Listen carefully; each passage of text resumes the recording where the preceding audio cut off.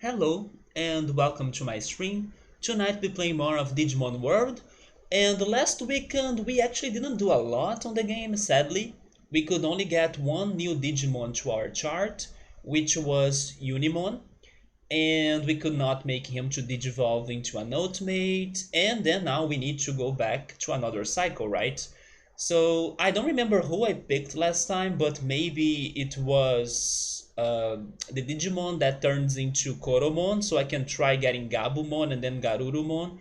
I believe that's what I was looking for last weekend, but I don't remember. So we will see who I picked as I load the game. But yes, we don't have anything else to do besides keep on trying to get new Digimon. I could go to Mount Infinity, but at the same time, I think I should try to fix my webcam first, although I also haven't been going after a new one yet. So let's see if I can at least make some progression on those side quests of like getting more attacks, getting more Digimon, and who knows, maybe getting a Digimon for us to fight in the arena and win the rank 8 tournament, which is the one that we are stuck at. Hopefully we get lucky on those things. Let's see how it goes. Hey Gabriel and Alza, how are you guys doing? Alza, happy 2021, man. You're doing not bad. Nice to hear it. Finally, you caught me for a long time. It's fine. I understand that sometimes like people get busy, and then I don't know.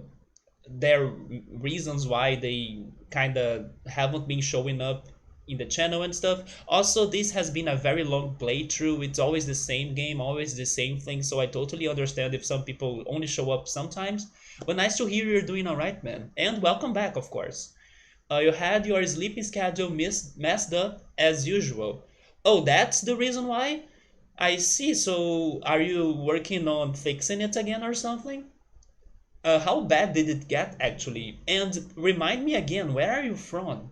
Because if your sleeping schedule got very different than the time that I'm streaming, probably you were from somewhere very far from me, right? Also, hey Sabru, how are you, man?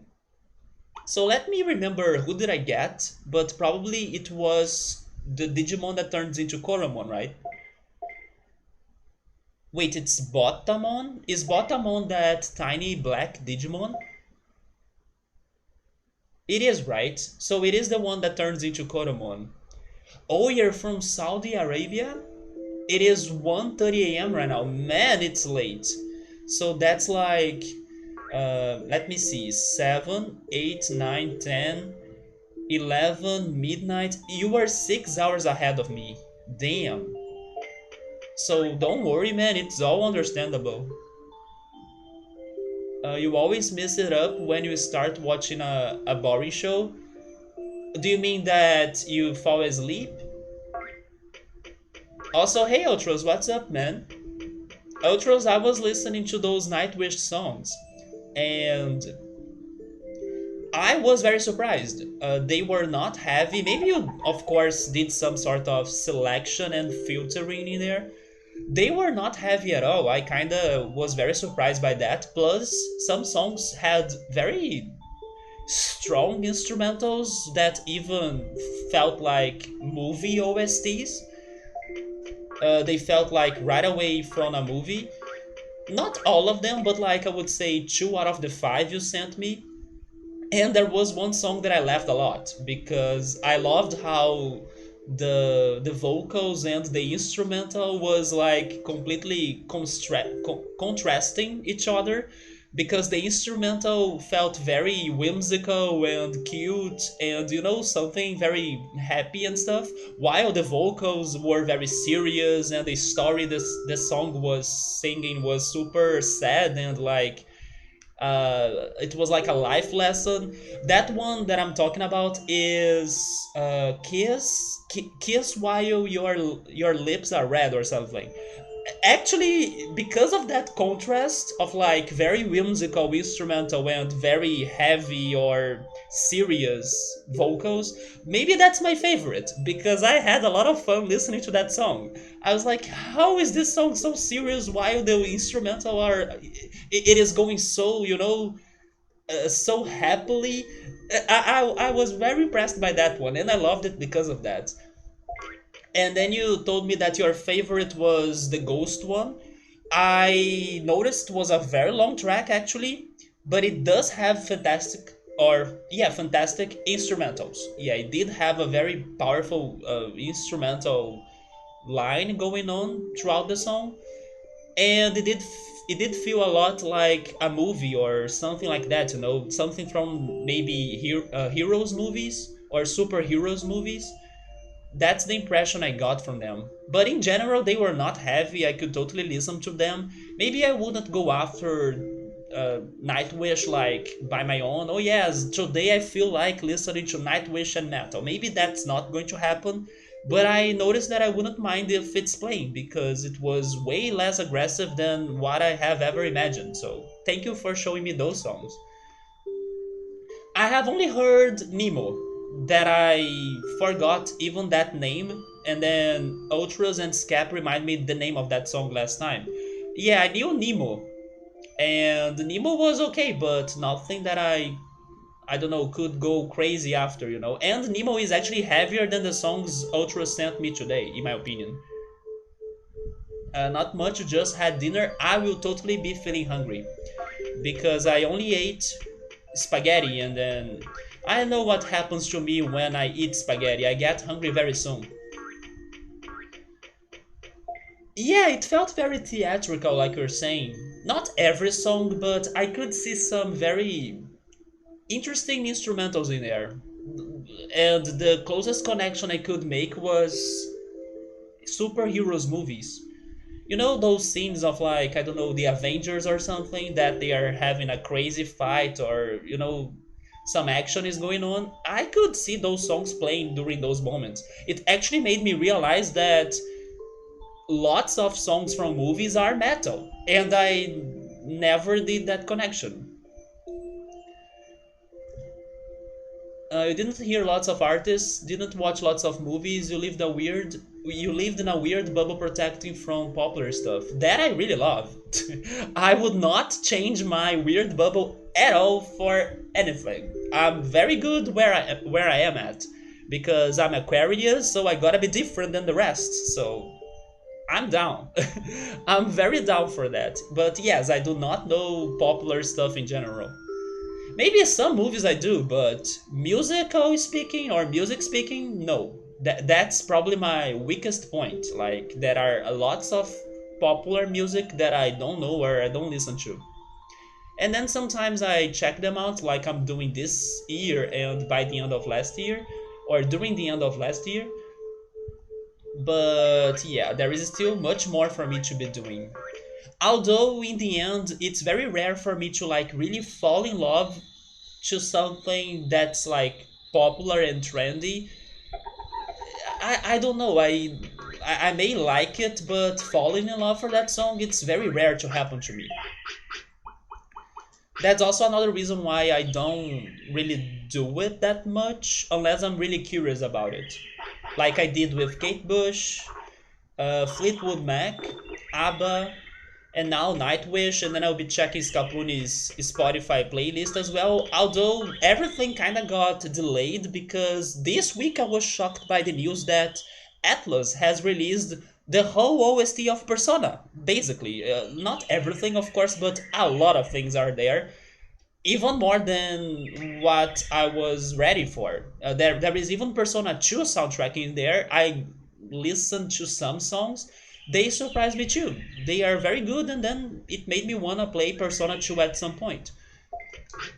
But yeah, now we have a bunch of Persona music on Spotify, and I, of course, dedicated my Spotify time during this week a lot to the Persona soundtrack. Harvest is a good one too. Harvest was very chill. It was like super calm. Then there is House the Heart. You love watching the concerts in Brazil. Same with Ghost too. You had some baked burritos. I still need to get some burritos, right? I only ate a taco. Yeah, I ate a taco. Was it last year or 2 years ago? I can't remember. Probably 2 years ago. Oh yes, it was in Oktoberfest of 2019. So 2 years ago. I have only had a taco. I still need to go after burritos. I still need to go after guacamole, um, and maybe some other Mexican food. Inside you had rice, beans, peppers, onions, cheese. Then you had a sauce and cheese baked on, avocado, tomato, onion, and cilantro on top of it. Well, I would love that burrito you had in there. Everything that you put in it, I can see myself eating it. There is no crazy meat, so I can go for that.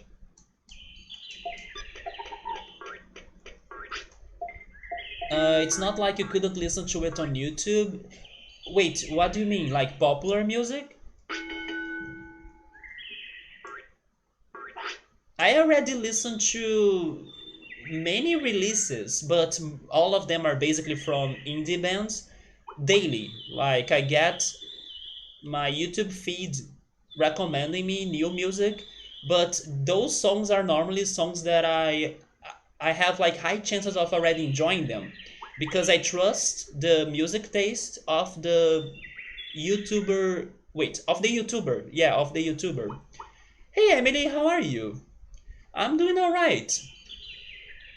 Emily, I don't remember if I said this before, but in case I didn't or I haven't, happy 2021. Oh, you mean the Persona music? Oh yeah, but it's because I always was like, oh yeah, it's Persona 2 soundtrack. Maybe by the time I play Persona 2, I can give it a listen, you know? So I was always with that mindset, but then thanks to what happened on Spotify this week, they were kind of mixing up all of the songs together, and then in the middle of every other Persona soundtrack, there were Persona 2 music or songs. And then I was like, okay, I will not skip this. How is this like? And then it's really good. It's of course different than the other OSTs, but there was one song that I heard it and I was like, I cannot believe this song is this great. I do not remember the name of it anymore, but I really love that one Persona 2 song. It really got me off guard. So yes, it did me, or it made me want to really play Persona 2, even though it may be grindy and it has aged. It won't be as great as the other ones, man. Subaru was playing Persona 1, right? How was that, Subaru? Are you still playing it? Have you finished it? I tried playing Persona 1 and then it was kinda painful to be honest. But I can still see myself giving it another shot and being more patient about it. But then Persona 2 I have never tried it. Although I know who's the final boss. Yes, I'm spoiled about that. America is a dumpster fire right now, so it's been hard. I'm sorry to hear that, Emily. Uh, Gabrielle was talking about how I have an inner bubble, or like I'm stuck inside my own personal bubble. I would recommend you guys to also maybe give your inner bubble a little bit more of focus so you don't get too depressed over the news and everything that's happening. But I agree, Emily. Not only America, but especially America, it's under some crazy shit right now. You're also waiting to see if you got into a college program. Good luck on that, Emily. I hope you can make it. So it's been a stressful time. I'm sorry to hear that though. The best you can do is try to really ease your mind, right? Go watch a movie. I do have a movie to recommend because it was how I started my week, and I freaking love that movie. I was even talking about it on Discord. Whispers of the Heart from Studio Ghibli. That movie was already probably the best movie of the year to me because I was not ready for it. Maybe to some people it will be a bit cheesy, or I don't know, maybe to some people they won't think it's a special movie or something. But I like that movie since they start. When they were opening or giving us the opening cutscenes of the movie, I was like, oh my god, this is a bit different than the other movies, or at least the other Studio Ghibli movies. And yes, that movie really got to me. It was wholesome, and I don't know. It really made me feel great because of the details of it, the small things and the messages. Of course, I love the messages, especially because they do remember me of the messages of my favorite Studio Ghibli movie, Kiki's Delivery Service. But the details of that movie, they drove me crazy. The little details that I also miss. I also miss going for those things in my life, but I haven't doing them that much thanks to the pandemic. It's like walking around the city and giving attention to the sun and being happy it's a sunny day.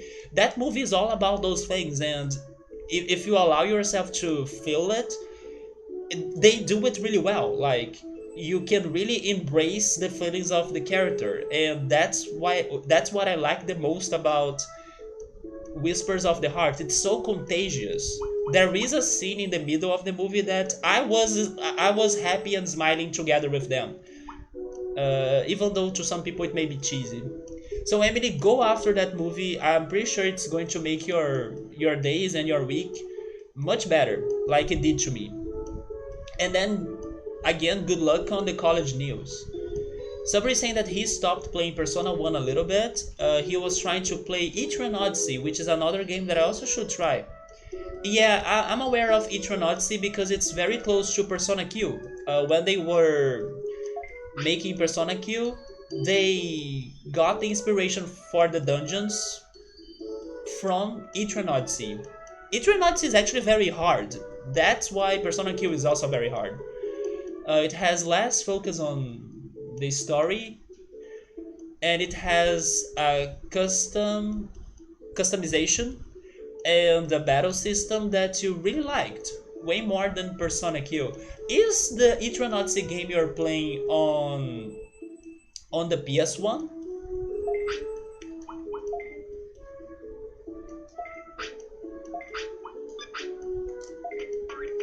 What is the platform you're playing it?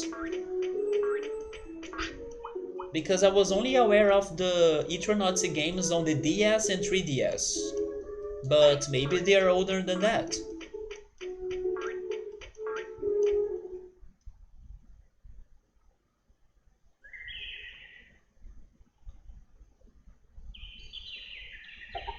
Oh, you were playing the DS one. There we go. I was thinking you were playing it on the PS1 because you were talking about Persona 1, right? You know something else, Emily, that could help you out too? I don't know how has been your gaming schedule, but as you have Animal Crossing New Horizons, I would of course totally recommend you to get more distracted by playing it. A friend of mine has played it a lot last year. Now he's kind of giving it some time, but I have been telling him to like no, go back to it because it's going to make you feel better and everything. But yeah, go back to some games, Emily. Maybe Roller Coaster Tycoon even, or Park Attack, the one you recommended to me, and then I will totally try it at some point as well. Maybe gaming can also be a very good way for you to release, wait, for you to release, right? Release stress. There we go. There are two games for the DS, but you don't know if there are more. Oh, I would imagine there are more. Yes, it is a franchise that Atlas tried to get the most out of it. I imagine there are more than two Eternaut games. So I was teaching Botamon more speed, right? Let's keep on going for that.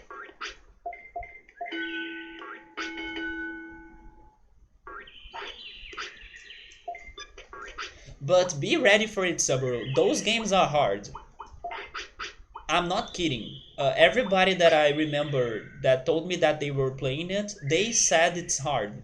And from my Persona Q experience, it is hard. Because they have the labyrinth system, right? It is tricky. You need to uh, not get lost and stay organized when you are making your own map. The puzzles can be annoying as hell as well.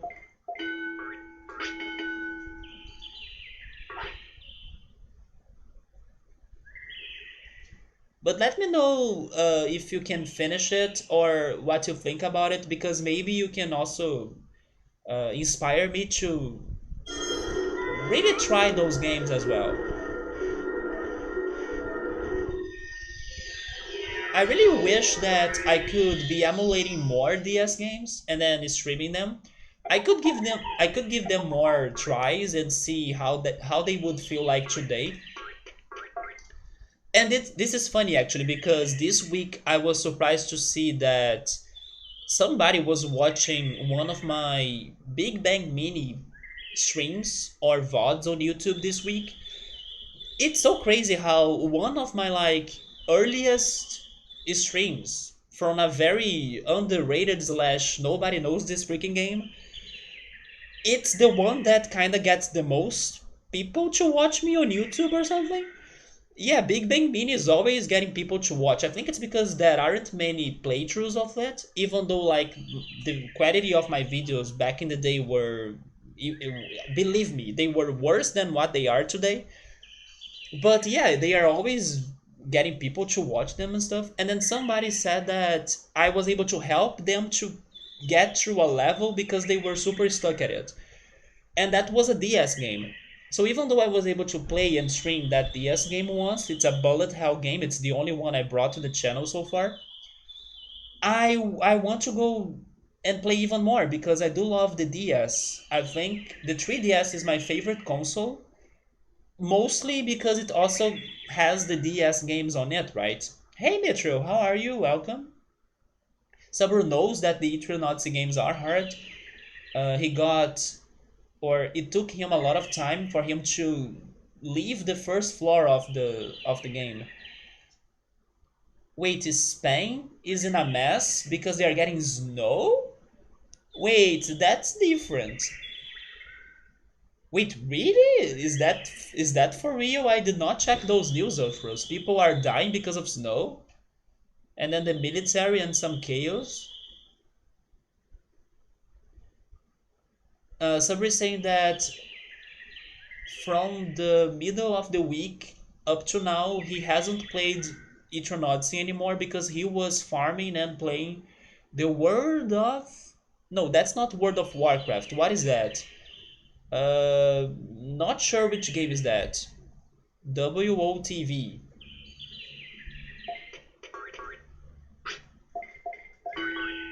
But he was playing another game.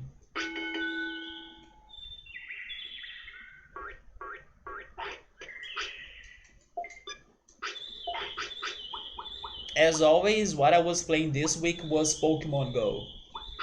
And speaking of Pokemon, I watched the first episode of the anime they released this year, and man, they had a new opening. That opening has a bunch of spoilers of the next episodes of Pokemon, and I'm hyped. I wish I could say things that are going to come to the anime, but I shouldn't. I'm freaking hyped. They are finally making the Pokemon anime very good and hype. Also, hey X5, how are you? Welcome. I hope you guys had a fantastic week. After the very beginning of this year, my days in general have been very great. But like during January 1st and 2nd, I was still like under the mood. But once those days were over, this year has been alright to me. So it's called World of the Vision. Is that Final Fantasy? Oh, it is Final Fantasy BE. Maybe it's Battle something. It is a Final Fantasy tactic for mobile, huh? I don't know if I have ever heard of it. What do I want to do with you? I will give you a little bit more of speed and then we can go for brains because I'm hoping for Gabumon, and then Gabumon is the opposite of Agumon, right? So we do not go for attack.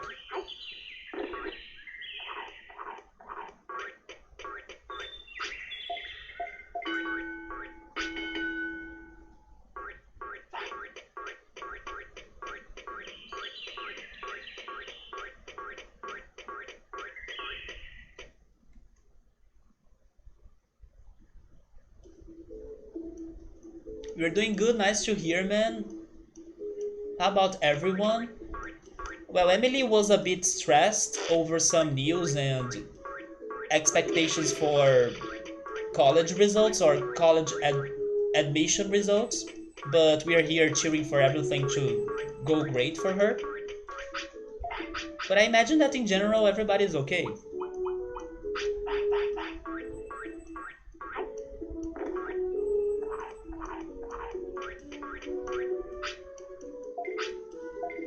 Yeah, I'll buy a little bit more.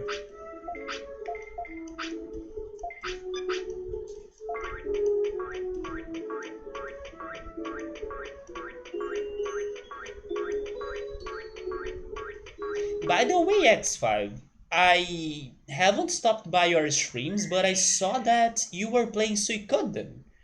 And that's one of Gabriel's favorite games ever. Are you playing that blind by any chance?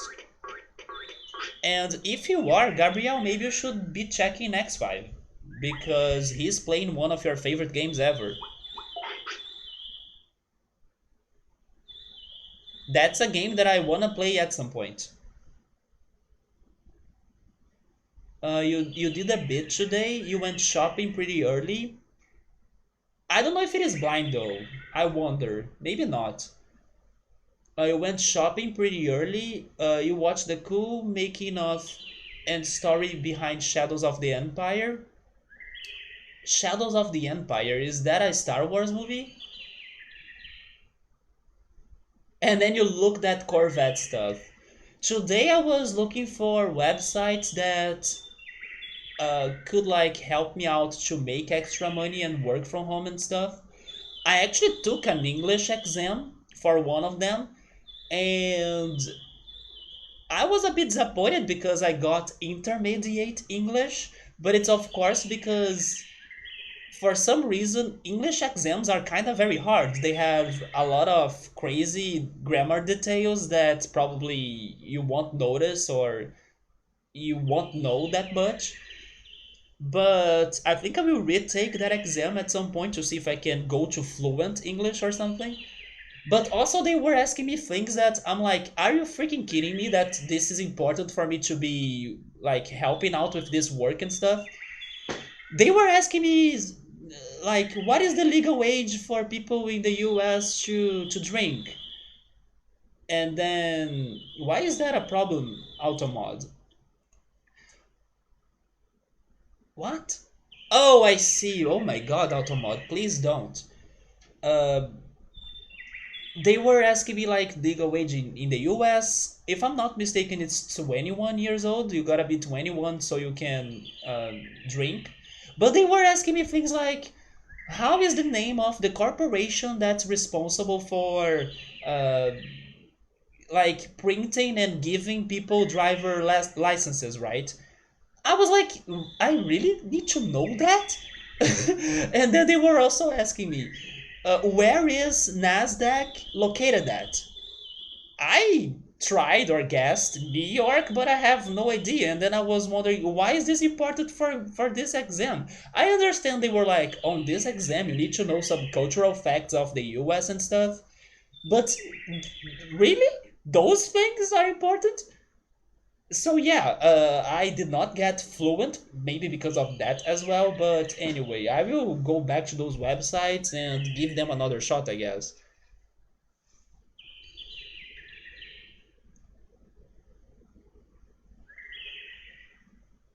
So it was interesting to learn that Shadows of the Empire was fully intended to be considered an installment in Star Wars between episode 5 and 6. Wait, so Shadows of the Empire is I'm guessing it's a movie, right? It's not a game. Is it a game? And then in case it is a game, it was a game that's a story or that its story was located between those two episodes. Oh, okay, so X5 is actually replaying it. He has played Suikoden 1, 2, and the visual novel spin offs. There are visual novel spin offs? If you can communicate it, then it's native, man. Native. I would need a fake ID for that, right? For being native. It's a Star Wars. Okay, so you were talking about the Star Wars game then. It's the one you recommended me, wasn't it?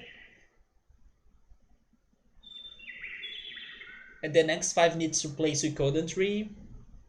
There are more even after 3, right? It had all of the licensing bodies involved with Star Wars on board, so the game can use anything from the Star Wars universe, and Lucasfilm wanted to write a story or game that was intended to go between episodes 5 and 6. And then maybe that's the connection in there, right? The game was the story that gives you that between part of the other episodes. DMV, it's the Department of Motor Vehicles. Okay, I got that wrong then. I went for another option. They were actually giving me the abbreviation DMV, but then you had to guess what's the meaning, and then I went for another one. Don't play Suikoden 4. Yes, I went for New York. They were saying that the most important stock market happens in New York, but what about Nasdaq? Where does it happen? I was like, maybe it's also in New York. They had Chicago. Wait, no, they had California. California, New York. No, maybe I'm mistaken. I forgot the options, but I do remember questions giving me those locations, and then I'm probably mixing them up. But I guessed New York. I had no clue. But I was like, is this really important? I can't help you out on your job if I don't know this. Are you kidding me? I was a bit sad because of that. But those English exams, they suck. But at least I still got intermediate, right? So they will have something for me to do, hopefully. You can see me enjoying the game. Wasn't it the one that was a third person shooter? That's the one you recommended me to play.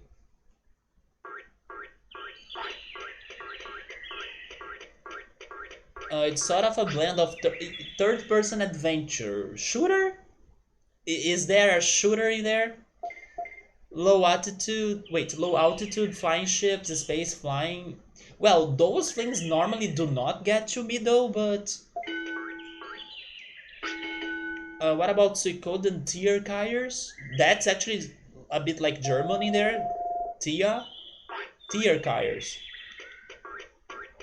If I'm not mistaken, tier in German is like animal. If I'm not mistaken.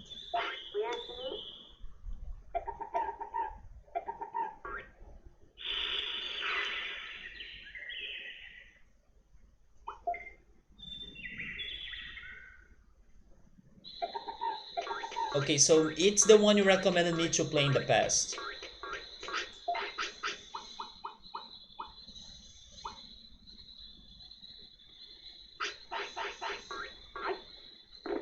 That's me regarding Persona X5. Even though I know some of those games are not that great, as a big fan, I still would like to give them a shot, you know.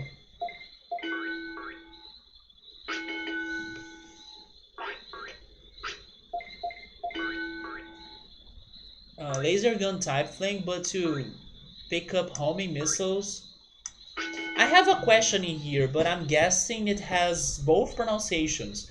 I was watching Draco playing his Whip It Out Wednesday streams, where he's like playing all sorts of games that people request to him. I noticed that he was pronouncing that word as missiles. So it makes me wonder, does it have double pronunciation? Because I normally say it as missiles. But as Draco was saying missiles, I believe both are right, depending on where you are. I just wanted to bring this up because it is confusing sometimes. Maybe there is no missiles. Maybe it is missiles all the way, and then I'm crazy. But it's both, right? The only Star Wars game that you would recommend for me is Knights of the Old Republic, the real RPG one. Yeah, it's the one that I refused in the past, but maybe someday, right? Yeah, Pilot was gifting me that game, but I was like, no man, I do not see myself playing this at the moment, so I kinda rejected it. If they're in Spanish or English, of course. Oh, you mean the Suikoden games? Probably there will be patches or translations, like fan translations.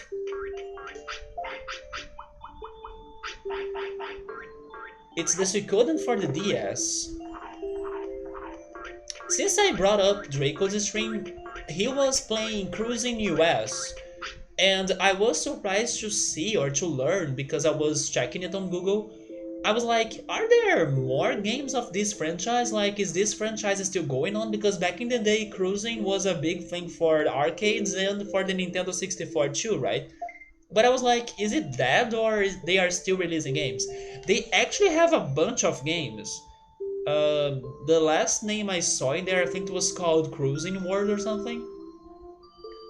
And by the way, when I was watching Draco playing it, I was like, man, this game looks way more horrible than what I used to remember. So it has really aged. Websites exams aren't really accurate. I know, right, Alza? They have so many weird questions.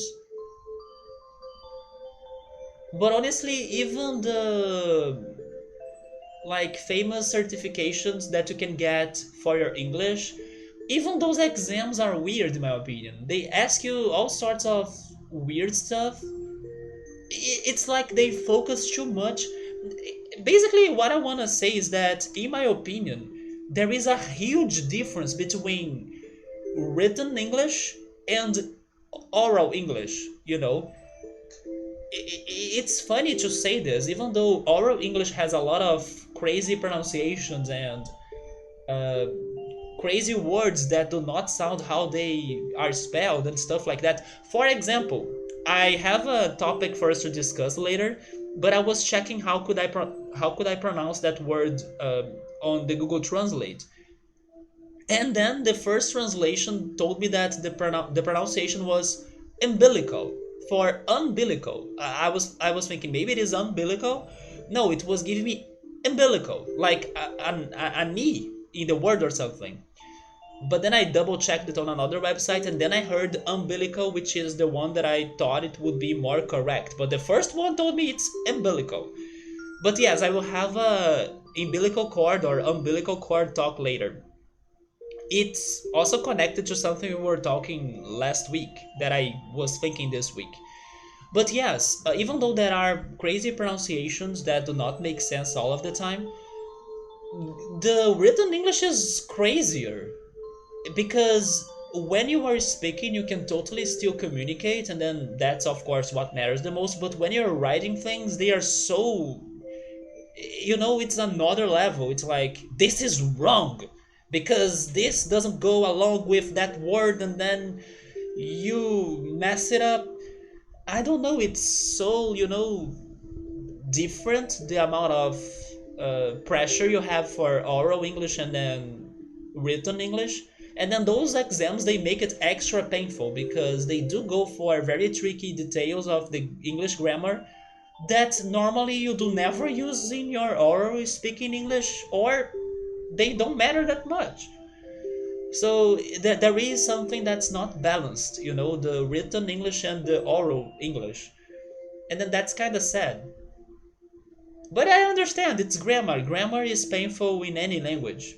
And if they wanna make it extra hard, they can. And that's how you gave a shot to Valkyria Chronicles 2 and it freaking sucked? Because you love the Valkyria Chronicles games? It's both fine that snobs say missiles though. So normally we would say missiles. Yes, I normally think about missiles. Which is also kind of weird for you to recuse because, man, I didn't know anything about that game. All I knew was Star Wars. Am I interested to play Star Wars? I'm not. That's my judgment. That's how it was. Yes, I was also getting some nostalgic memories from cruising because Draco was playing it, and man, that game has aged. And it's one of the hardest racing games still, in my opinion. I could never beat it myself, or I have never heard of somebody that has completed it. You rented Cruising US so many times. Yeah, I also have some memories of it being part of my childhood. I remember this pizzeria that some people or some friends used to celebrate their birthdays, and then they had an arcade with Cruising US, and I used to play in there. But wait, but what? Oh, do you mean sites? But sites tests, or they test you in 5 to 6 areas, then they divide your score to an overall grade. And if you take the exam in your country, they don't ask you about other cultures.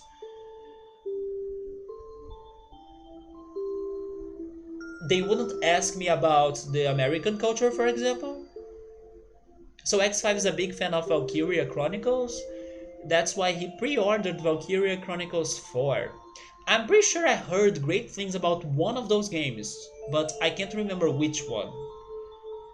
You did take a test and you got a good grade in everything except in the reading skills, but you got a good score because it was divided for overall.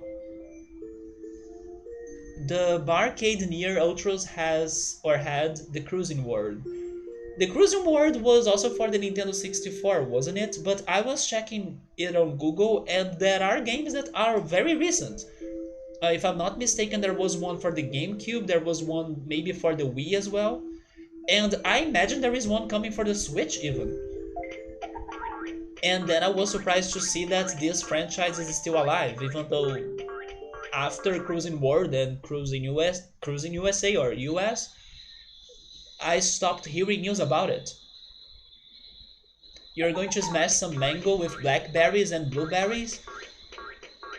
I'm not a big fan of mango, but I'm sure that will be very refreshing. So maybe I could give that a try, even though I would probably skip the mango. Not a fan.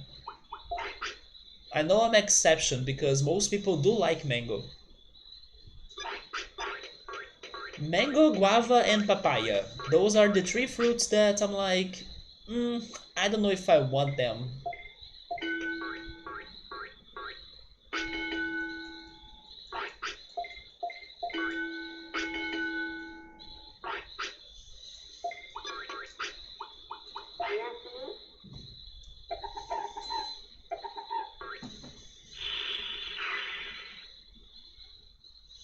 Okay, so since I also brought it up already, I will talk about the thing that I was thinking about this week about the umbilical cord. Last week we had a whole talk about how do animals eat raw meat without getting major problems to their health. I mean, they still get some, but they are also better adapted than humans for that. And then that was the conclusion we got. But I was then thinking, how do they give birth and then they have their babies on or connected to their mothers thanks to the umbilical cord? How does that get cut off? So that's the new animal problem that I'm bringing up today. How do animals do that? Do they bite it? Do they use their claws and fangs? How does that happen? Because somebody needs to cut that out, right? So I was thinking about that and how weird it felt like. Mango is probably your favorite thing that grows on a tree, huh? I would probably go for lime actually. I'm a big lime fan. I need to make more lime juice because I drank the last glass today.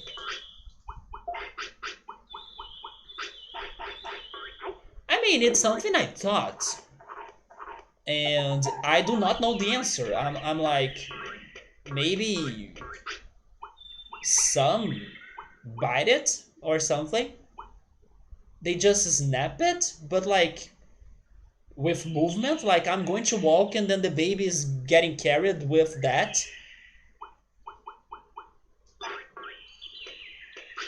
I don't know. I was like wondering what happens in there. When I brought the raw meat thing, people brought me answers that I was like, oh yeah, this makes sense. What about this one now? Am I getting to another level of animal and nature problems for us to get to a conclusion? It might snap, so is it that fragile maybe? I have heard of that they eat their own placentas, right? I heard of that. Even though that makes no freaking sense. So I have seen some videos of animals being born, but I never really paid attention to that specific detail of what about the umbilical cord? So they simply snap, but if they snap, shouldn't they be always with the umbilical cord? Like, it is, of course, Thor, but it's still in their bodies. Like, do they grab it and then rip it off or something? Because I have never seen an animal in the nature. I don't know. They don't have it with them, you know. Something must happen to the cord. I think it just snaps like you are pulling a plug out of the wall. Yeah, but then it needs to snap out of both sides, like the mom and the baby, right? So if it only snaps out of one creature, it's still connected to the other. And then I don't see babies or animals in nature with that on them. Your favorite is the seahorse. Oh, the seahorse! I know it's very crazy because correct me if I'm wrong, but it's the male that gives birth to the eggs, right? It might come out with the placenta. Okay, so the nature has an answer for that, right? That's more simple than what I'm overthinking right now.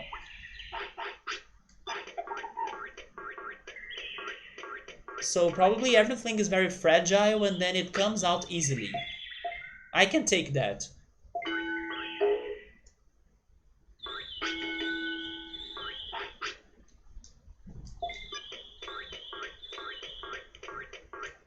I know, of course, that there are vets and then they will, do the whole birth.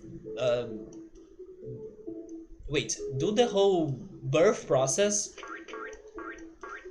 correctly and then they will help the animals and then everything. But I was really thinking about like raw nature. No humans. What the heck is going on in there? But if it is that easy or that simple, maybe I'm just overthinking it. It snaps off baby, then the other end is on the placenta that gets released. Oh, okay. Now I get it, Ultros. Thank you. I get it now. And then everything is released, right? Not even the eggs, just born seahorse, and then they trust and spray them out. I would need to look that up because I don't know if I have seen it. I just heard it's crazy.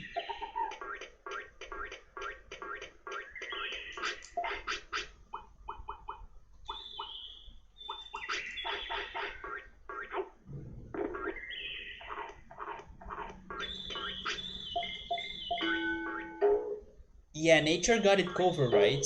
That's actually impressive.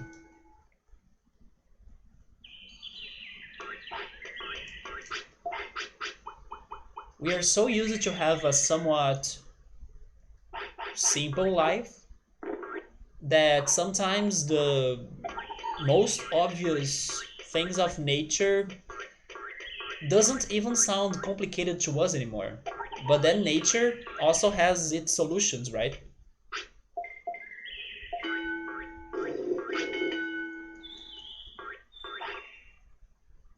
So am I getting Gabumon? Please? You'll be amazed.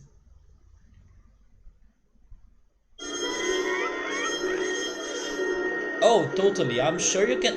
Today, Ultras, you can find anything you want on YouTube. I did get Gabumon. There we go.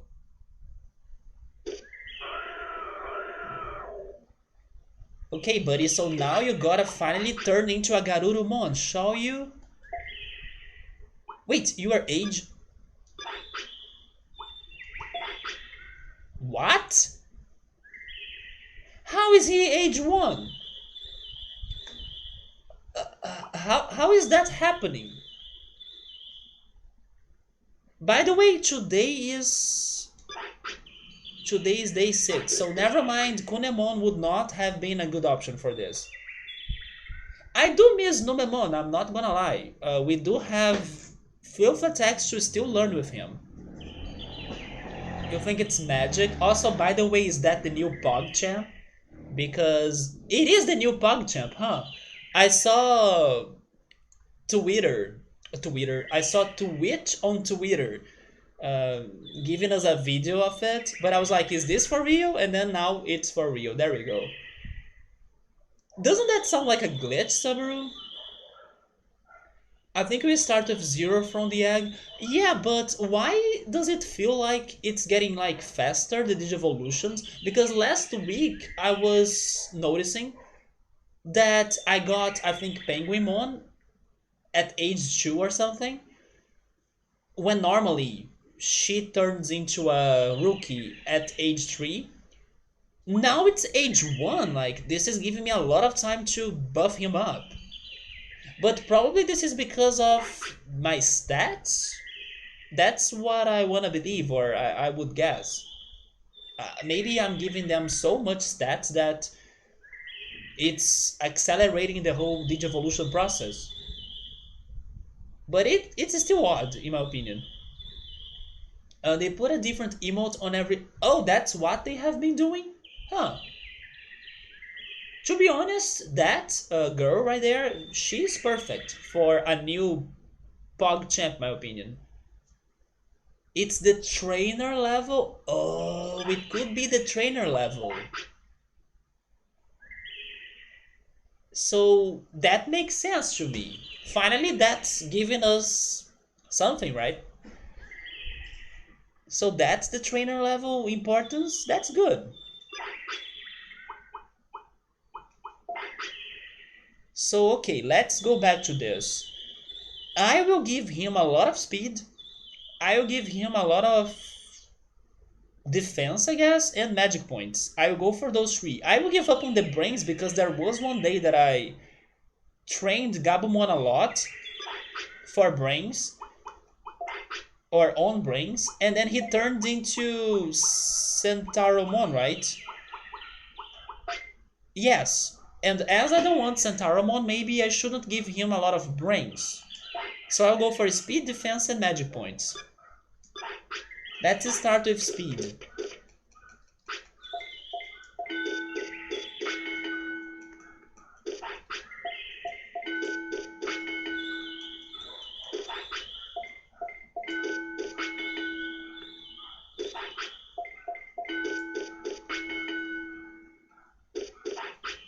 So, Gabriel, have you started watching the second season of The Promised Neverland? Because I'm guessing it's already out.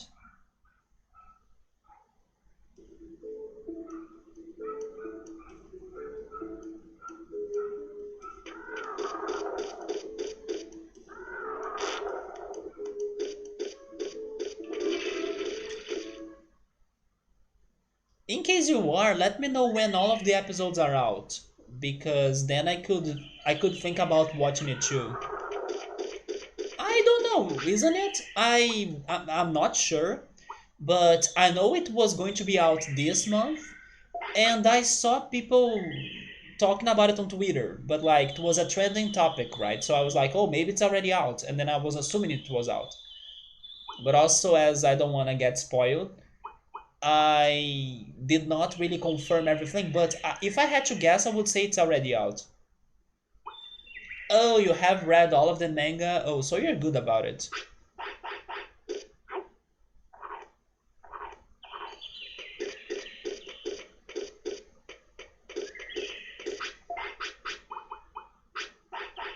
I saw that Dragon Quest came back, right? They released a new episode, but I still need to watch it. But yesterday I was all hyped for the new Pokemon episode. I cannot believe they are doing that. I'm very surprised and happy.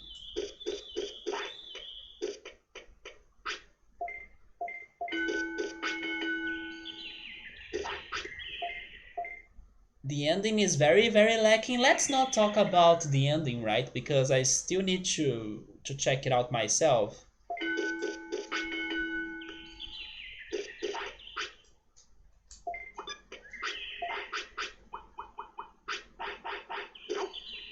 But at least it has an ending, so probably they won't come up with more content for the Promised Neverland. Yeah, they do need to give us some answers on this second season. You think we'll have 4 to 5 seasons? That's okay. That's actually more than what I thought.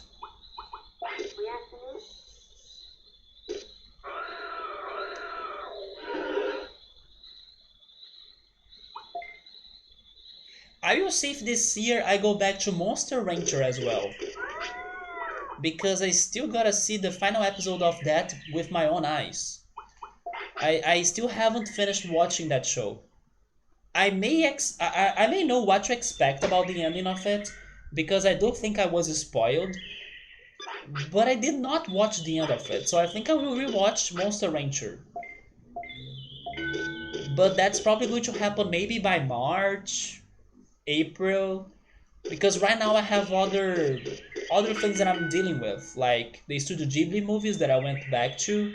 Next is going to be Porco Rosso, Rema, that I'm loving, even though I got to my least favorite part of that show, but I will make through it, and then I will be watching new episodes that I have never watched. It's because I got to the part that I got stuck at, and it's because they introduced a new character or a new person in that show that I was like, this guy is so annoying, he's pointless, and it's so cringy.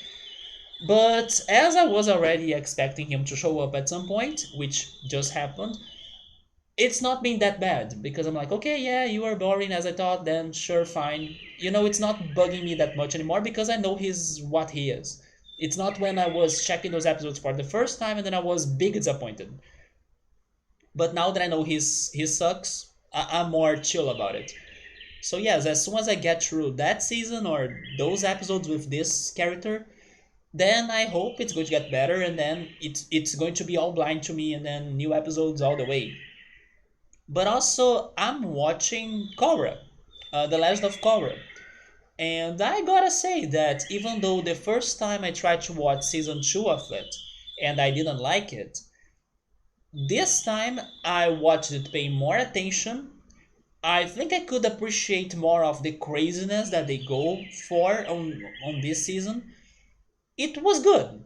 And then I also think that I did not watch it entirely for the first time because the way things ended this time felt much different than how I used to think when I was trying to binge The Last of Korra back in the day or some years ago. So yes, I did like season 2 of Korra way more now, and I gotta start season 3 maybe this week. I still don't think it's been better than the Legend of Aang. Wait, is it the Legend of Aang? It is, right? Avatar: The Legend of Aang. I still don't think it's better than that, but it's still interesting.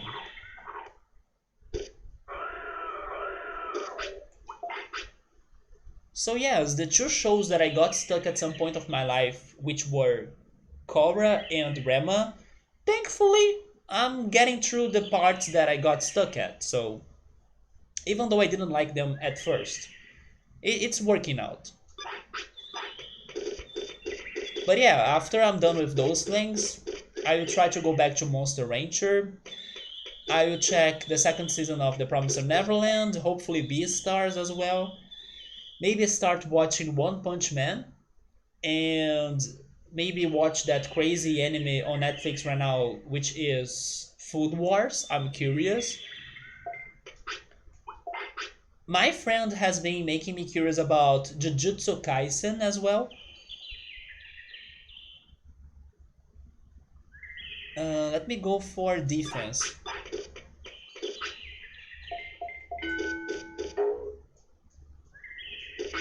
And also another goal for this year is for me to watch Cowboy Bebop.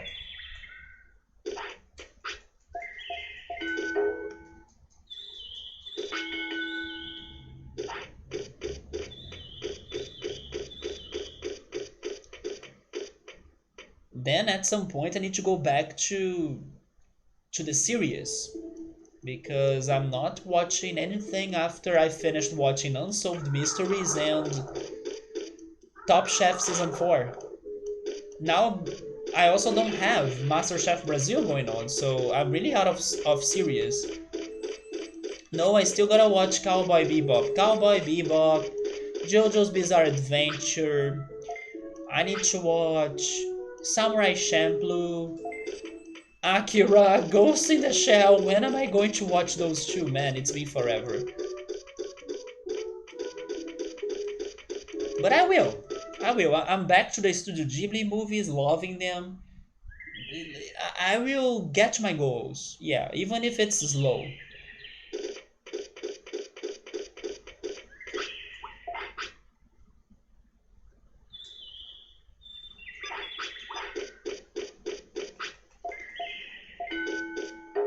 Yeah, you guys also told me to go check Jujutsu, yeah. It's like Naruto meets Yu Yu Hakusho, wasn't it? I mean, but I hope you're not saying it like it's something wrong, because to be honest, I do like living in a bubble.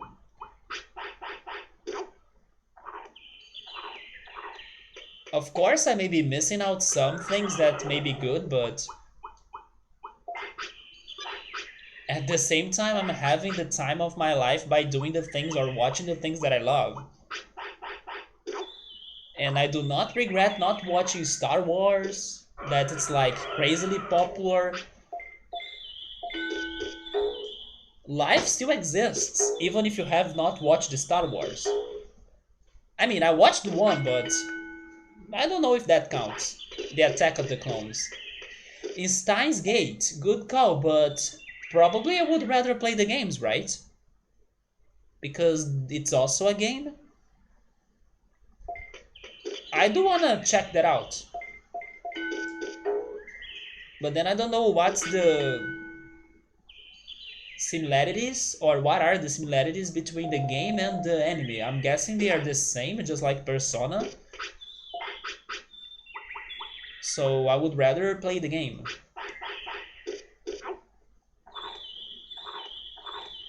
It was a visual novel, but are the stories the same? Because I'm guessing they're the same. Just like the Phoenix Wright anime as well. That's just like the games.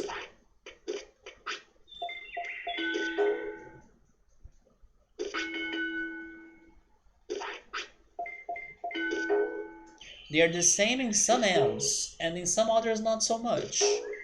That sounds like Chrono Trigger. That some games have more endings than the others. Huh. But the core might be the same, so I would prefer starting it with the game. Wait, there is a Phoenix Wright anime, and it's good. Don't give me that kappa in case you are saying you don't like it. It's a good adaptation. I actually, I still need to finish watching it.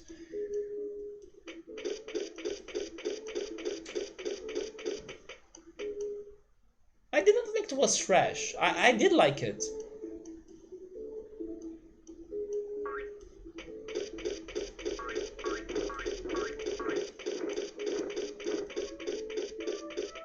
By the way, how is this Gabumon so happy?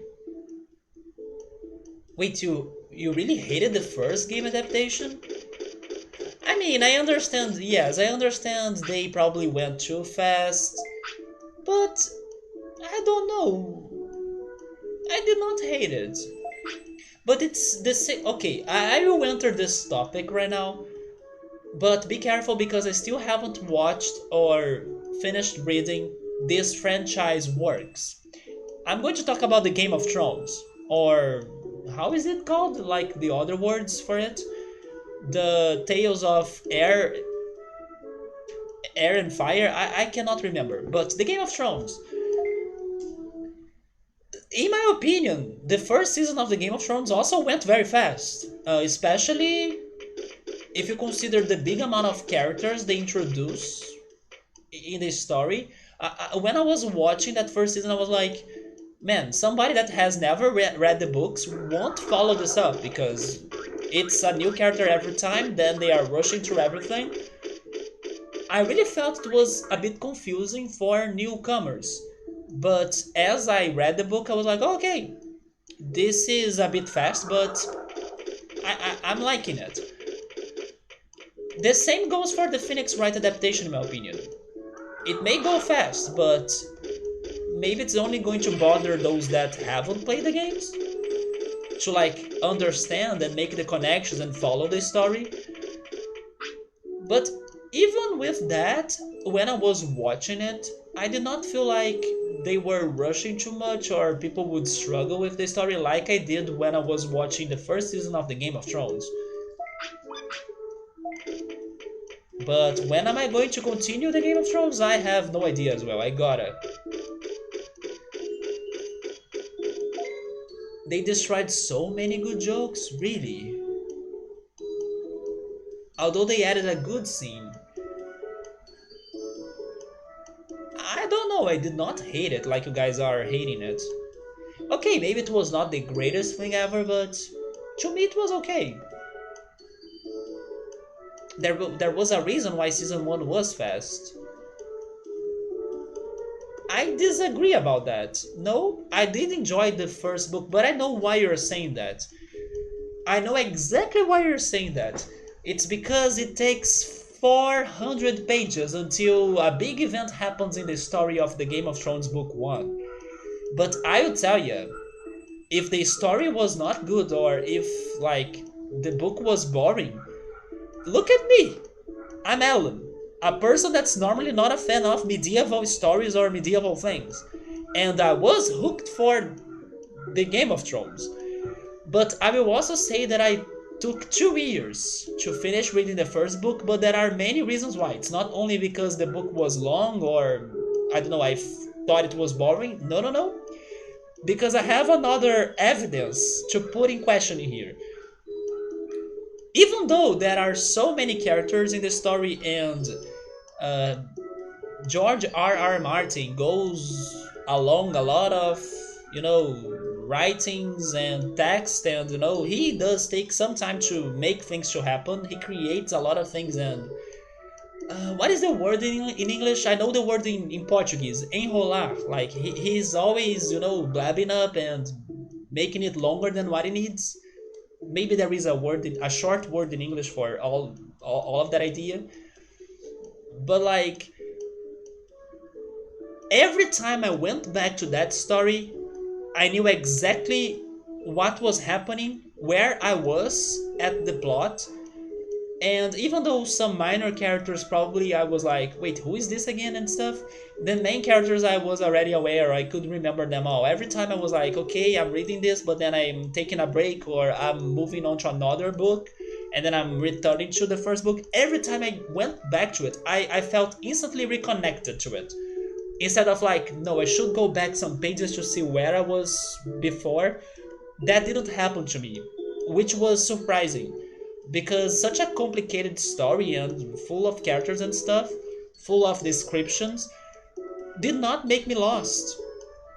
And for that, I admired his writing, or at least his ambientation, like the ambience or ambient he created when he was writing this story. He really made me feel it. Like it helped me to find myself in the story every time I was reading the book, even though I took some breaks or I was reading other stuff in between, right?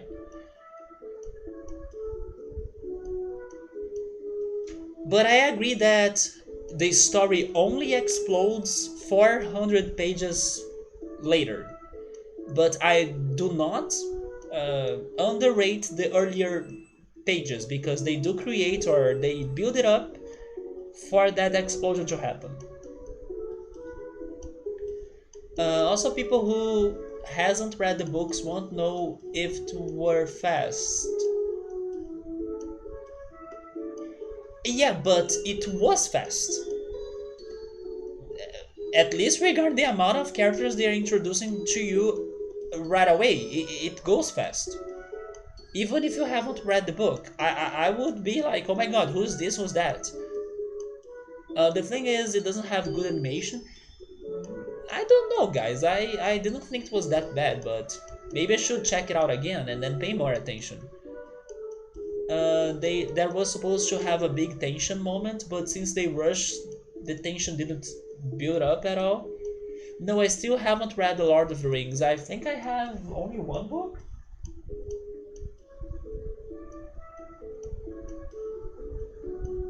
I can't remember, but I think I have one of the books.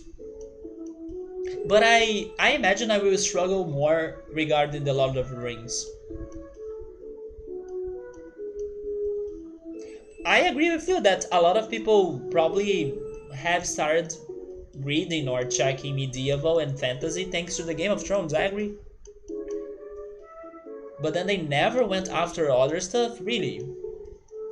Before the Witcher series was released. So despite not liking to like popular stuff, you did get caught on this one. Yeah, it happened because it was when I was starting to get interested on reading. And when I went to the book fair that keeps alternating between Rio de Janeiro and São Paulo, you know which one I'm talking about, the greatest book fair in Brazil. When I went there some years ago, finally I was freed from the boring school books that they forced us to read that did not make me interested in reading. I had a change of life in there that was like, man, but maybe if I read the books I wanna read, maybe I will like reading. But then I didn't know which books I would like to read either. So by that time, Game of Thrones was becoming as successful, right? In books, not still or not yet on the series, but at least in the book universe. And then I was like, okay, I'll give it a shot. And then I bought the first one. And then with time, I started reading it, and then it took me 2 years to finish it. But also, I was getting the other ones too, thanks to some sales and offers that I was finding. And everybody around me was only saying, man, those books are great.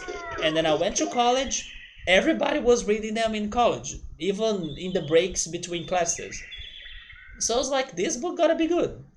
So yeah, it was a popular story slash book slash series that did get to me, but because it was very everywhere. Like everybody was talking about it and doing everything regarding it. Yeah, it took me 2 years, but also because not I did not read it straight away, right? I did take some breaks and then I read other books during the process. I was not only reading it. I read other books a lot too. But then the second book, because I also read the second Game of Thrones book, it took me I think 9 months. It was faster because I was way more interested as well on it.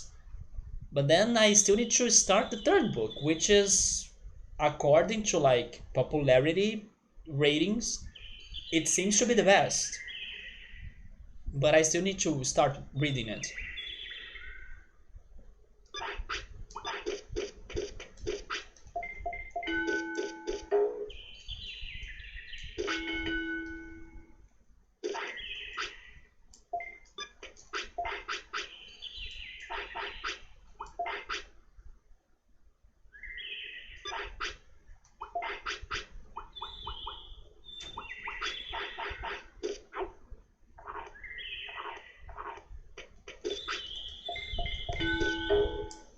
But I think that I went for Game of Thrones also because of The Lord of the Rings. Even though I haven't read the books, and I still think I will struggle with the books, I love the movies. I actually should rewatch the movies and watch the director's cut version as well because everybody says it's better than the movies. And also, maybe that series is coming up soon, right? The crazy Amazon Lord of the Rings series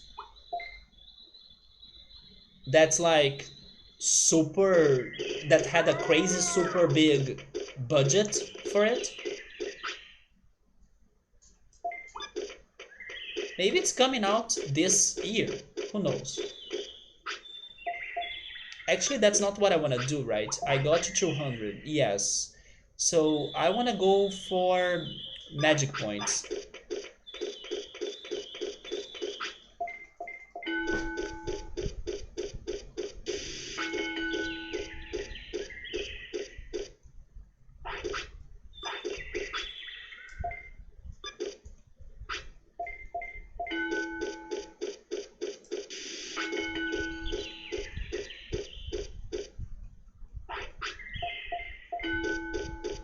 You think it's not worth it? Why is that?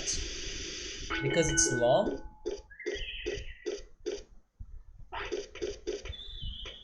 I think some people recommended me the director's cut, and I don't know if they have read the books. Maybe Scapuni has read the books, but I don't know if Joe Dancing has read the books.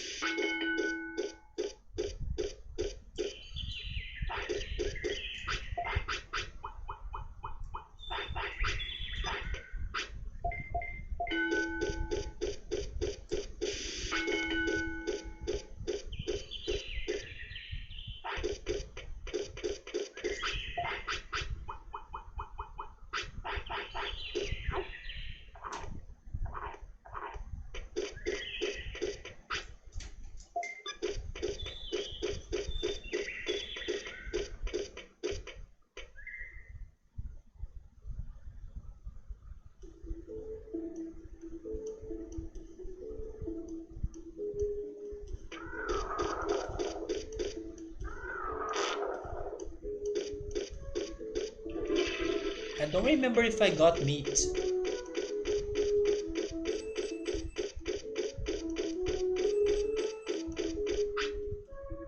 There we go.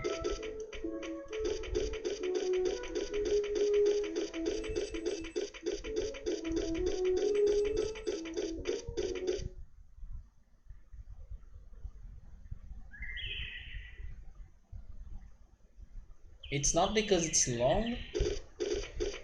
There are a lot of things that won't add anything to the experience.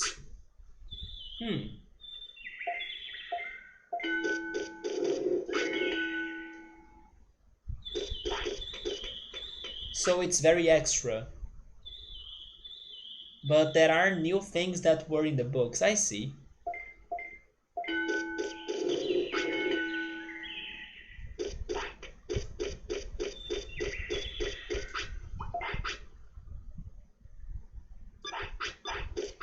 Yeah, I understand. Some fillers can be good actually.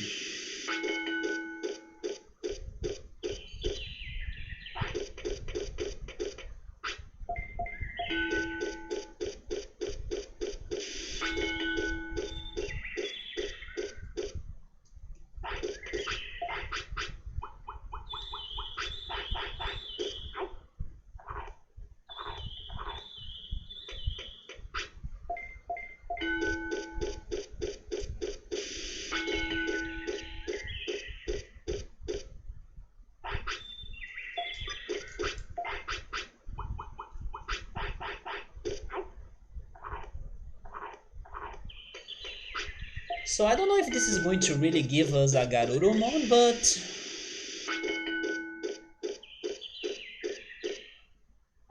maybe I can get another Santaramon and then we'll work with that.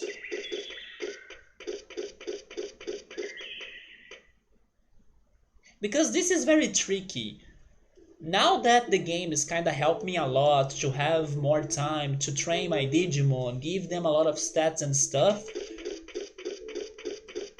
it's becoming like a curse as maybe getting the, let's say, Digivolutions that you need to commit more mistakes for you to get them. That's going to be more hard or harder.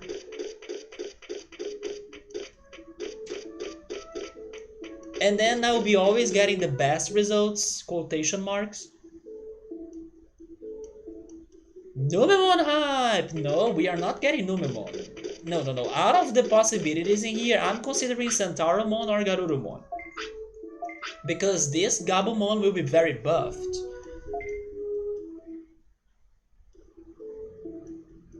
But maybe Numemon could do more than Centauramon, right? Unless Centauramon digivolves again into Andromon, and then I can go after other tech attacks, or maybe I should say mech attacks, which can be good too. But then digivolving him to Andromon is going to be another odyssey.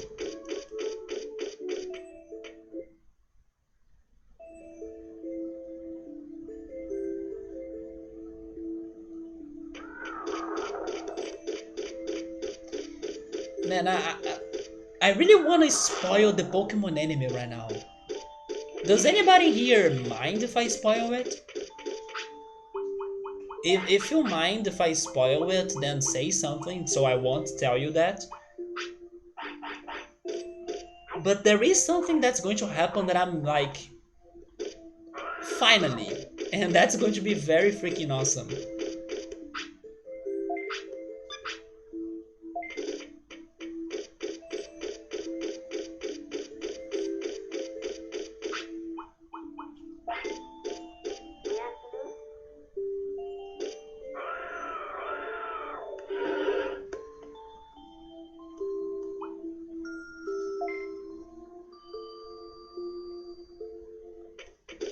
Wait, this is day 4, right?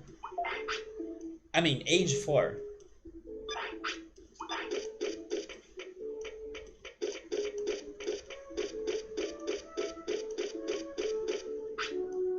You never care about spoilers, Ultras? Ultras, you are 1 in a million, man. I love how I love how I said that, and I got flashbacks from Miss Congeniality, because I'm pretty sure the song that plays when Sandra Bullock is like, I don't know, entering the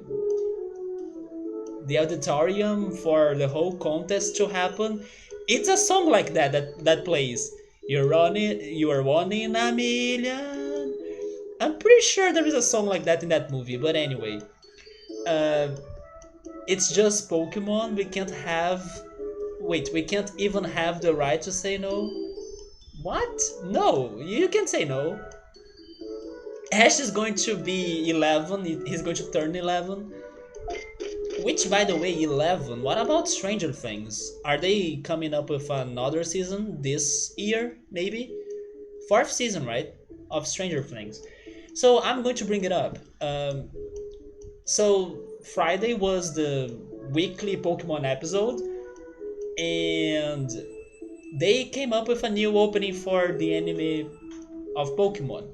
In that opening, they brought back characters from the past. They have been doing that already on this season, on this current season, Pokemon Journeys.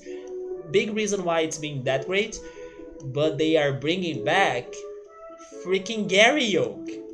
So I'm so hyped to finally see this character again after so long to do who knows what in the show. So Garurumon is back. So I'm very hyped for that. But he's not the only one. He's just the one that we were like, holy shit! It's happening! They are bringing him back! So it was super hype. This current Pokemon anime has been like fulfilling every fan's dreams because it's been so epic. Like only for some movies? Yeah, yeah, movies are serious. Wait, concert tours? What do you mean by that? Like being spoiled regarding concert tours? But isn't that good? To know that a band will be on that city so you can go there to watch them or something? To see them? No, but it's going to be spoilers for you all. I would rather see that happening like I did on the opening myself. All I knew was that some. Okay, so I will tell you the story of this situation, this Pokemon episode that happened to me yesterday. I do follow PokeTubers that keep me updated regarding Pokemon, about everything the anime, the games, Pokemon Go as well, everything. Because I love Pokemon. And then they were talking about the anime, but they were like just saying like the thumbnails and the video title. Oh yeah, I'm hyped. It's the hype because of the new opening of Pokemon. And then I was like, okay, I gotta check this new opening of the Pokemon on the new episode. So I knew something big was happening. I didn't know what. So it's different. I was excited for something that I didn't knew what was it. And then I saw it. And I was like, holy shit, it's happening. But he's not the only one. I will not say the others. I will only leave Gary Oak is returning because, come on, there is no better rival to Ash than Gary. So it was freaking about time. Even though they have changed their relationship, I take it. He's such a classic character. It's going to be so amazing. You don't really want to know too much about a concert before you go? Do you mean the song list or something? Like you only get hyped about movies every like once from 5 to 10 years. Lately, I haven't been hyped for movies at all. I wanted to watch Tenet. I need to do it still. I also want to watch Soul. But yeah, I don't have movies that have been getting me excited for. I still have so many movies that I should have watched way back then. For example, Transporting 2. When am I going to watch that? Also, by the way, oh, there we go. I was pressing the wrong button. But yeah, getting hyped for movies, it's been a while. In the last 10 years, you have only watched maybe 3 movies? You are not alone on that. I'm pretty sure somebody else told me that they were not a big movie watcher either.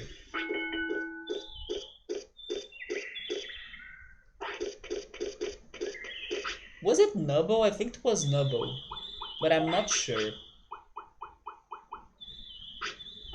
You mean the songs they play, right? Yeah. I can understand you on that. But regarding what could be spoiled to me, I think it's still minor on my preferences. I wouldn't be too upset. Also because it can surprise you. Yeah, it doesn't mean that the concert they are playing in another country with the same tour will be the same songs they will play on your city, right? I was surprised sometimes we got because of that. But I do care about spoilers a lot actually. It bothers me if I know that somebody kills somebody, no. It loses the impact. It can make you more excited to check it, but it loses the impact. The shock, right? I mean, of course there are other secrets, but like you lost one secret. It's my motto is the less I know the better. Ignorance is a bliss. A bliss or a bless? Both, right? It's a bliss and a bless. Let's go for more magic points. Let's get to 2000.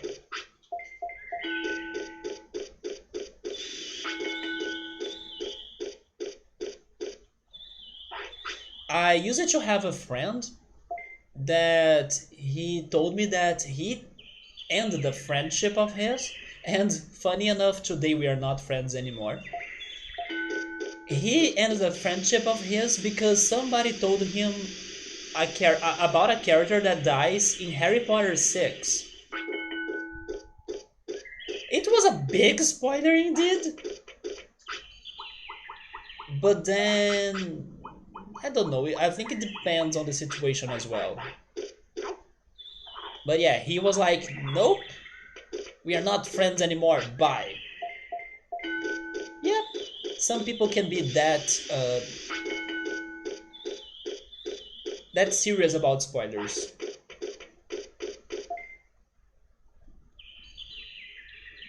Digimon Last Evolution, it repeats several times what is going to happen. Even the trailer. Oh my god, I hate trailers. What has happened to the industry of trailers today? Can somebody tell me? If you watch a trailer today, it is going to give you the whole movie or the whole series or the whole everything. Trailers today suck. First of all, they are longer than than needed. There are trailers that are like 5 minutes long. Why? And then they always have that freaking, I don't know, 30 seconds of fast scenes that we are flashing and then showing you all of the greatest moments of the movie in a blink, but you can still see what the heck is going on and then you can imagine what's going to happen. I hate trailers today. They're so bad.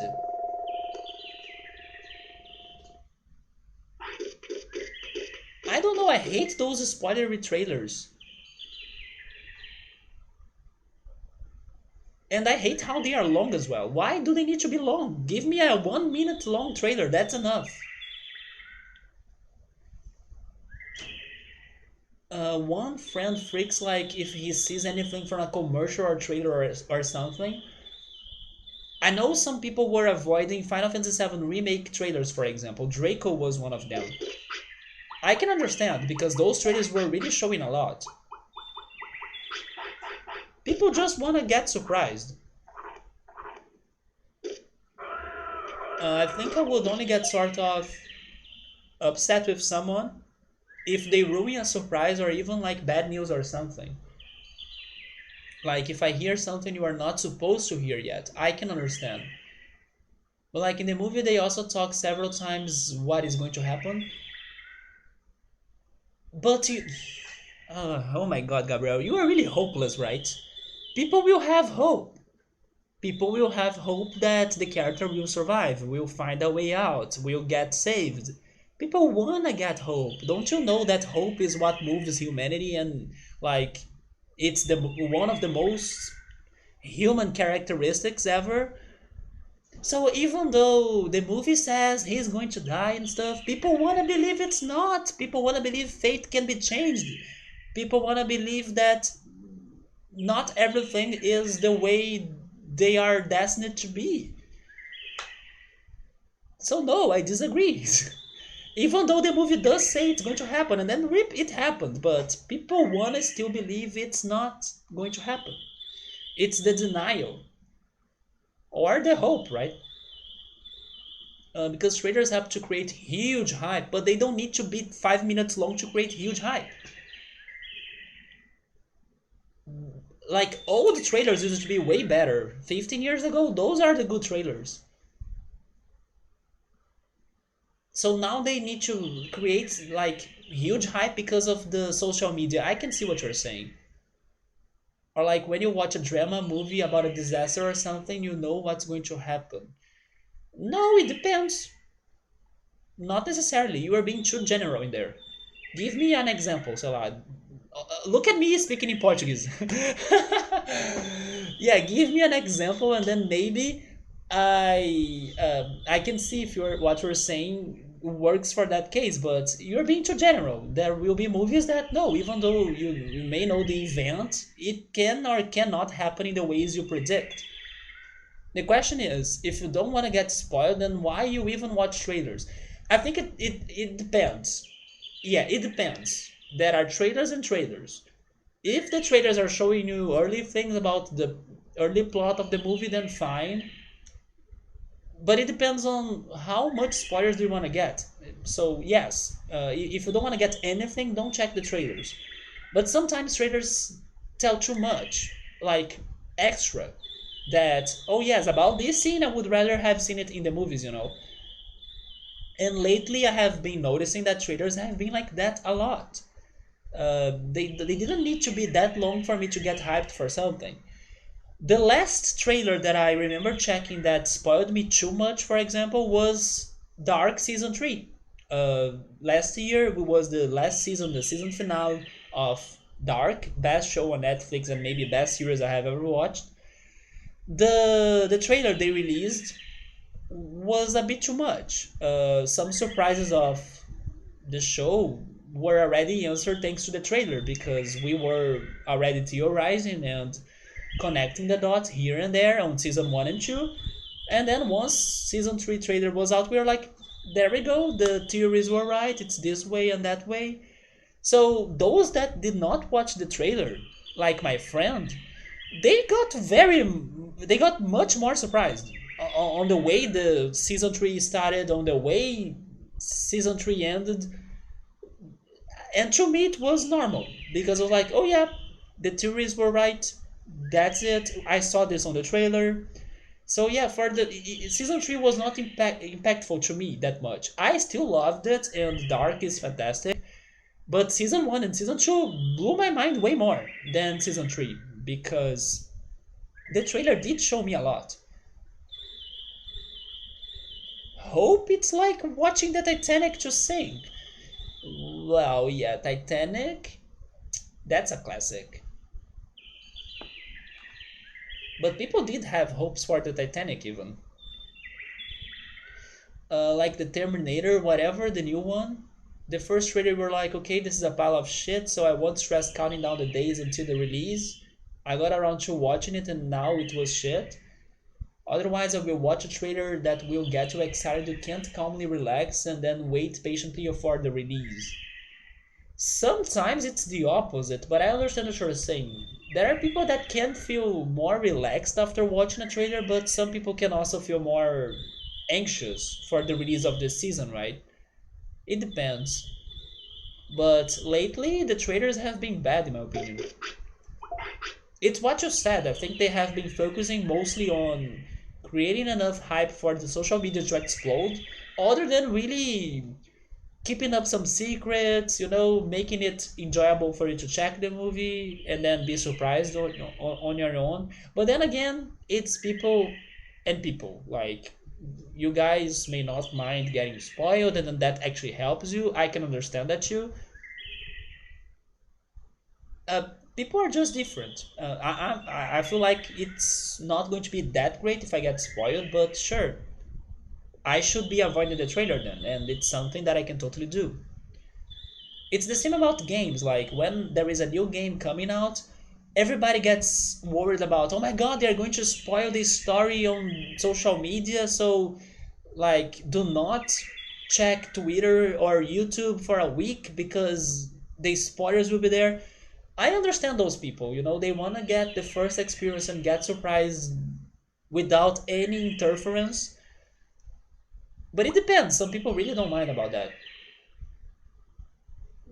The trailer for the third one from Hell wasn't that revealing at all. That's good in my opinion. That sounds like a great trailer, Ultras. I agree. Subaru, Pokemon's opening. Yeah, the Pokemon opening did spoil a lot. But again, it's Pokemon. It's not a big deal. Just like what you guys were saying. It's Pokemon. They all show a lot. It just depends on your personality if you care about it or not. If you care, you get upset and then they will spoil you. If you don't care, then you say that they didn't show too much. Yeah, it's always a spoiler. I agree with you on that. But again, I still don't think they need to make like 5 minutes long trailers because come on.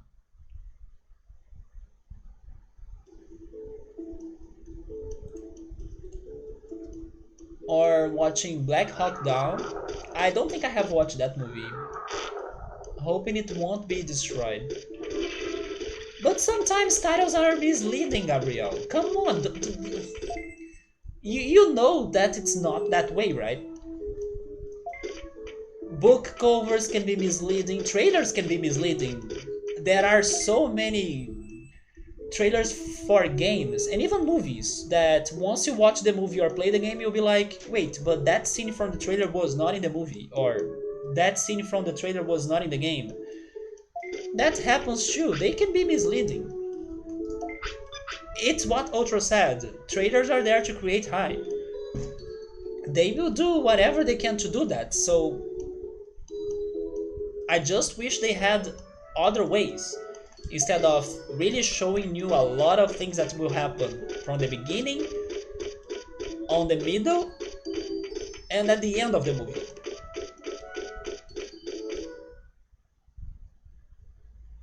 But if they are really going to do that, at least make it short. So they give you those flashes that you can or cannot pay attention to them. And then you may forget some of what you have seen.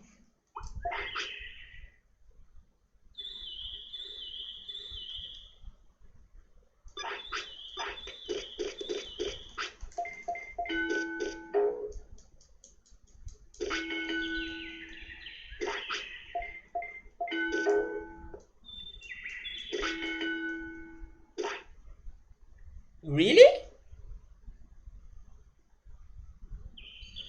Okay.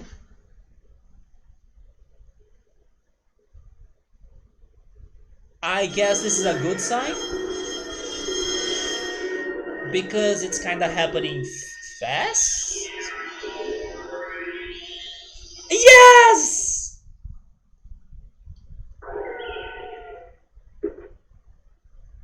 Oh my god!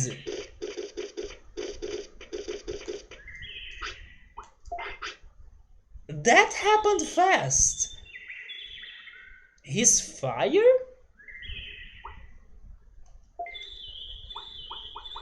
Okay, but we cannot learn anything.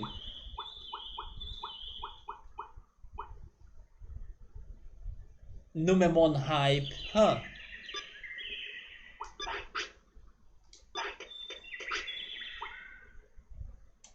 There we go, and then I'm guessing he's the second one in the chart, right? He, never mind, he's on the bottom? Okay, so this chart really doesn't make sense. Also can... no, nobody else can become him, right? Oh, never mind, Penguinmon could? That's weird. Oh no, we have his Digivolutions already. He can turn into Ogremon and Mega Sidramon, so there is no ultimate for us to target. Okay, now we can kill Garurumon that we just got, shall we? He's useless. I was really expecting some sort of wary Garurumon for his ultimate. No, there isn't one. Now I need to kill him.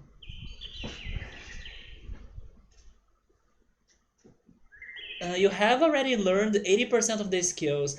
Yeah, but the thing is that the other skills that I need to learn are complicated because they are filled for mech, right? So there aren't many Digimon that help me out on that. What can I do with him? Honestly, I kinda wanna allow him to poop forever so he turns into Sukamon, and then we can work with Sukamon. What do you guys think about that? I don't have anything else to do with him besides maybe going for the tournament. Although I gotta also say that we got him very early, so we have the chance, I believe, to make a very OP Digimon that probably could Digivolve into one of those two right there, and then that Digivolution could help us in the tournament. But besides my main goals, which is getting the Digimon to the chart and learning the attacks, he's useless. Or he's not going to help us out.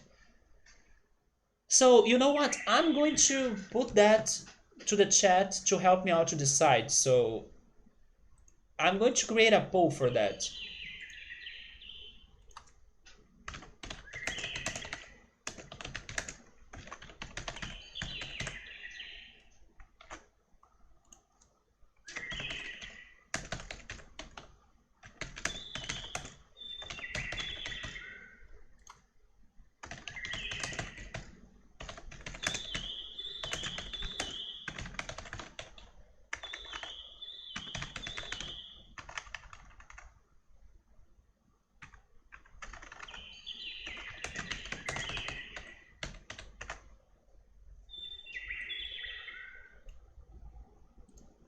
Okay, I created the poll. We have two options in there, which are the ones that I can think of. The first one is the Sukamon line or the Sukamon path, and then the second one is Ultimate path, but not sure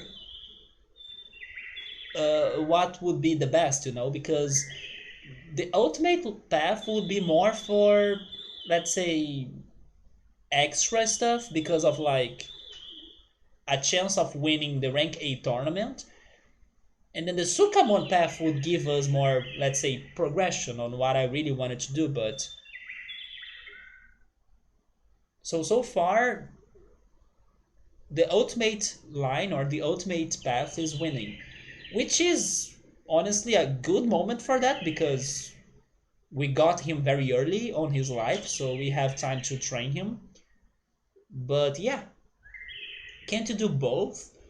Like getting a Sukamon by the end? No, it won't work because I would need to get an ultimate. If I want to win rank A battles in the tournament, I gotta have an ultimate.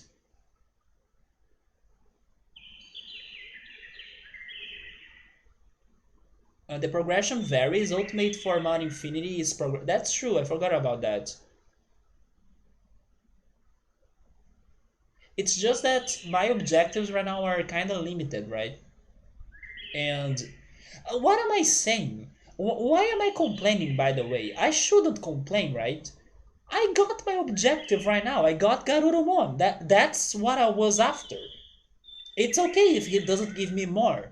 It's just like that talk I had once here about friendships. Like there are friends and friends, and people can be your friend even though they do not uh, give you everything you look for a friendship. It's okay because people are different and friendships are different. Like Garurumon, it's so good. You cannot give me more than what I, let's say, wanted to ask, but that is okay. It's fine. So yeah, now it's extra, right? Everything now is extra. I did, right? And I was wrong. I was wrong.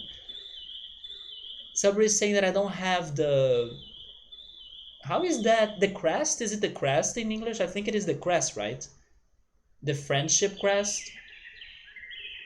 So the poll is over now, and we are going to train him. Okay, let's continue the training. I do hope we can get a very good ultimate because then we can go back to the tournament. But if that's going to really help us out, maybe. But so far it really hasn't, or at least not that much. Hey Bitska, welcome. If you are late, not much. We just got what we were looking for, which was Garurumon. But now we have a new goal of training him a lot.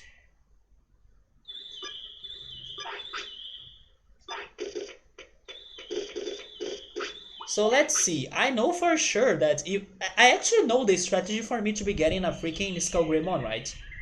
Go for brains because that's what we did before, and I hope it's going to work again. I will go for brains. We are going to make this wolf like the smartest out there because I believe that's the Ogremon path.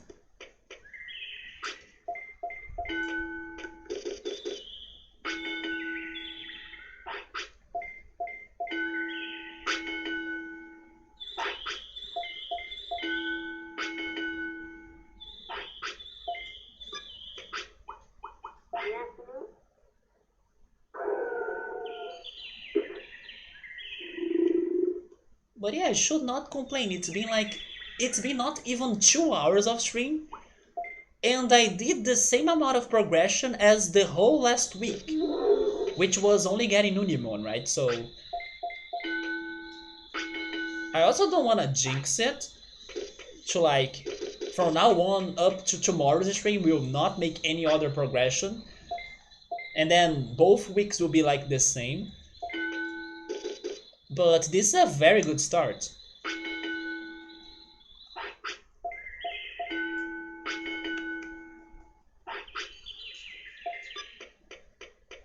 But yes, I'm a bit disappointed that he doesn't digivolve into the wary Garurumon, right? But it makes sense. This is the first big Digimon game and it's different than the anime.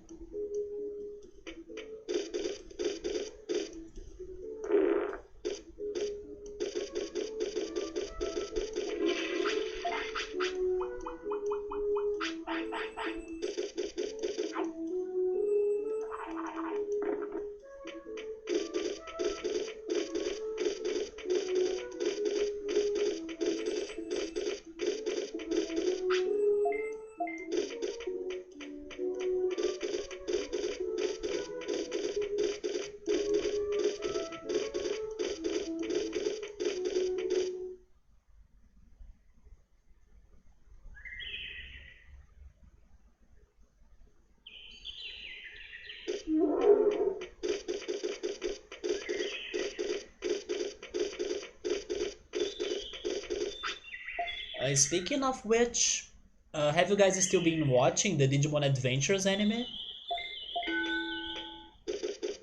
Has it been still good?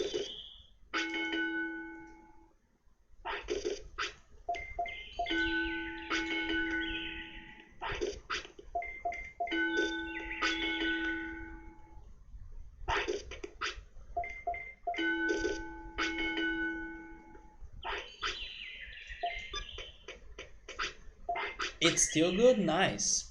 Where are they right now in the anime? That's true, I did not see any of the Wary Garurumons in the game. No, I haven't started it. I decided to wait for when it's over. Because I recently have rewatched the first original season, so I was like, no, I don't want to watch more of Digimon. I tried watching the season 2 of the original, but I was not really feeling it, and then I stopped it.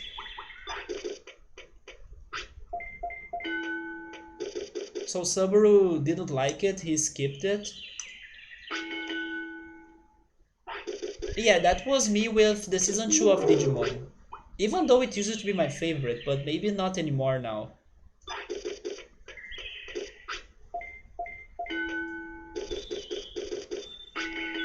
I also paused Yashahime, which is the follow-up anime to Inuyasha. I also paused that. But I was liking I was enjoying it. I just need to go back to it at some point. So now it's on episode 28, 29.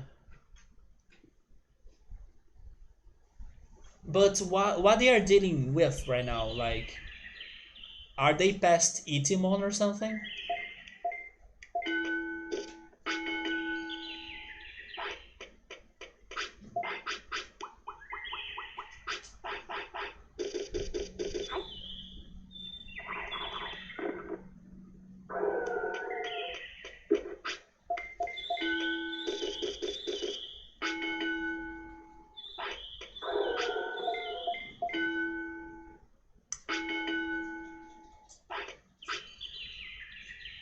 It's hard to compare to the first season because a lot has changed. Oh wow.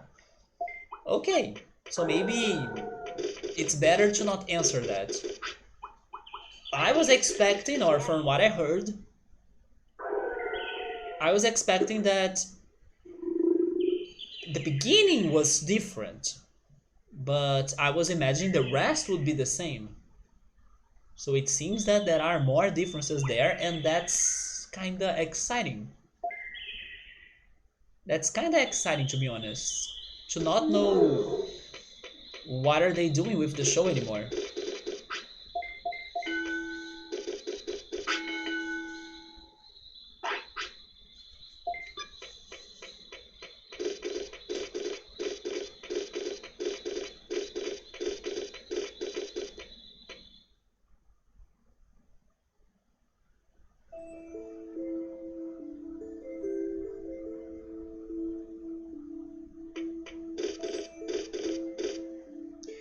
Gabriel, do you know the Gabriel and Subaru maybe? Do you guys know the channel Entre Planos? Do you know that channel on YouTube? I think you guys should check the Cardcaptor Sakura video he posted. Um, it was his last video of last year. That video was so good.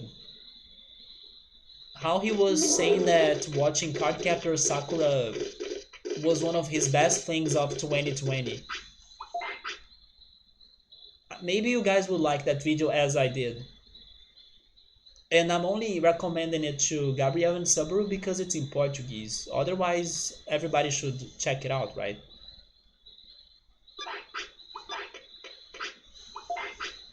Let me see. Let's go for more brains.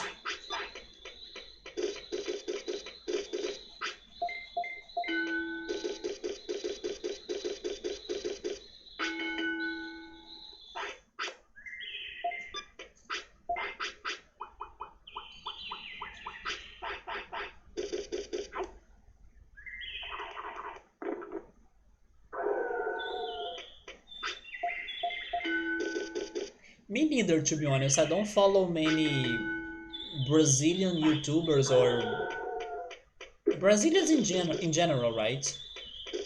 I do have some couple Brazilian channels, but not many. Definitely not the popular ones. Sometimes somebody asks me, "Oh, did you see the podcast of this Brazilian guy?" And I'm like, "No." And then they were like, "How did you not listen to it?" Yep, I live in my inner bubble. Nice to meet you.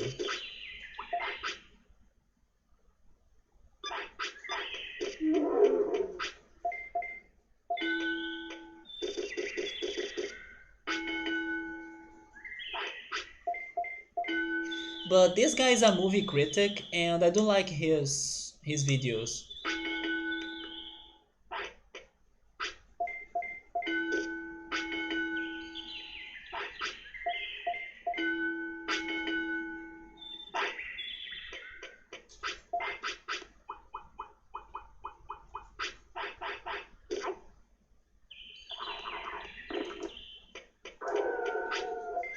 Ultras, are you still there? I just remembered one random thing I learned this week, and it's about Canada.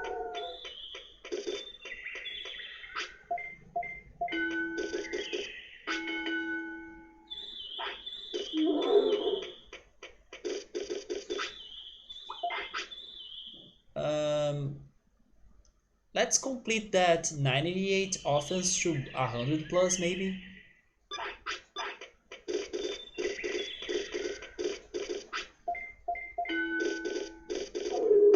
Well, maybe Ultros is not in here anymore. I talk to him later.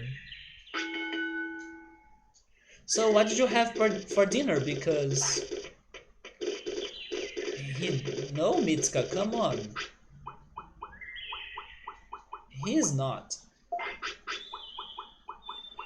Because I'm hungry, just like Garurumon. But I will be having some grilled sandwiches.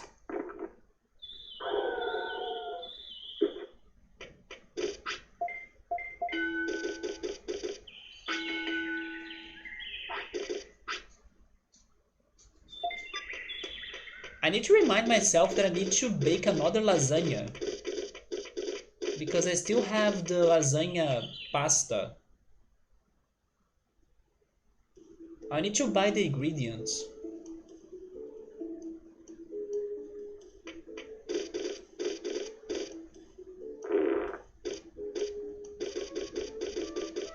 Did I get the meat today? I don't remember, but I will buy carrots in any case.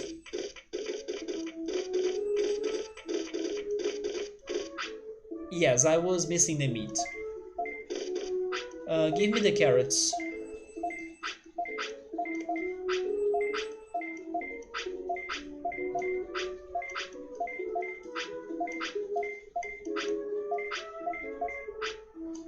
Should we try asking for Ogremon to go after more treasure? Does anybody think it's worth? Even though for this whole playthrough it did not feel like it was worth. This reminds you that you were supposed to come up with a nice recipe for red lentils for tomorrow.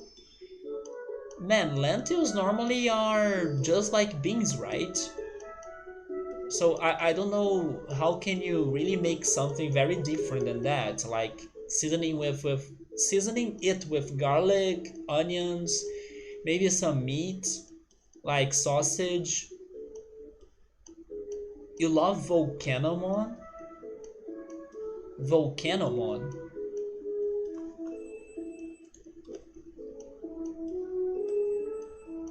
What the heck is that Digimon?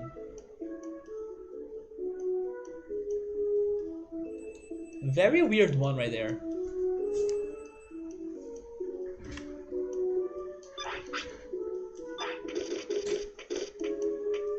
So do we go Digimon or not? Maybe not, right? He always gives me those discs. So far you have made burgers. I miss eating burgers. Uh, you did some bakes and a soup. I was actually thinking about a soup today because the spaghetti I ate for lunch, it had a lot of um, how is that called again? Man, broth, right? It had a lot of broth and it reminded me of a soup. So you can do plenty. You can do plenty, yeah, of course. You can do all the dishes you want. The only thing that limits you is your imagination, and it is impossible up until somebody goes there and do it, right? That's the motivational speaking we are having in here. No, I give up about you, Dreamojamon. You were only a bunch of disappointment. Maybe you are keeping the real treasure to yourself, and then you are giving me the leftovers. But man, lentils, I'm not a big fan. I do miss eating red beans though. I miss eating red beans a lot actually.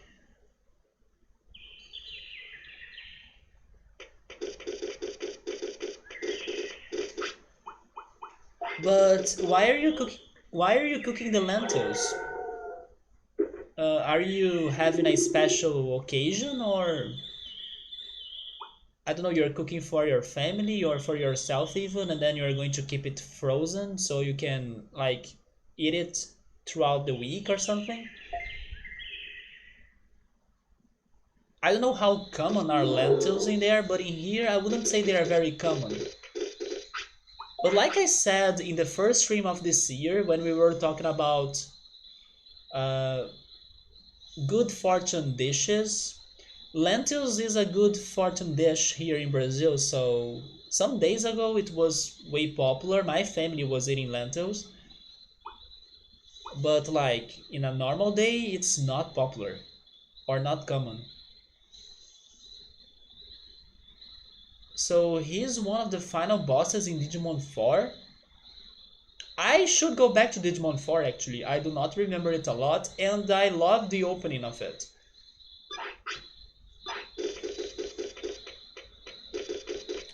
Let's go for HP, right? Yeah.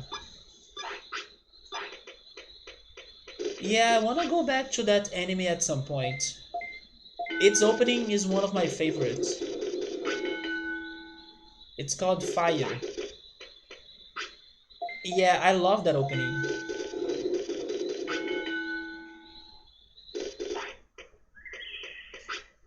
I also enjoyed the anime a lot, although I really never watched every single episode in the correct order without skipping everything.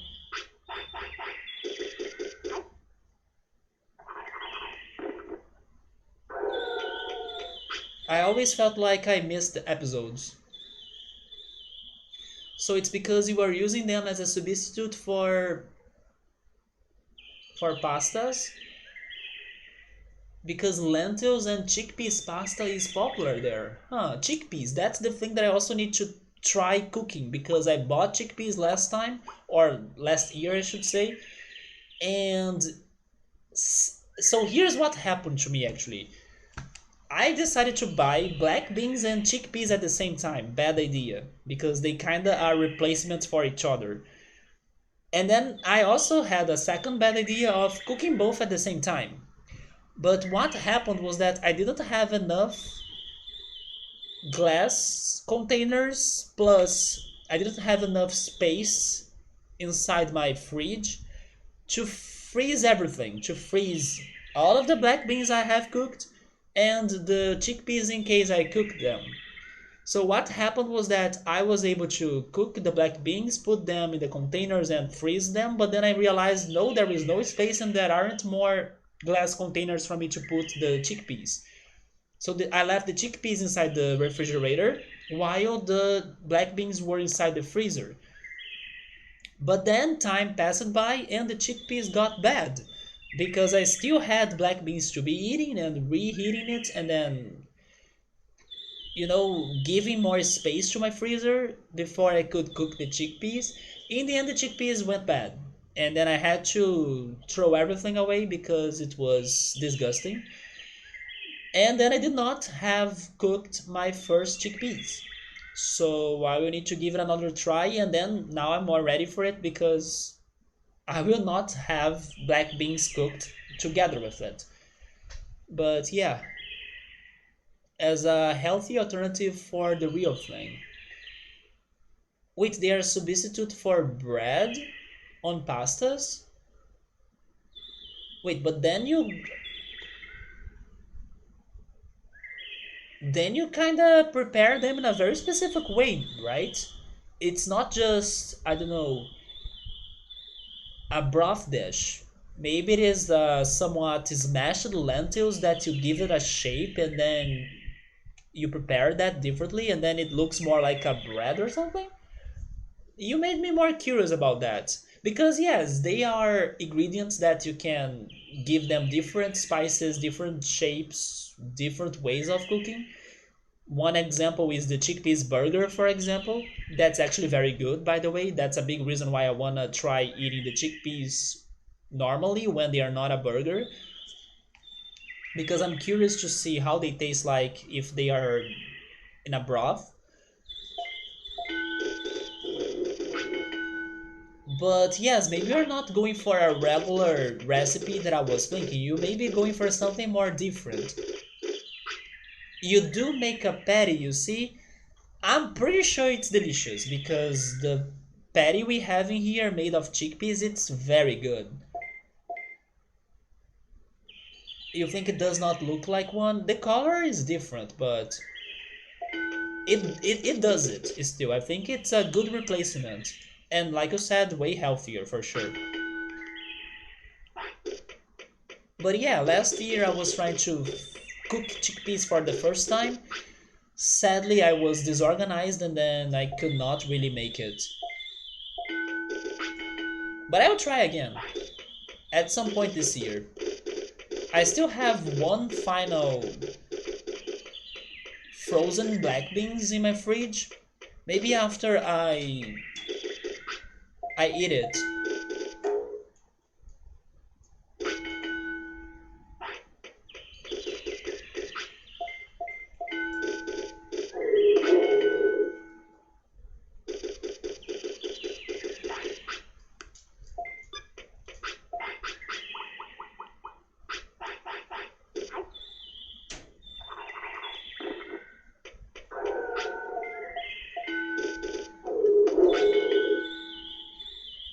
Does anybody remember if... Wait. If Ogremon had any other tag to learn? I think he didn't have, right? So even if he gets Ogremon, he won't learn new tags.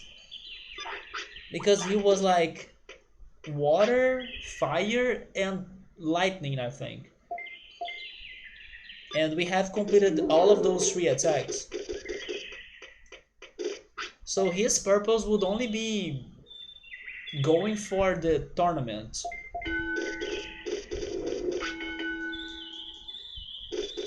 Mega Ramon, probably he won't learn anything new either.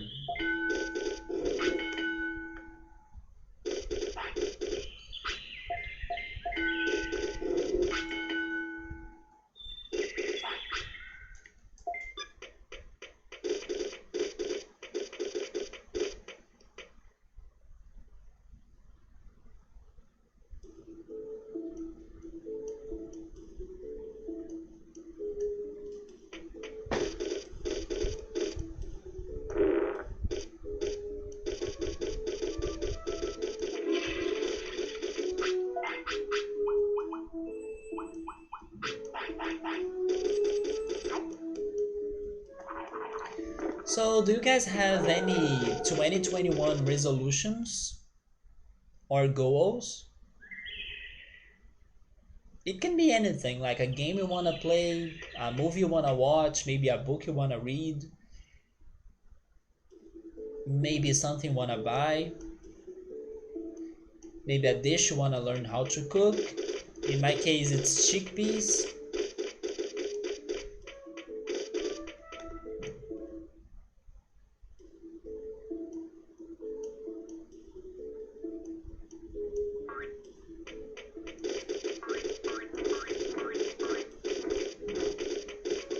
Is he sleepy as well? No, he's only tired.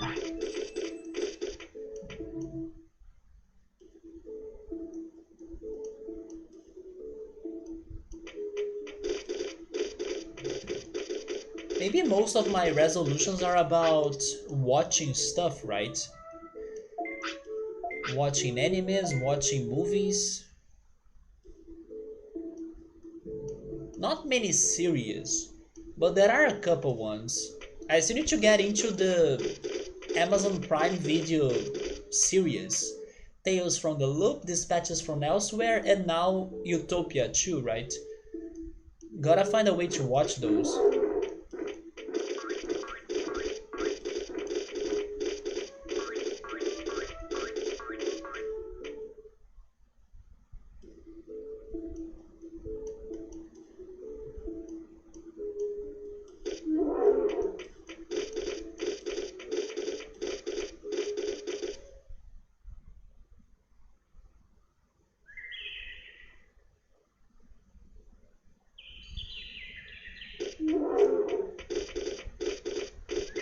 Let's go for bed, I guess.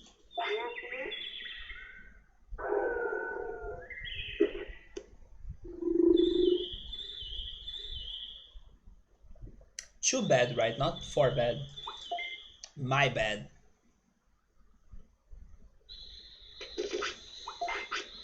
Let's go to maybe more speed actually. No, you know what? More brains. Ogremon had like 800 brains, so sure. This is also giving him some... Is it offense? No, it's MP.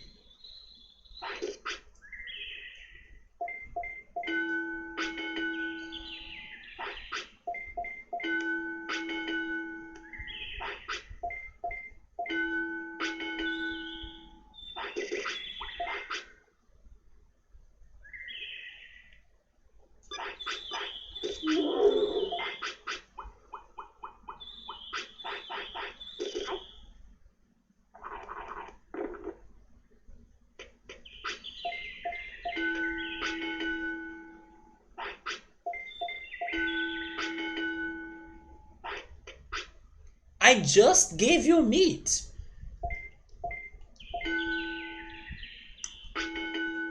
No, no, no, I'm not feeding you again.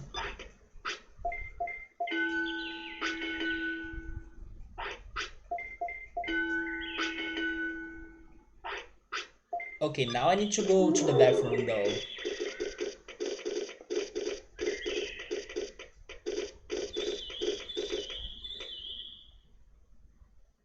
But that was BS, like.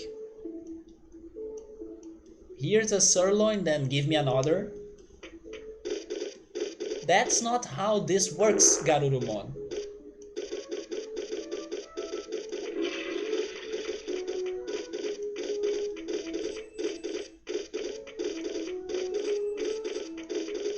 It's been a while since I last have seen one of those rain plants, right?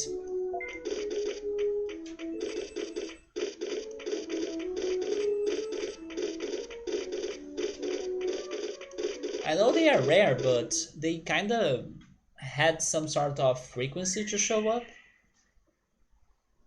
Like once a month or something? Or once a month. Um, a little bit more of brains.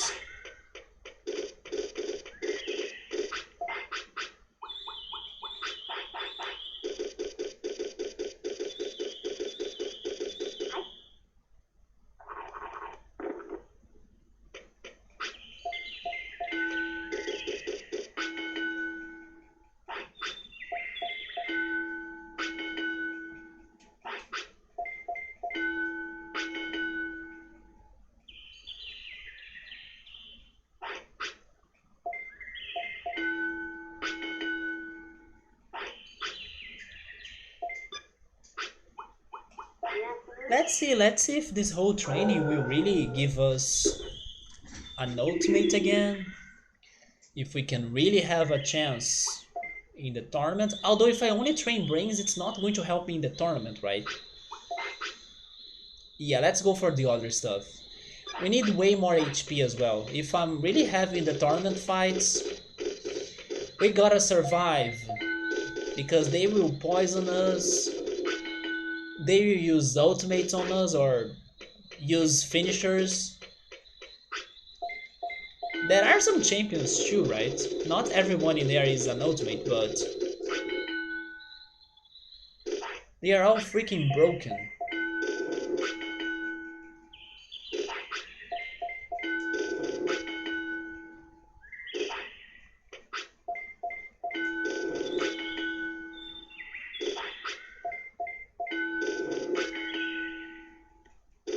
How many Digimon are there left for me?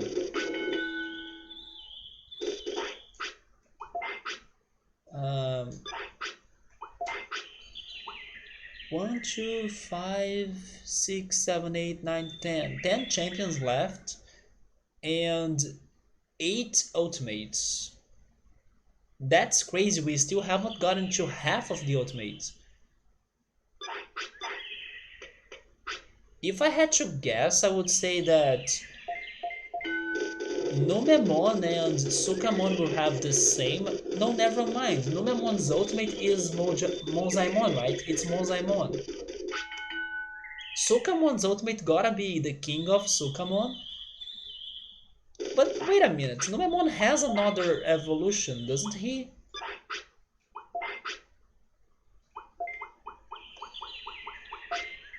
No, he doesn't. It's Monzaimon indeed.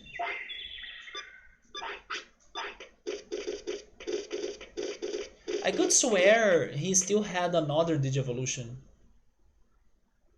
And then I was guessing it would be the same as Sukamon. Since I'm here, you'll go get the meat.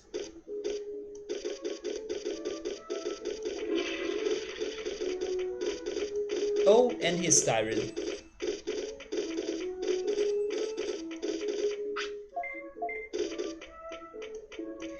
Maybe now because we have been training him so much, his happiness has decreased a lot because he has been very happy for most part of this cycle. But now he's not liking the life he's getting.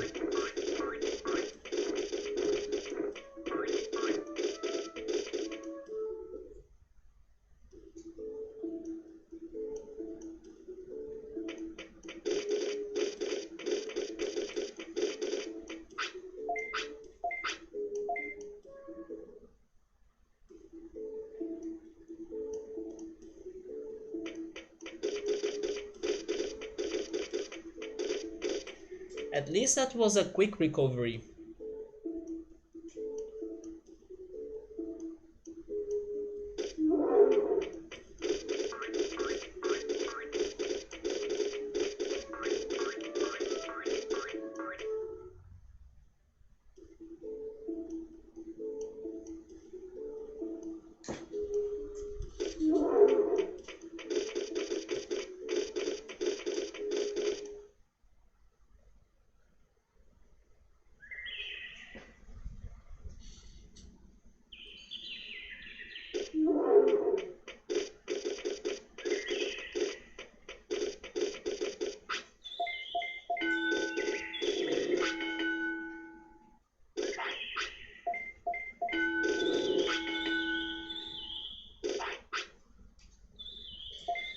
A quick recovery to get tired again.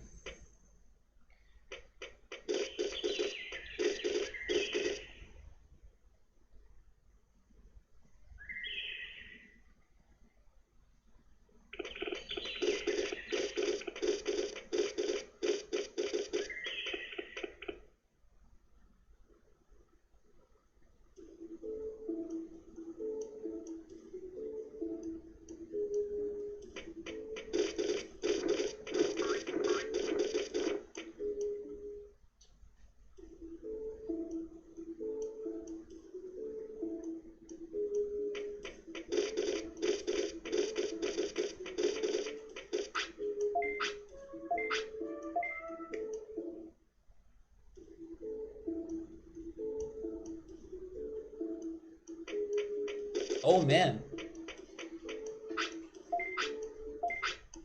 Garurumon is asking for a vacation, I guess.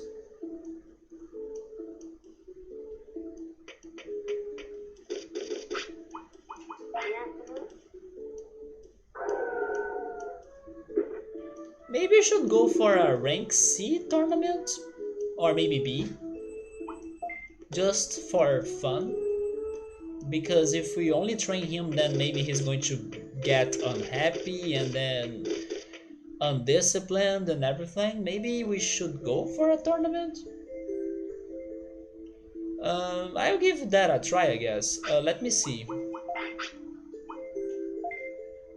First, you gotta get better attacks.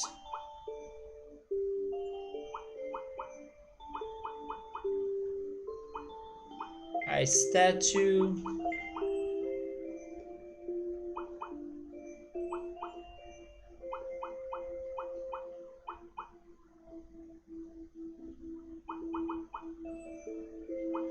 Spitfire. And maybe Giga Freeze?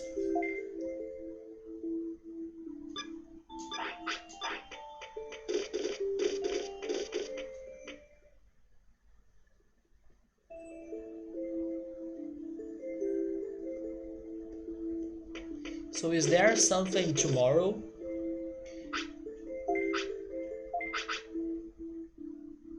Well, I cannot join this one, can I?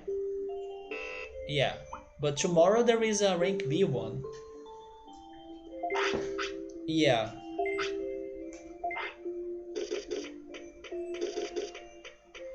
Let's see if that breaks up with Garurumon's tiredness and laziness.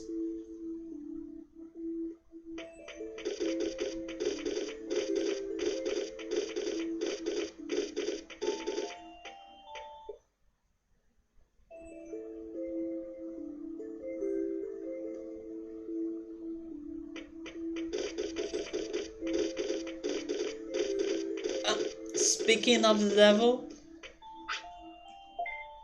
there we go, I was missing you. It's day 15, so maybe on every 15th.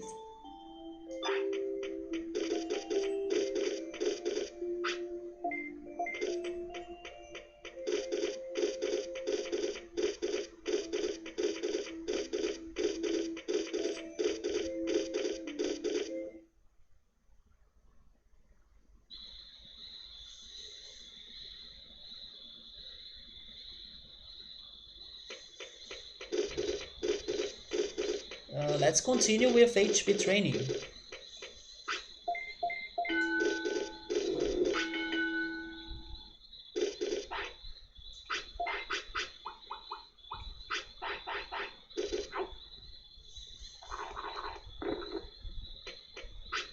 So the super carrot decreases his happiness plus his discipline.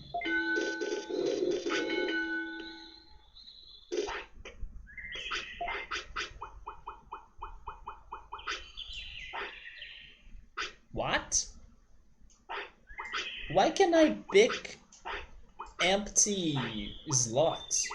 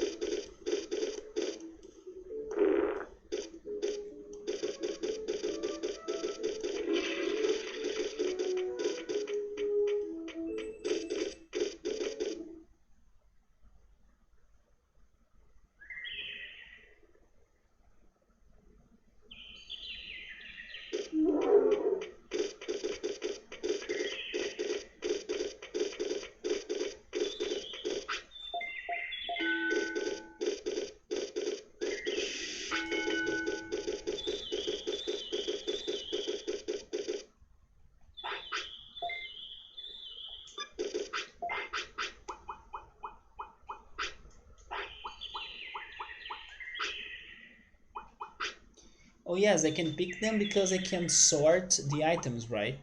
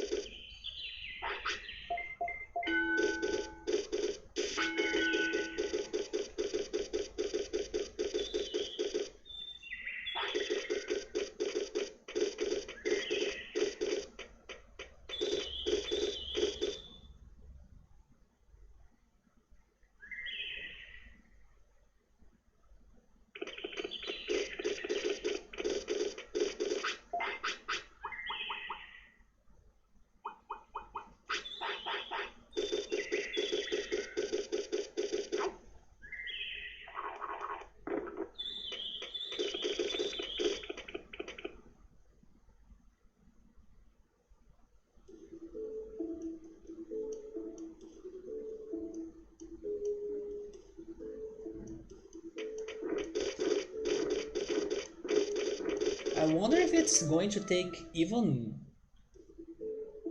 many more days for him to either die or digivolve, right? Because I know we started this kind of early, but he's already 10.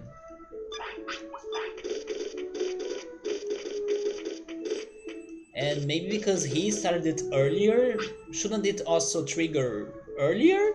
Like the ultimate Digivolution or something? Or his death as well? Maybe not. Maybe he will survive, but as his Digivolution is not triggering, I still have some more couple days to try it because death will only get to him around, I don't know, day 13th.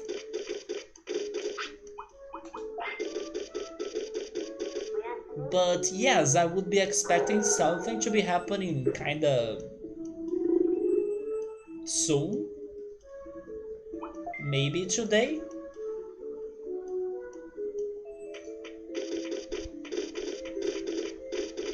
which is alright. I will, of course, not like for him to die because I'm training him to become an ultimate, but that also can be somewhat helpful because we gotta get other Digimon that can learn other attacks.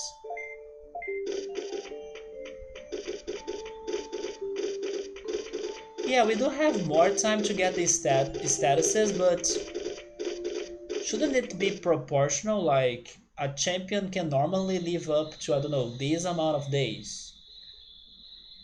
I don't know. I just feel like they made it faster, but it still doesn't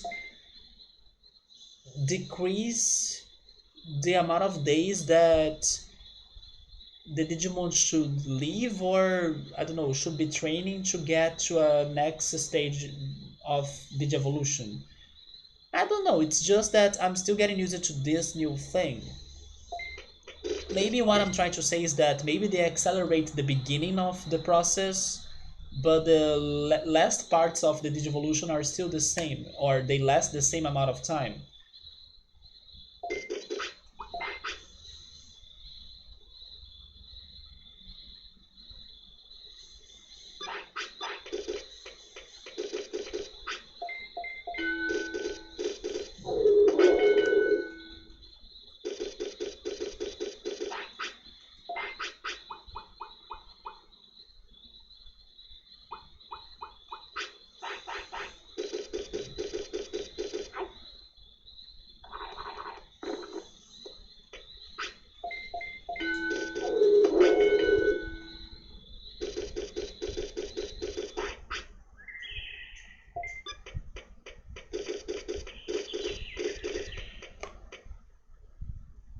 Alza was joking about getting a Numemon, but maybe we should actually.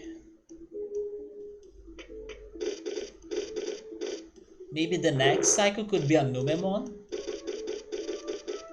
because probably I will not get a Numemon under normal conditions, right? Those days are way gone.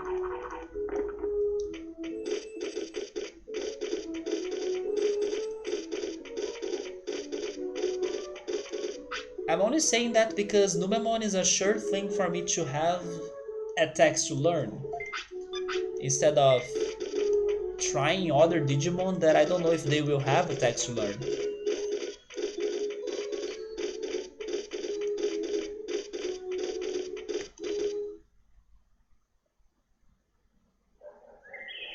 Actually, never mind. Now I'm not sure if Numemon is a sure thing because I already have 4 different Filth attacks. Why if he only learns those 4 and then I need another Filth Digimon to learn the others? But again, there are only Sukamon and Numemon to learn those. Never mind, he can learn everything. Never mind, I just remember that he does have all of that list or the tech moves like highlighted, so it means they can be learned. He has them all highlighted, it's just that I only found 4 so far.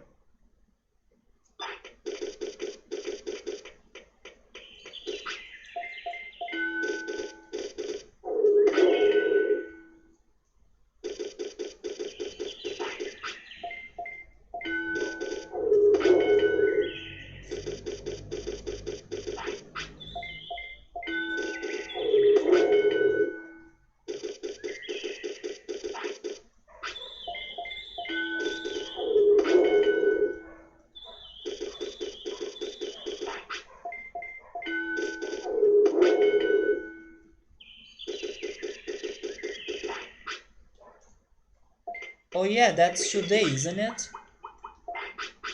Let me just get to 300 plus of speed.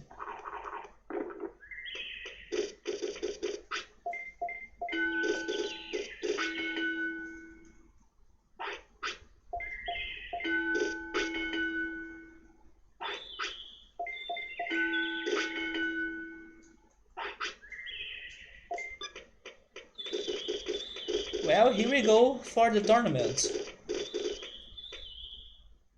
But I mean, it's rank B, we may be alright.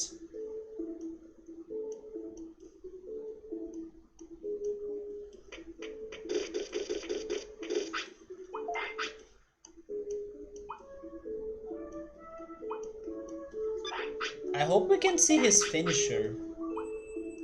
And I will... No, I cannot use items in the tournament, so it doesn't matter. But I need to use items now.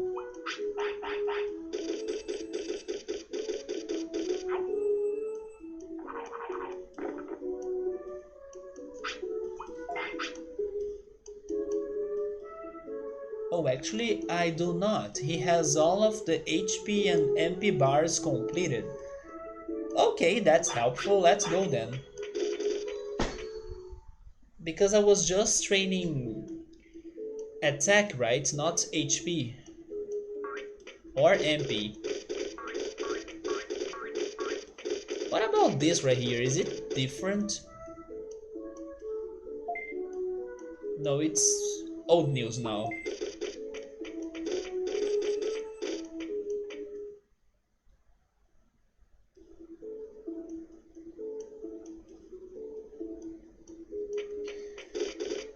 Let's go Garurumon.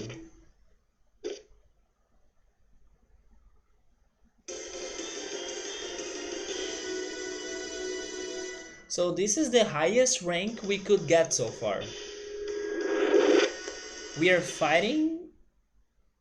Wait, who's that?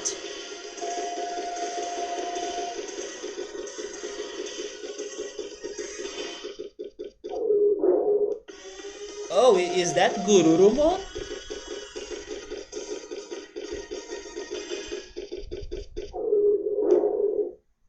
He looks very different than what I remembered.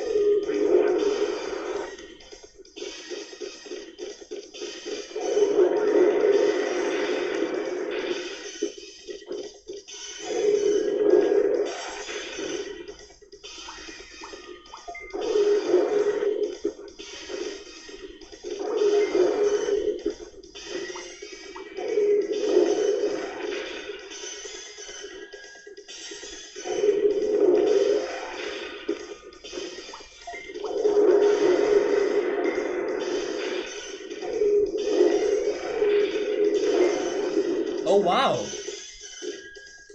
That was very strong, and then we can see our finisher.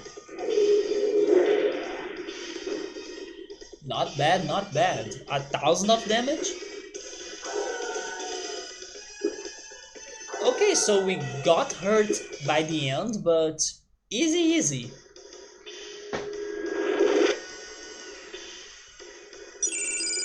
We are fighting Platinum Sukamon.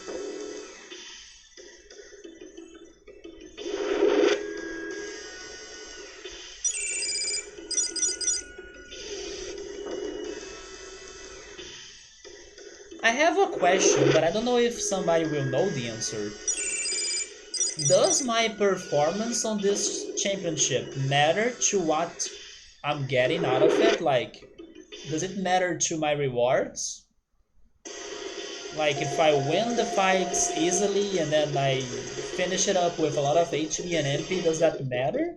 Is there like some sort of score? Or a win is a win? Because that's what I think it's happening, but maybe there is some sort of score that they don't show to me. There is no sort of score, right? Okay, so a win is a win. And then it's all about luck for you to get the rewards.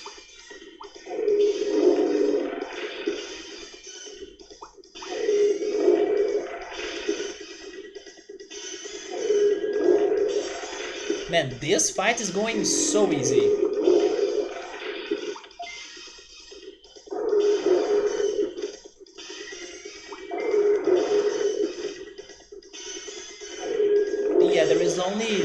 the victory rewards or consolation prizes. There you go, Garurumon OP. Call the next opponent because we are chilling here. Is it Monochromon? No, it's the... Is that Hyogamon? I think it's Hyogamon, right?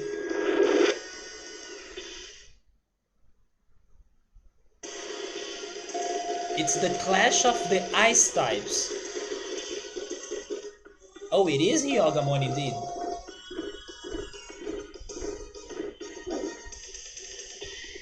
Well, if only we're weak to fire, right?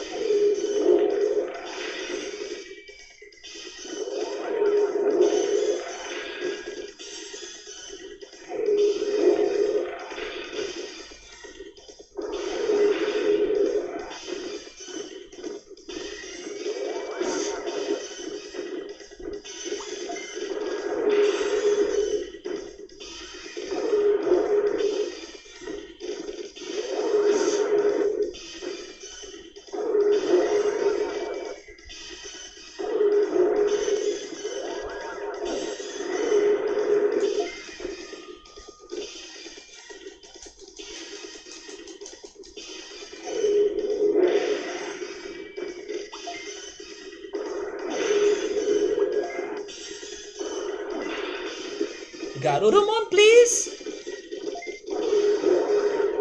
Thank you!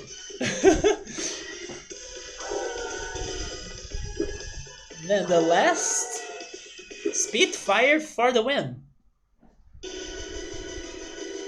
Okay, so what are we getting now? More sirloins, a chip, some bits as well.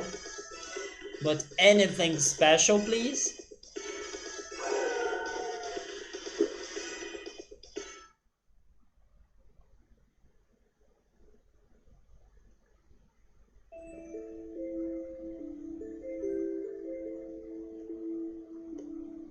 A restore floppy, you see, it's never that worthy. But we gave it another shot. Yeah, I don't think this game has like big issues about their side quests or about the side quests, but it does have problems about the rewards. Because they don't help me that much. I mean, they do and they don't, right? I know that some of those floppies or discs, they help me to give stats to my Digimon that help them to digivolve into something powerful, but why not give me a straight item that's going to give me a specific Digimon already?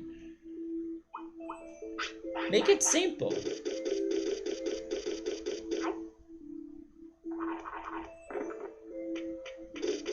If only winning in the tournament could make my Digimon happier as well. Then I could see it being also more worthy.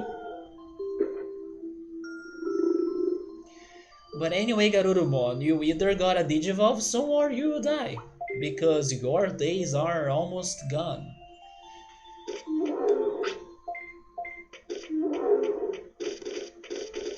Sabri is saying that the curling and the tournament are not side quests, they are minigames.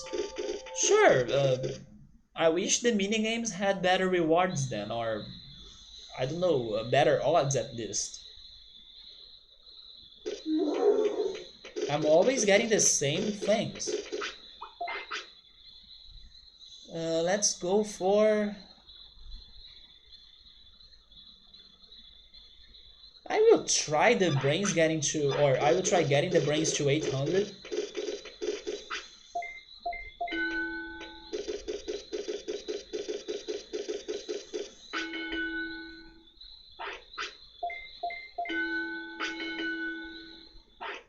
Mini games are for fun, not for rewards.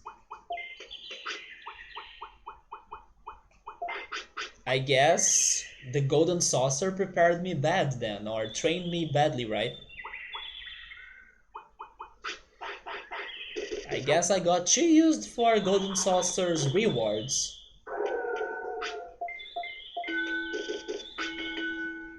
There we go, 800. Go for more speed now.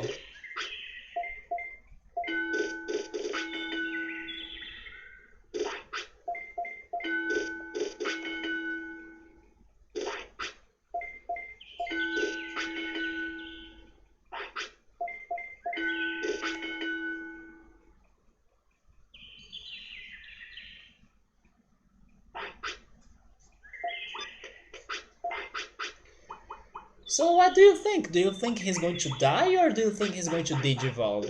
What is your bet? At this moment, maybe he will die, to be honest, because I think if he were going to digivolve, that should have happened already. It is getting late.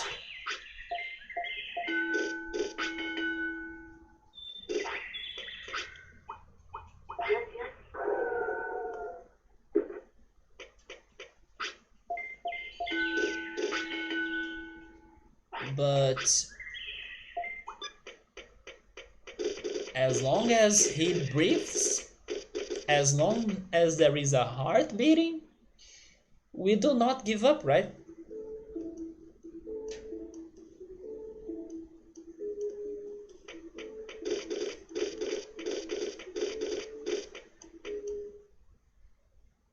At this rate, it's like coin flipping or flip a coin to get the answer.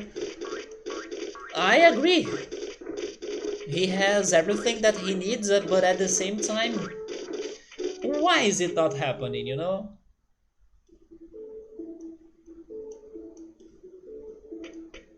And he even had two options, Mega Sidramon or Ogremon.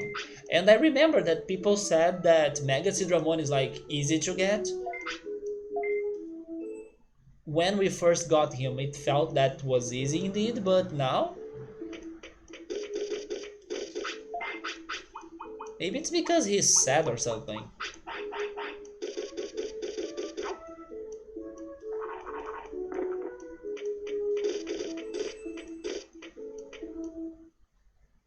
Does he? Maybe he doesn't then. I'm just comparing his stats to how it used to be when he was a Greymon that digivolved into a Skullgreymon.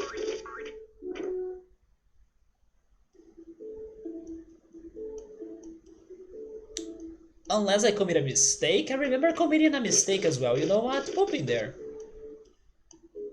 Yes, we committed a mistake for Skullgreymon. Poop there. Poop there. Poop in here because Sukamon is normally there. There we go.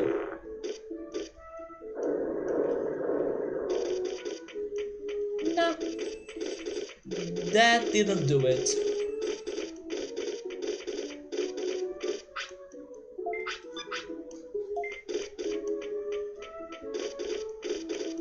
Well, back to training. Maybe I need to scald him? I don't think I scalded him. I will try scalding him. Or I will try scalding him. There we go.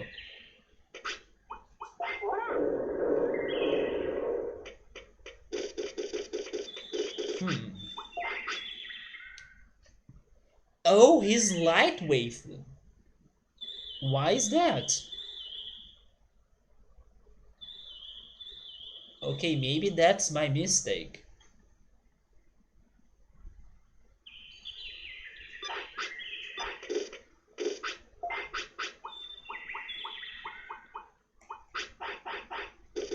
I know I skipped some of his meals, but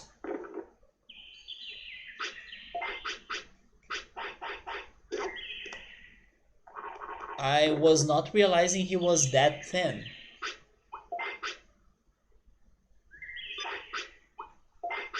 Yes, Alza, he's the smartest. Although, I don't know if that's going to do it. I think he's going to die now.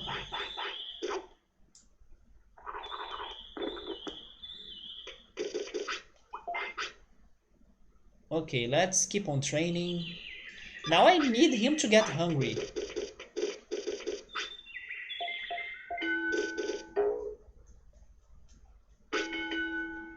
The only reason why he has huge brains is because I was trying to copy the strategies I had when I first got Garurumon, but it seems that it's not working again.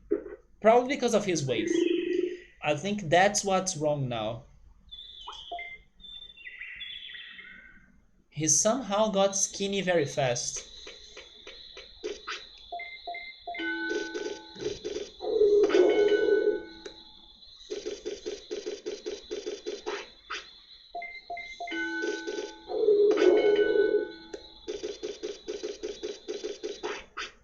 Okay, now he gotta eat.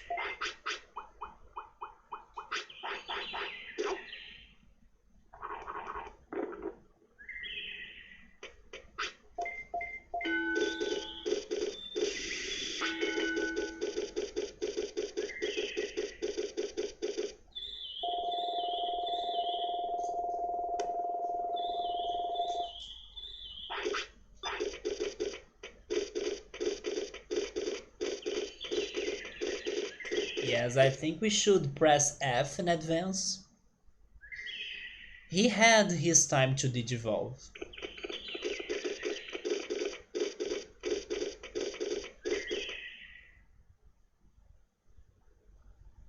Now all of his happiness is going to drop like crazy because of being tired. This feels like Shelmon.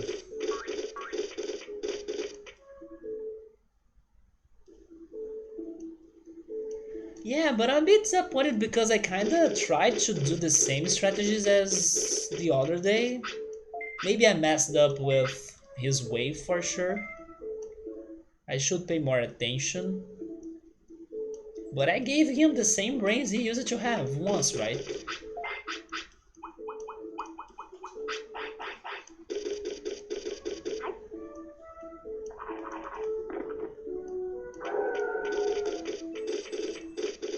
You know what, I think I'll try maybe boosting his happiness, but it's too late now.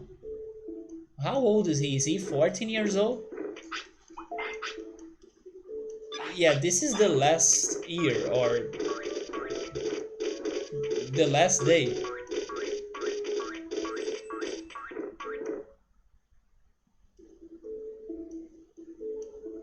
But sure, I'll give it a shot. Do I have a happy mushroom?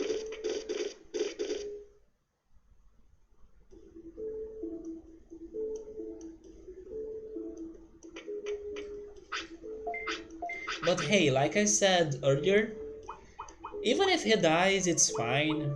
We got what we wanted, which was getting him. And now we know that he can't digivolve into something new, so that's good information as well.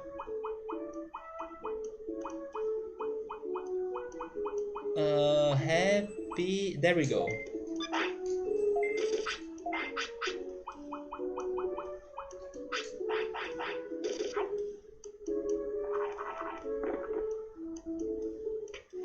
I was kind of expecting that to be more than that, but sure. That's fine.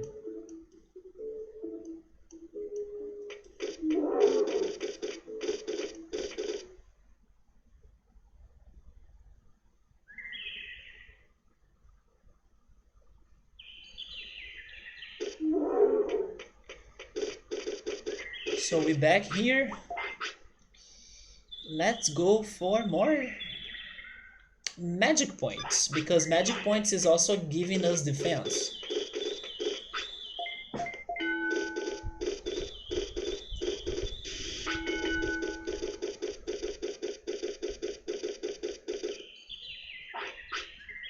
Oh my god, he's going to sleep again? Day 14? That's kinda crazy that he's surviving that much.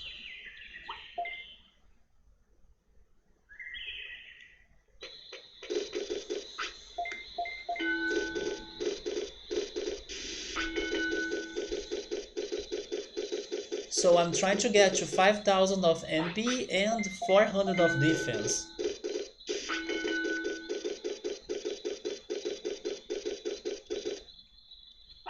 Oh!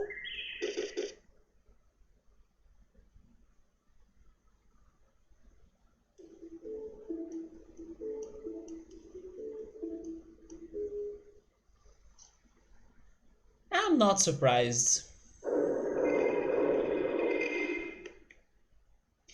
I think I messed up with his wave.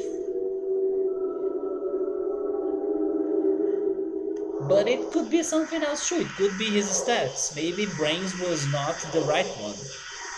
Even though it felt like it was. For the first time.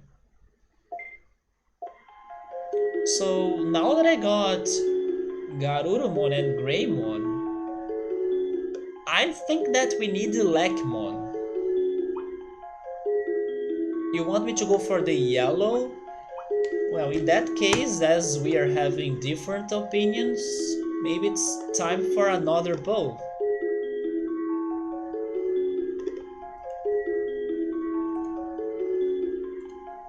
Wait, Twitch?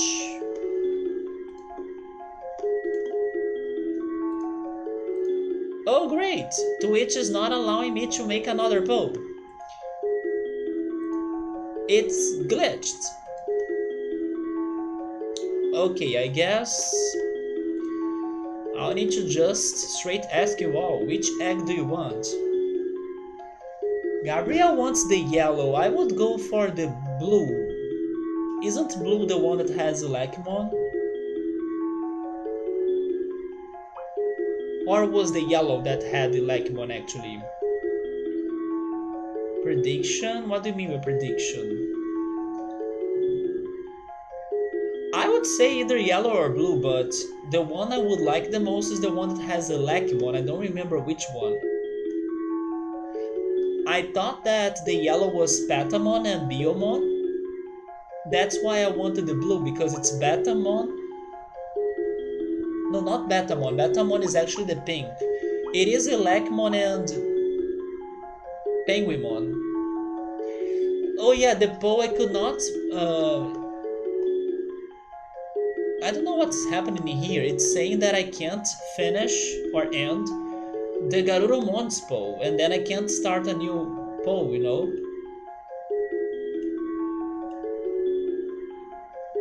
But the new Poe is not the prediction, it's just which egg should I get.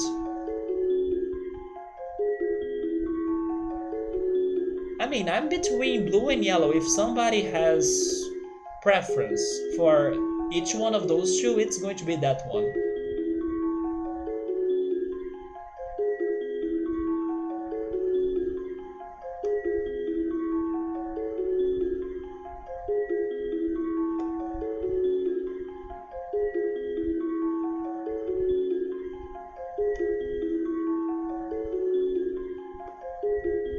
nobody's going to pick? You will pass? You don't wanna get the responsibility for this? Sure. Oh, hey, bookmark. You're thinking yellow? I was actually, after I said sure, I was going to fall for it too. What if we can get Angemon, right? Sounds more cool than freaking Elecmon. Although Elecmon has better odds to give us something new. But Angemon, maybe this time, maybe today.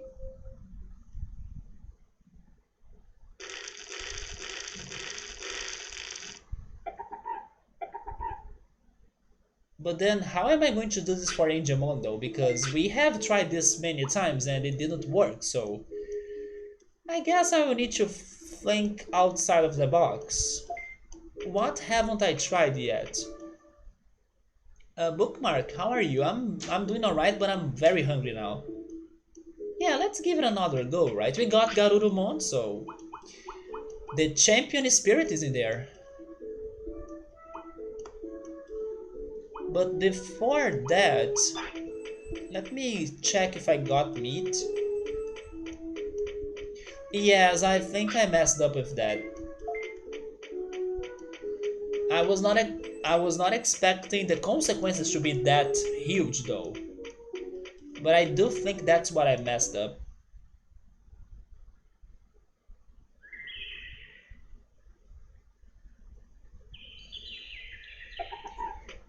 Let me check everything again.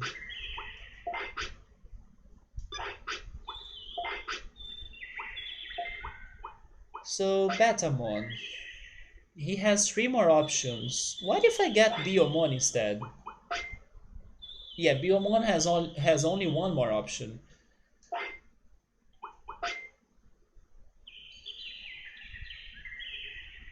I have the feeling that for me to get Patamon instead of Biomon, then I gotta go for...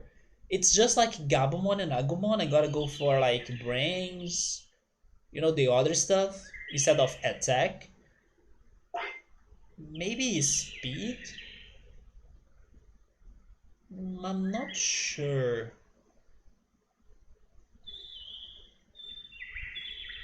Are you doing okay? You just woke up? Nice. Yeah, getting a nap is totally helpful for you to rest, right? After getting home from work. Yes, I'm doing alright. I'm just feeling hungry. Maybe I won't go for much longer. Maybe once we get the champion, I call it. Because I'm not gonna lie, I'm dreaming with the sandwiches. I really wanna get the bread I have in there in my kitchen, slice it, add butter, ham, cheese, ketchup, oregano. I could go for eggs as well, and maybe a tomato. And then I close the sandwiches and I grill them on a frying pan. I wanna have that so badly right now. I want Elecmon, yeah. Is Elecmon an option? No, no, no. He's not an option for Tokomon. It is either Biomon or Patamon.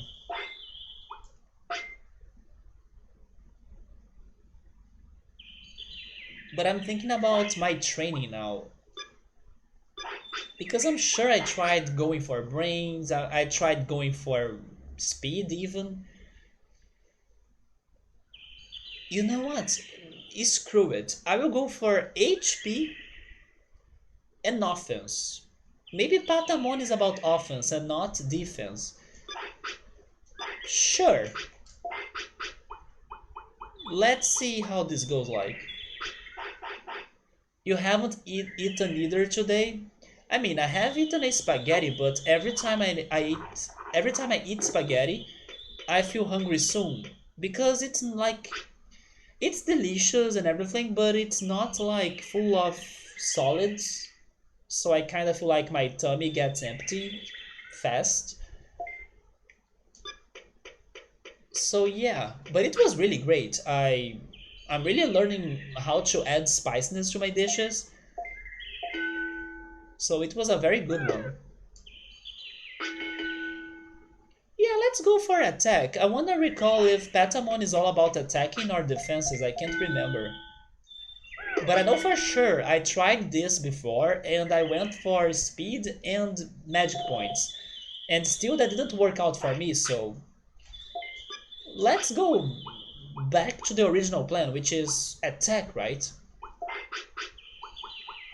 By the way, Bookmark, how familiar are you with the Studio Ghibli movies? I don't remember if when we were talking about the Studio Ghibli movies, if you have watched them. Maybe you have. Because I have watched one of my favorites this week. I was really mind blown by it. Whispers of the Heart. Highly recommended.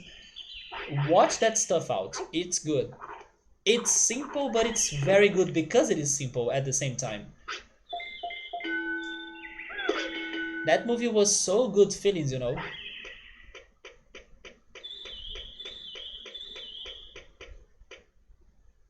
And then I'll see if I get to Porco Rosso this week.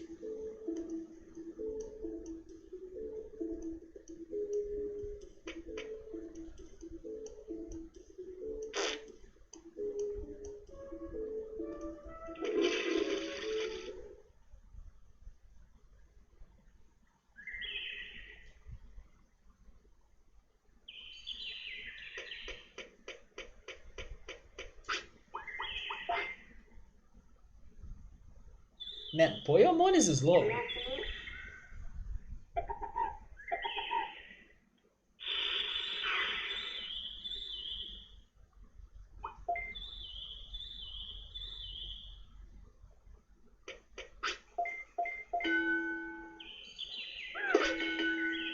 Oh, you know what? Maybe I should go buy meat. But then if I go now, I'll be losing my time, right? For training, never mind. Once I get a rookie, I consider going to shop, right?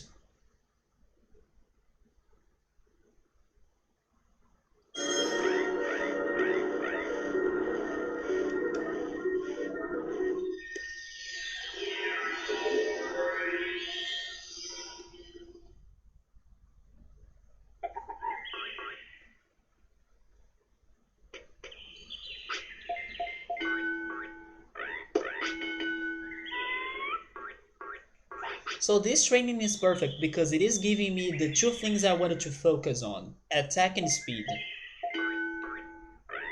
You haven't watched any of them other than My Neighbor Totoro. My Neighbor Totoro used to be the one that I was planning to watch next, but in the end I changed my plans because I feel like My Neighbor Totoro, you gotta be under a specific mood for you to watch it, and I still haven't felt it. So I changed my plans and I decided to go back to my Studio Ghibli movies binging, starting with Spirited Away, which was the first movie I watched this year. And it was good, I understood more of the messages and the movie this time. Yeah, it was a rewatch, but it did not make it my favorite. My favorite was still Kiki's Delivery Service, mostly because of the messages. The messages of Spirited Away were good too, but I'm in a different moment of my life. So I imagine that if I were in a, I don't know, under a different situation, maybe those messages would hit me harder, and then I would like Spirited Away way more. But no, the messages of Kiki Delivery Service and the messages of Whispers of the Heart, they hit me harder than the ones in Spirited Away. But one thing is for sure, Spirited Away is fantastic. The universe they create in there is beautiful, and I kind of wished it were a game, you know. Studio Ghibli, besides Ni no Kuni, I still need to check Ni no Kuni, but they should make games out of their movies as well, right? Like a Spirited Away movie. I don't know how that would work out, but it could be interesting. I would love to see that place. I will not say what because then I think it would be a spoiler. But I would love to see that place in as a dungeon or as a place in a video game. But yeah, I need to rewatch My Neighbor Totoro. It's just that I'm still waiting for the day that I feel it because I think it's a very specific movie. Oh, Bookmark, you need to watch Whispers of the Heart and Kiki Delivery Service. Man, those movies are, I don't know. It's hard to say. But you know what? Maybe when I rewatch My Neighbor Totoro, maybe it will give me messages that I forgot that were there that can hit me hard, such as those two movies I said. And then because it's been a while I watched it, I forgot about those messages. Maybe I can be surprised by it.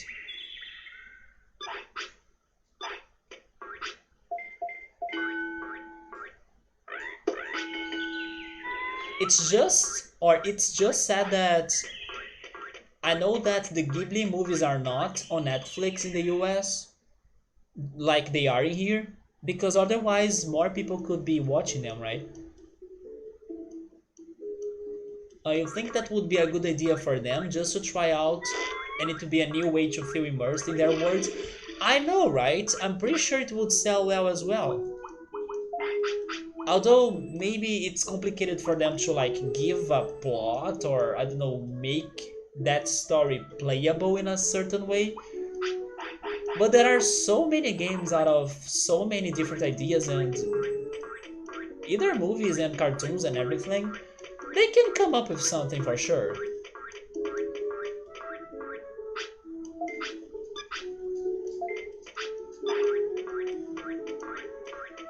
Yeah, I hope that they get on Netflix in there at some point. It's because they are maybe in the Disney platform, because if I'm not mistaken, Disney was the one that promoted the Ghibli movies in America, right? So,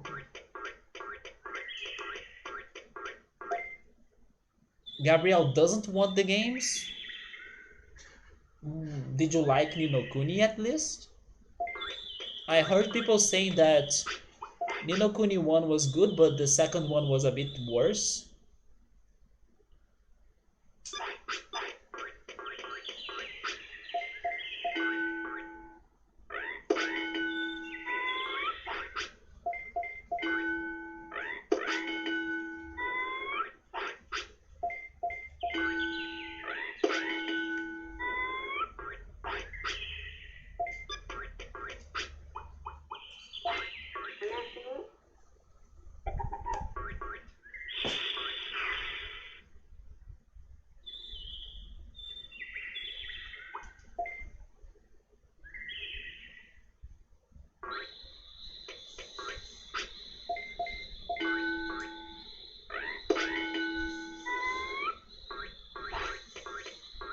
Yeah, it is not like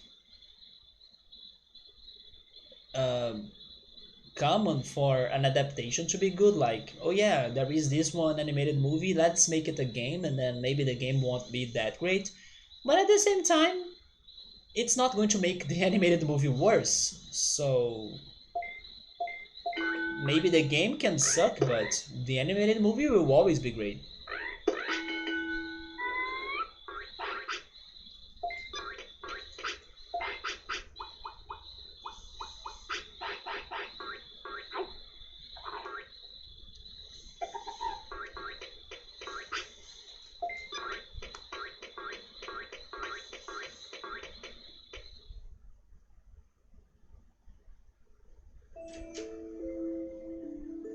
But speaking of animated games, wait, maybe I should say adapted games, right? Adapted games, I gotta get into the Harry Potter games. Maybe some of those Lego games as well. Nino Kuni were great. That's good to hear. Those are games I want to check at some point.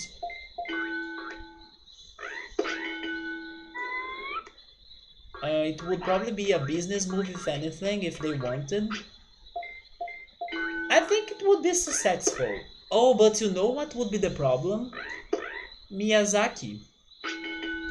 Miyazaki is not that into the technology, so actually, I don't know. I mean, maybe the other directors of Studio Ghibli were responsible for Ni no Kuni, and then Miyazaki only worked on some details or something.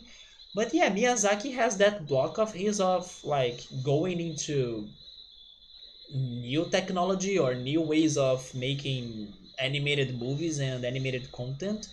He's very traditional. So if his movies would become like games or something, maybe there would be problems in there, you know. But of course, not all of the Studio Ghibli movies are directed or are his. But I can see some problems in there. Maybe he wouldn't have the vision necessary for a good game to come out of it. He has the vision for making his animated movies, but I don't know. Maybe it is risky indeed. He was hungry or sleepy? Hungry.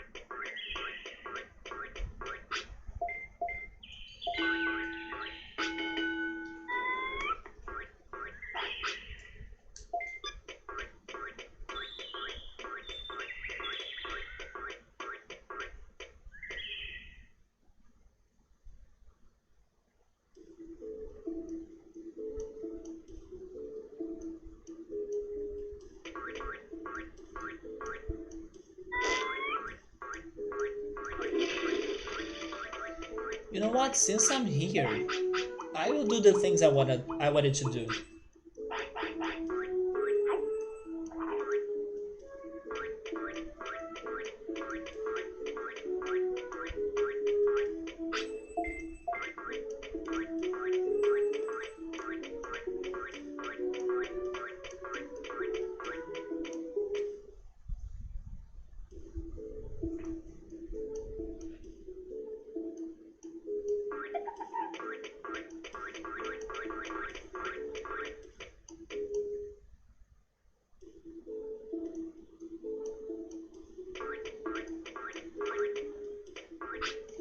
You think that Ori or some other games said they were inspired by Ghibli movies? I can see that. I can totally see Ori being inspired by Ghibli movies. I still need to play it, but from impressions, I can see it. I'm not sure about the plot, but the graphics, it makes sense to me.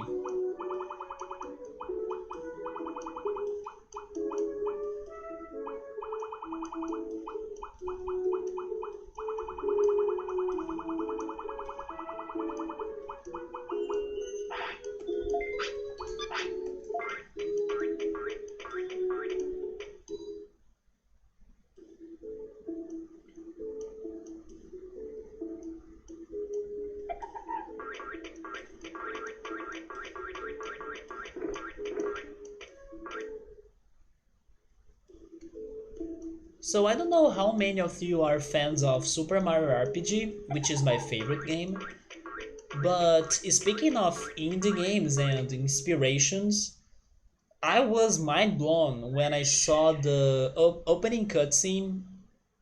I don't know if I will remember the name of the game right, but it's like the sequel of Super Meat Boy. I think it's Super Meat Boy Forever, if I'm not mistaken. That sequel, or Super Meat Boy Forever, has an opening cutscene that if you are a Mario RPG fan, please watch it. I'm waiting for Nubble to show up so I can tell that to him. I was mind blown. It's so good.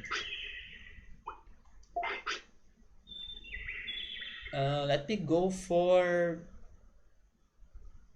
more speed. Like how basically almost all of the fantasy was boosted inspired by Tolkien. How old are his works again? Are they, I don't know, 100 years old already or something?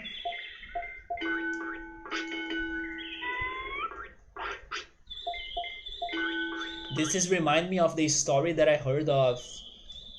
I think it was in Russia that uh, a writer decided to create a fantasy novel that's pretty much Zelda's Ocarina of Time ripoff, and it became very popular in Russia, if I'm not mistaken. Until, of course, the news spread outside of Russia, and then Nintendo kind of took that project down, right? Oh, there we go. So attack and speed was it? Huh.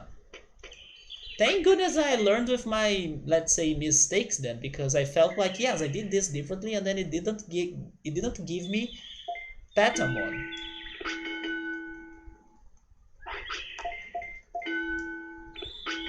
Not 100 years, maybe less than, right?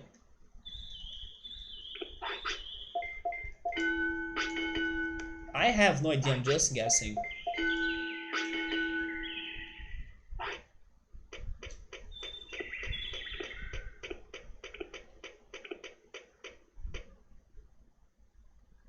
So Patamon is with us. And then let's suppose we get Angemon. I don't know if Angemon would be able to learn new attacks. But I wonder if he's one of the hardest Digimons to get, or at least one of the hardest champions to get. Probably he is.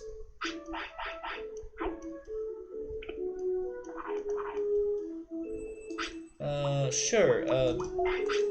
Get a sirloin.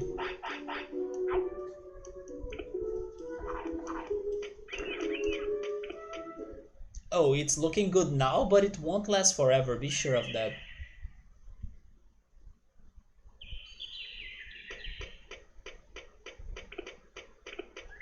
Let's go for... I kind of want to continue giving him speed and attack for some reason.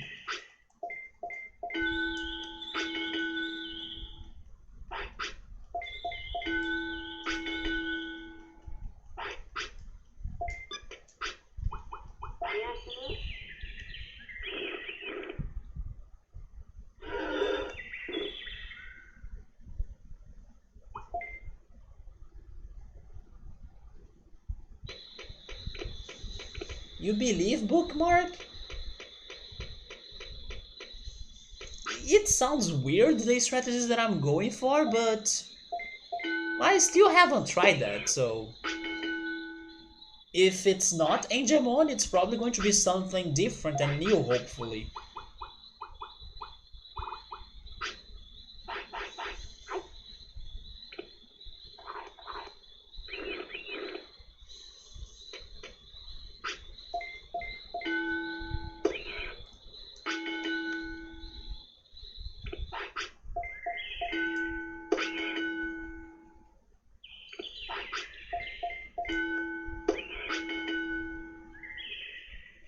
I have a random question to make in here.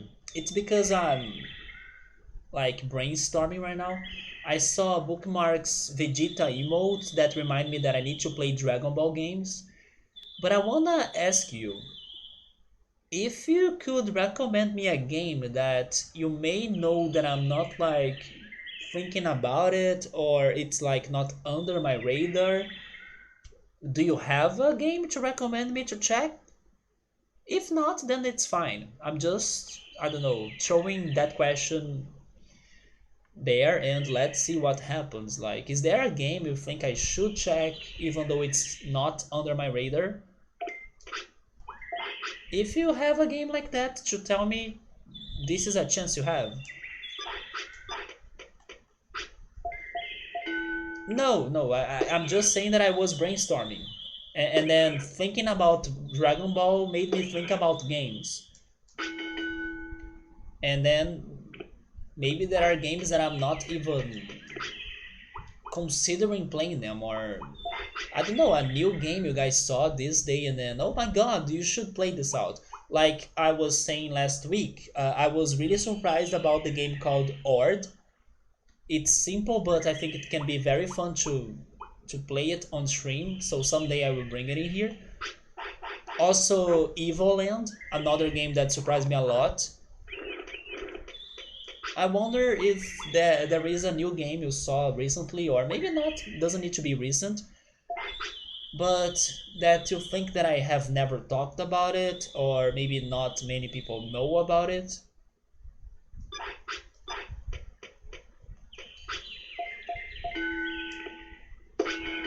It's like a game that people should be paying more attention, maybe.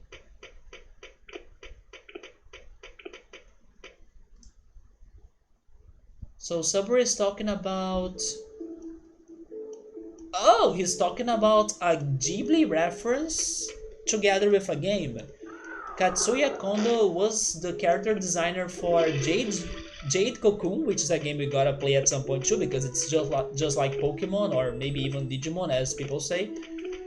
And he also worked on Kiki's Delivery Service, which is my favorite Ghibli movie so far. You know what? Jade Cocoon is now higher in the list for me to play because that's a big point for it. We always talk about it, maybe sometimes on Discord. But I'm just saying, like, didn't you guys learn about any game, a new game that you didn't know about, like, in the past weeks? It's okay if not, but I mean, if you have anything else to talk to, let's also talk about it. I'm just trying to start a conversation, right? As I'm not with many topics like I was last week. But yeah, I had those two games to talk about. Evil Land and Ord. But I feel like it's been some time since new games were really brought to me, you know? Besides the Star Wars talk we were having, but then I still have my problems with Star Wars. Maybe something else would be more interesting to me. Let me go for... Maybe now I should split that up. You're not sure, Gabriel? That's okay. You have been playing Cyberpunk, weren't you?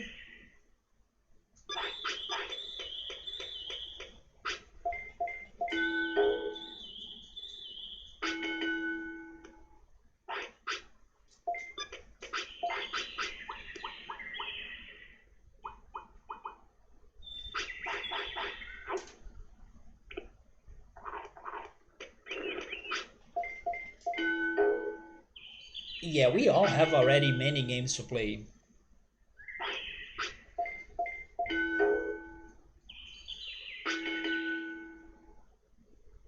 Yes, Sabaru, the list of games I have to play is long, but I'm a slow player, right?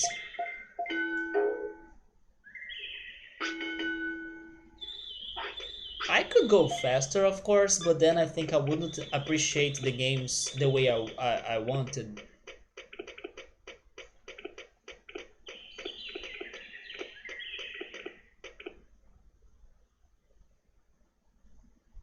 Sometimes I also think about splitting my streaming days, like maybe I should keep on playing Digimon on Sundays and then play something else on Saturdays, so I could start Cosmic Star Heroine on Saturdays or something.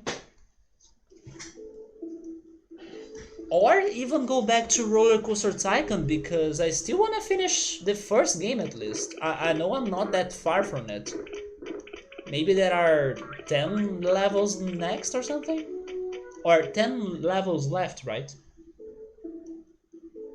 Oh, Bookmark is bringing up Monster Sanctuary. Yes, it's been very trendy together with Temtem. Those are two games I still gotta check for sure. Go for it, Bookmark. Everybody says great things about it, for sure. And it's been getting updates and I think it's still on beta or something. And no, never mind. I think we're on beta and then or it was on beta and then people worked to complete it and then they released the whole game recently, if I'm not mistaken. It's been a while, right? And I still want to go back to it because of course it's my favorite PC game, but because I was super close to finish the levels of the first game at least. And I also know some people really liked watching the Roller Coaster Tycoon streams, like Electro, Emily, or Ritsuru. So I know they would be probably rather watching me playing that than Digimon.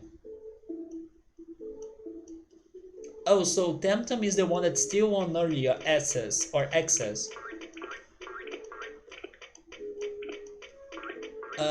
Are you talking about Monster Sanctuary? That the price keeps on going up?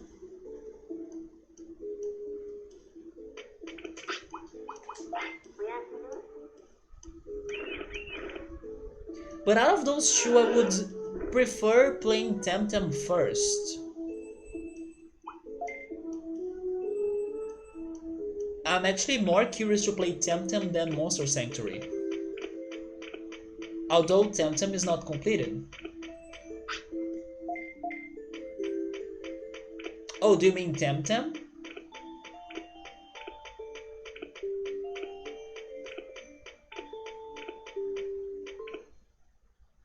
Okay, so Temtem is the one that you still need to wait for the updates, and then they are making the price to go up. Really, Patamon? I just passed by the bathroom. Why didn't you say anything?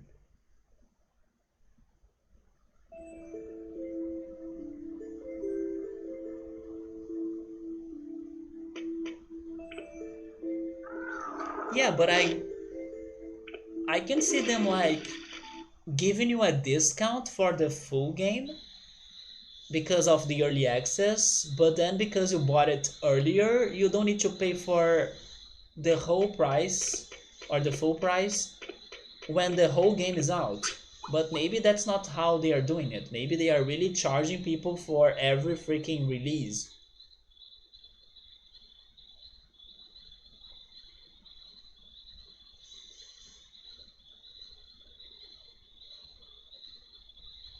Wait, but what about who got it like day one?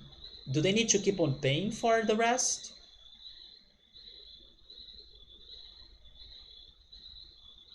Or because they bought it early? Okay, so they do keep on getting the content. That's what I wasn't sure. So that's actually good. It's good for those that bought it right away. It's bad for the others. Let's see. Let's go for. We should go for more magic points.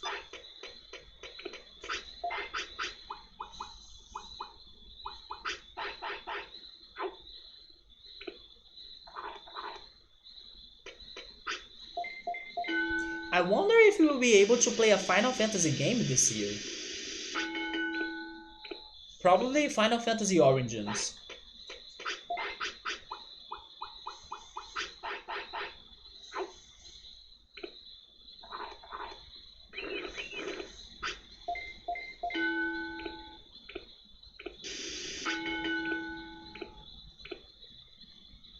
I was also thinking about playing a platformer, and the one that I have in my mind the most is an indie game called Hue. It's about colors and doing platforming plus solving puzzles because of colors or with colors mechanics. I don't know if you guys have seen or heard of Hue, but it's a game that was given away on Epic Games. That's why I have it. And it looked interesting. So if I feel like playing a platformer, maybe after Cosmic Star Heroine, I believe that's the one I would go, or I would go for.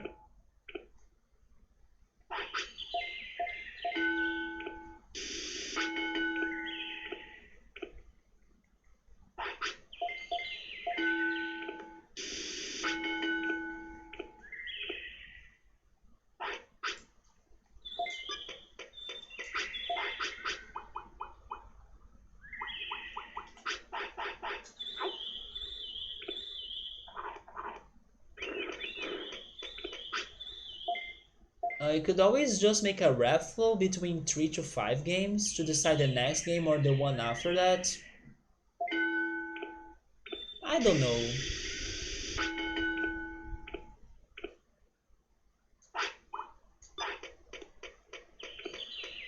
To let luck to decide? No.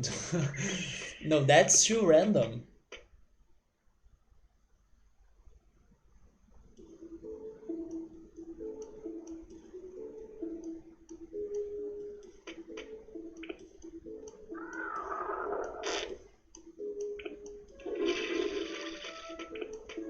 The thing is that I don't stream too much. I know I'm slow, but if I streamed more, I could have more time to like have more different games going on.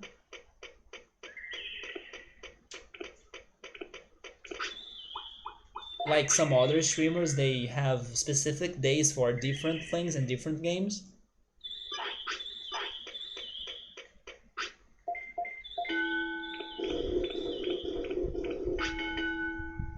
No, but I was thinking you were talking about, I don't know, people giving suggestions and then some sort of poll, but you were right, you were talking about a raffle. It's different. I was thinking on a poll.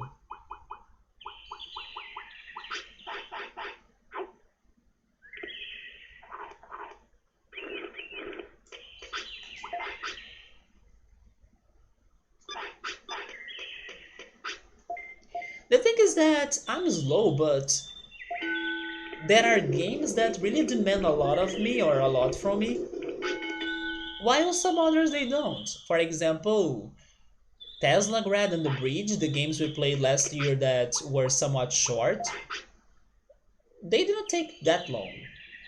It was like a month, I guess. Actually, The Bridge was only 2 weeks, if I'm not mistaken, because there were only two streams, if I remember it right. It depends on the game. There are games that have a lot of side questing, like this one, and then I get hooked on it forever because it's my curse. I'm a side quest lover. I'm a side quest addict.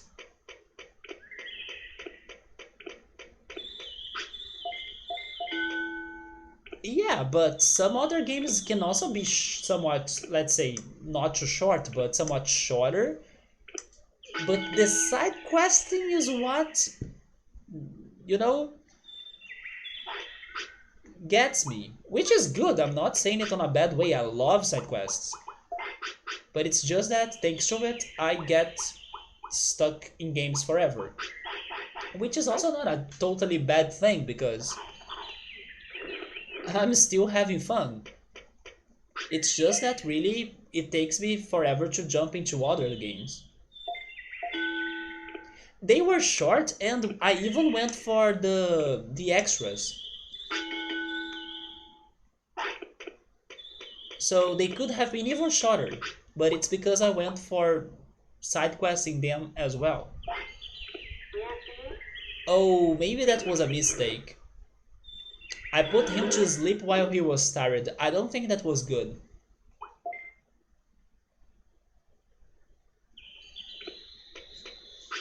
Are you alright, Patamon?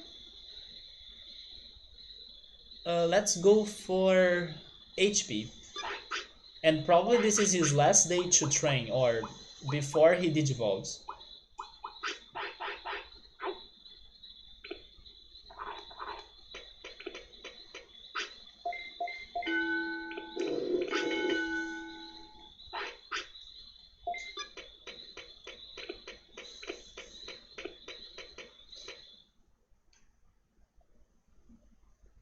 But yeah, those two games I mentioned, Cosmic Star Heroine and Who, I don't know how hard they are or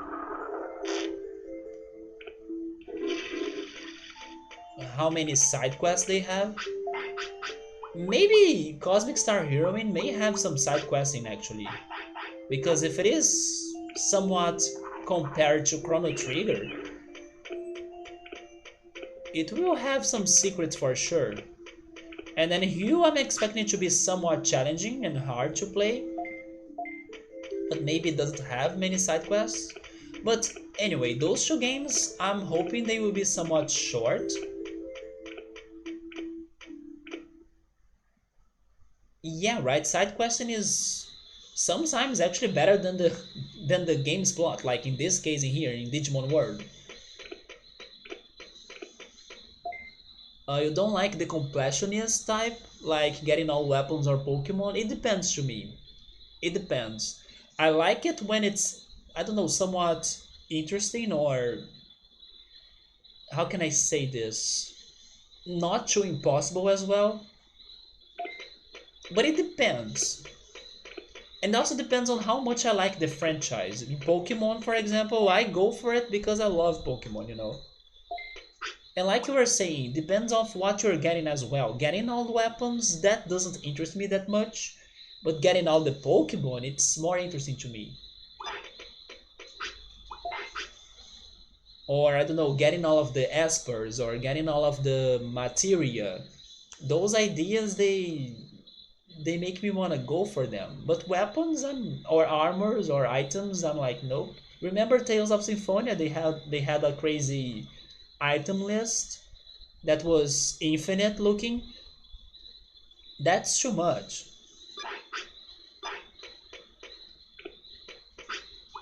But seeing things that have like animations, like Pokemon or Digimon or new attacks, even, I normally feel curious to go for them. But if it is just an item, like a collectible, then it depends as well. Like platformers as Banjo Tooie, Banjo Kazooie, everything depends. I love those games, so I would love to get everything in there as well. But if it is a new game that I'm not crazily passionate for, then I could see myself skipping some things. Mostly if they feel impossible or unfair. Because if it feels fair, I can see myself dedicating some time to get them.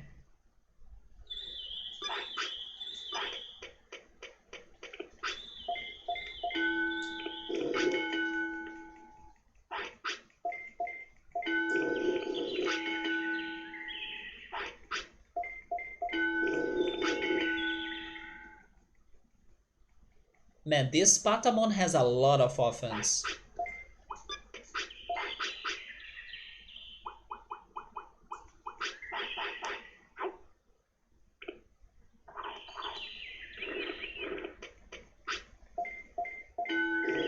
Unless it's something rewarding that would affect the game or show something special, sometimes they show you a real ending, a special cutscene. Yeah, sometimes they happen. That's why exploration is good.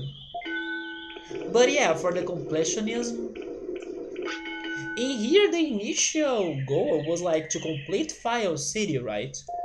Because I think that's something doable that may give us some sort of, I don't know, real ending or special dialogue. I'm expecting that. But I know the rest is a bit more extra. But if this were Pokemon, I could see myself going for all of the Pokemon, even though sometimes it's painful. For example, how can you get the Pokemon that you need to be doing trades? Or especially those, or the freaking event Pokemon that you need to go to a place and then they will distribute it. How are you getting them? Basically, what I want to say is that I do what I can until I lose my patience or until it feels impossible. But yes, normally it's better when they do have something to offer after you complete the collection or after you get everything you were looking for.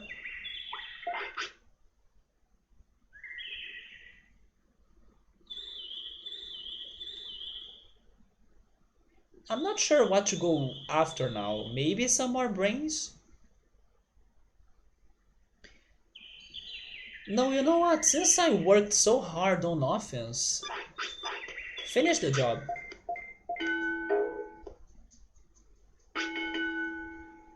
Oh, this is actually defense.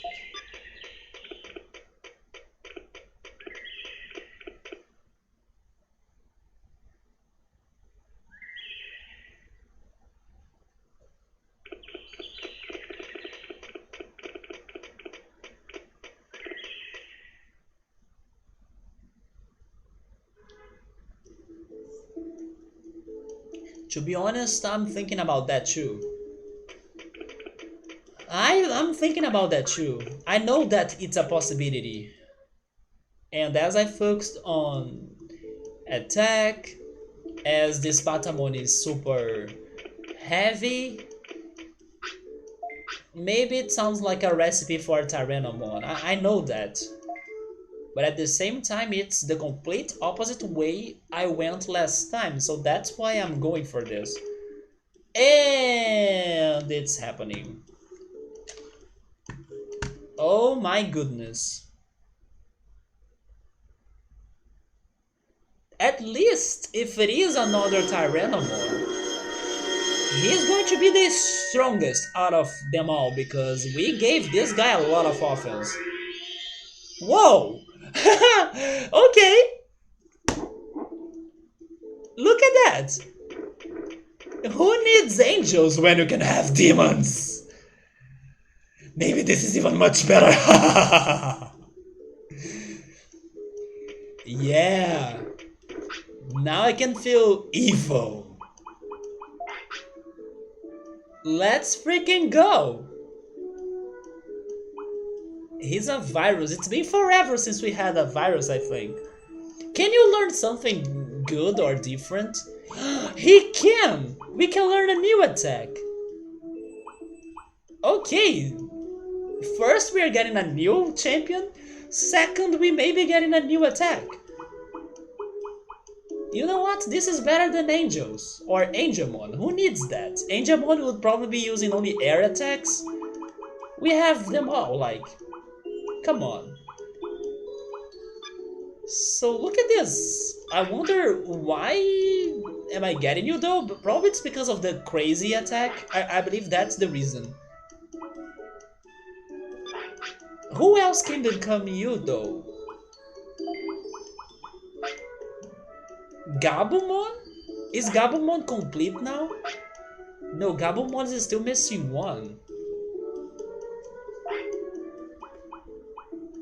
Oh, look at this as well. Maybe that line of Digimon is only for the monsters. And can you Digivolve? He becomes Ogremon or something else. I do have a theory for that something else. That something else is probably Devimon. Or Miotismon. One of those two. So, Ogremon, you can learn a nerf attack. Although I have been everywhere going for earth moves and I couldn't find any new target. But one place. So I do have a question.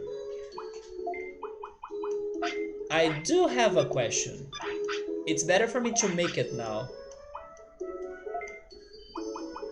Do you know if I can learn that attack if I go to Mount Infinity? Devimon is champion, so it's probably Miotismon.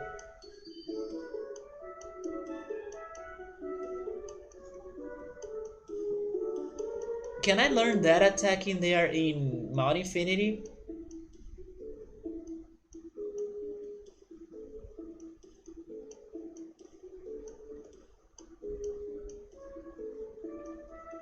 If not, then I will just give him brains, I guess. No idea. Let's go for the brain training.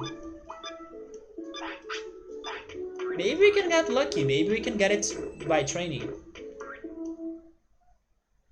It's because I don't remember seeing anything Earth related in Mount Infinity. But I also haven't explored it all, so...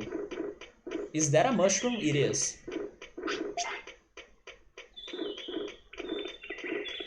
But it's the only place left, like... It can't be other Digimon. We have been everywhere, even fighting the Tentomon, that... Wait a minute. Never mind, it's the Tentomon! Because I was thinking that attack was... Mag, but that attack is probably Plant. It could be Tentomon's attack.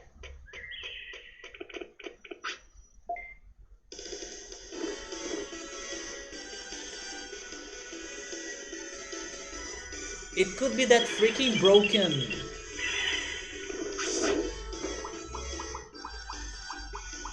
bug attack or bug bomb attack. But at the same time, Ogremon needs more training. Tentomon will destroy him.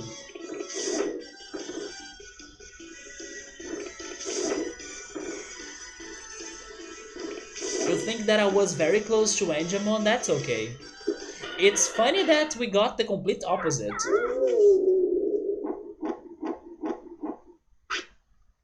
Okay, that was an interesting noise. I guess it was his laughter?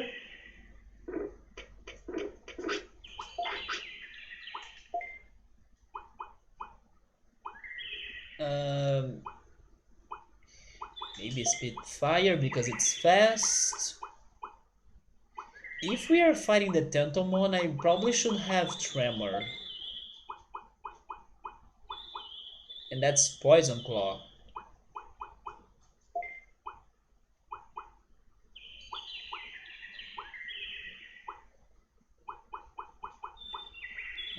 Let's go for...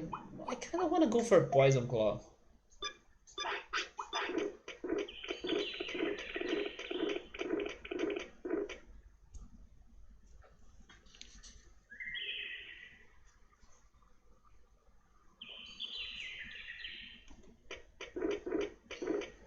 Okay, so you may need more HP, right?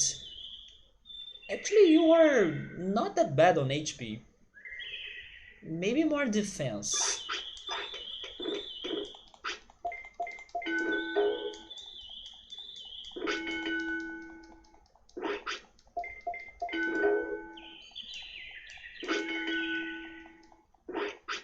You know something that's crazy? I still have no idea how we managed to get Vademon. That was so lucky.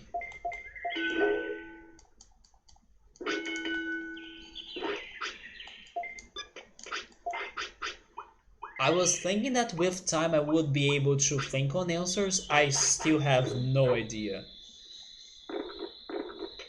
Also, Digitamamon was all thanks to that item, because so far no clues about Digitamamon.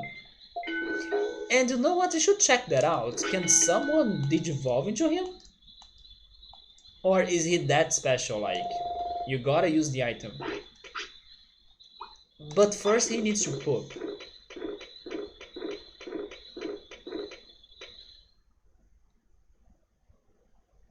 But if I'm not mistaken, nobody could Digivolve into Digitamamon. But I'm probably wrong.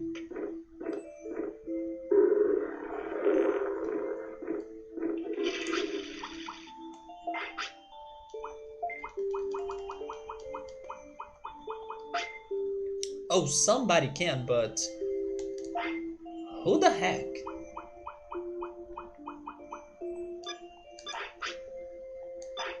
Oh, it's a champion that I still don't have, because otherwise they would show me the answer, right? So it's a new champion. It's a new champion. Interesting.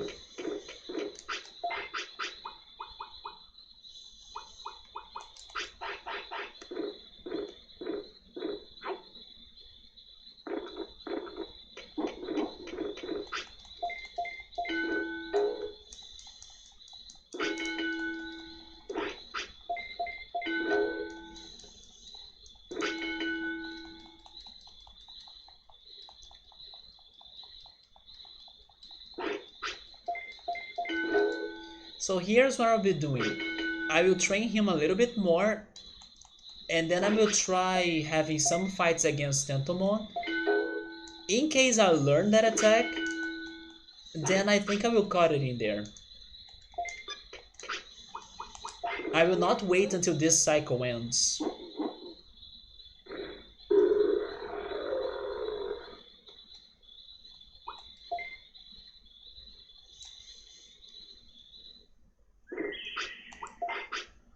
I will also need to get some more items, like restores. No, I have restores. I actually have a lot of restores, huh? Never never mind. I'm all good to go after Tentomon, to be honest. You know what? Let's go for that. I will only stop by the bank to deposit some things, but we may be alright.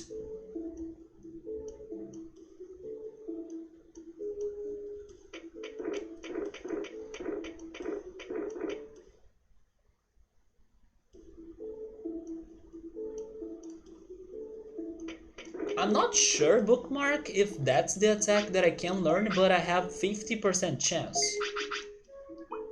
So I hope it's the right one.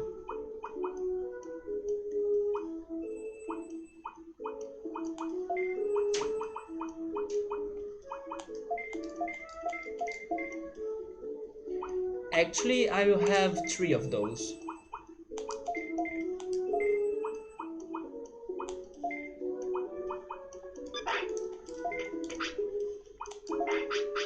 Then change this to battle.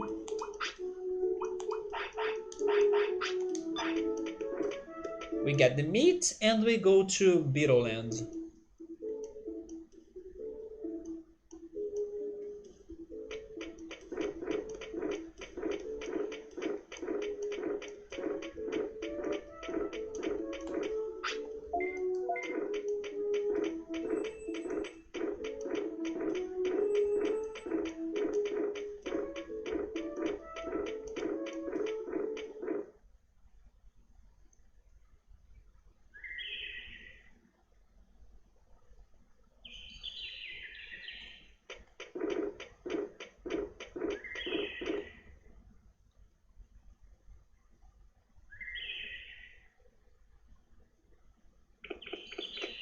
I'm still very curious. Oh.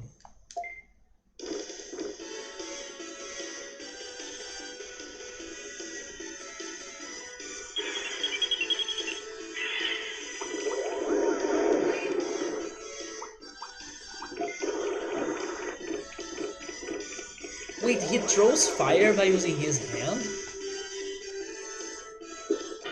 Shouldn't he be spitting the fireball?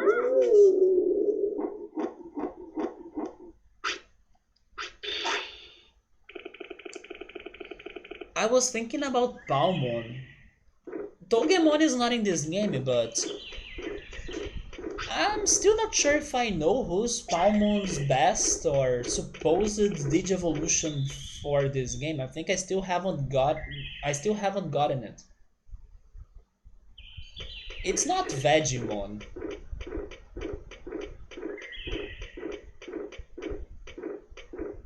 Because I was thinking, oh yes, I got Birdramon, Greymon, Seedramon, Garurumon today. I'm still working towards Angemon. But then Palmon, I don't know. Also Penguimon, but Penguimon is probably Frigimon, I would guess.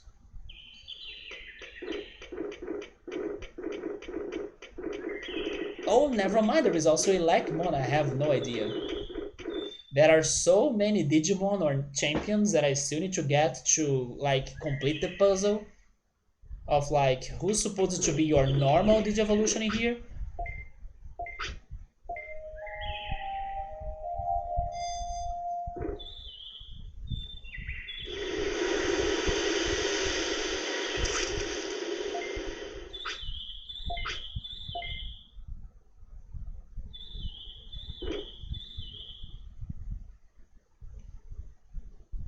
So let's see how much Tentomon will destroy us, or how many times, because this guy is a beast.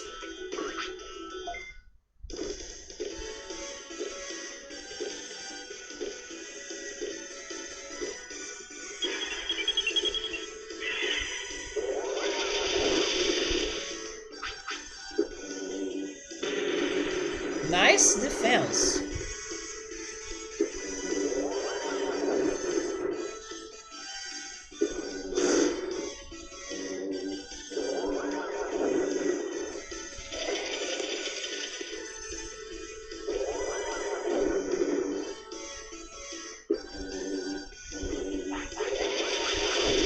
The only only problem about this is that I'm using a lot of my MPs.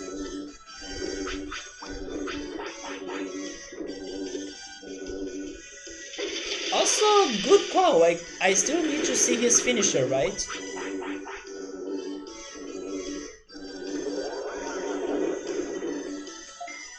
Pummel whack.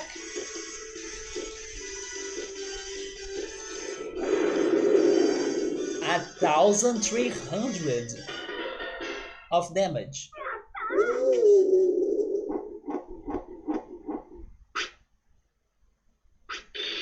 Man, the attack training was real. Bookmark, it did lead us to this moment. The moment that we hit hard like a truck.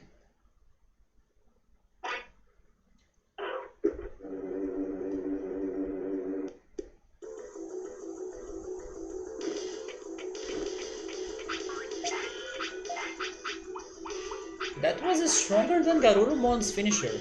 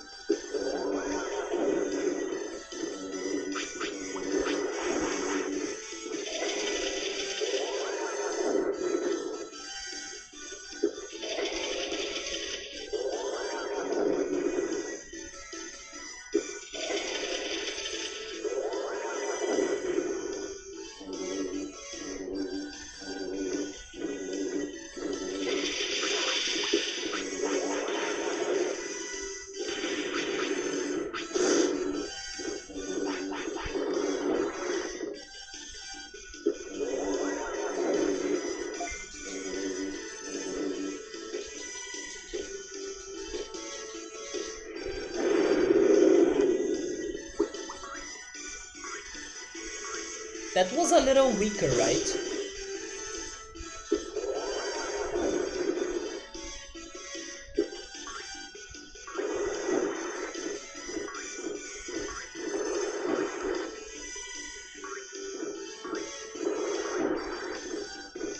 Man, I really hope we can learn this attack, because that's one step closer for us to complete it. To complete the attack list. And it's been rare. It's been rare for us to be getting right Digimon to learn new moves. Oh, that's going to hurt.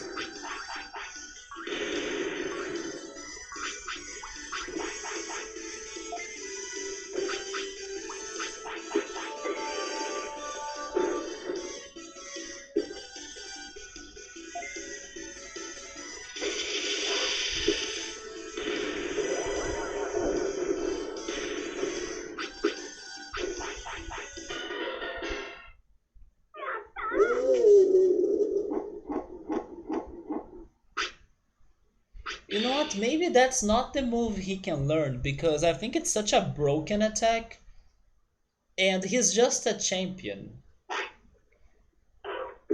Probably the bug attack is the number one in the list that we cannot learn right now.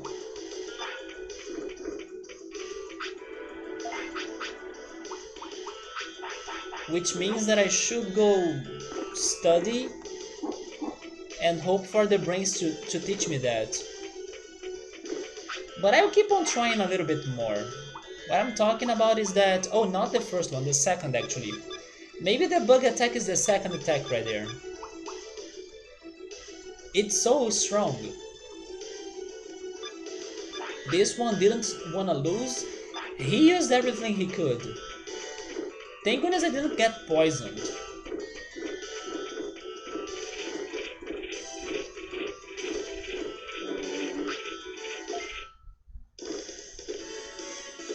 But now I will probably get poisoned because I'm fighting two.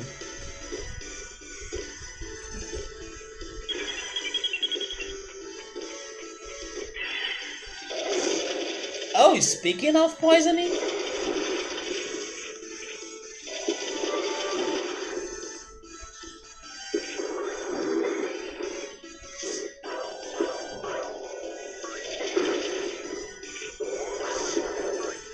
How did we avoid that?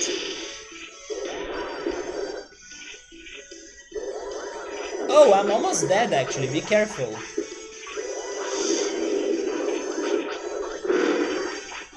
I was here so distracted paying attention to the insects, hoping for them to target Kun, Dokunemon instead of me. Oh, now I'm poisoned.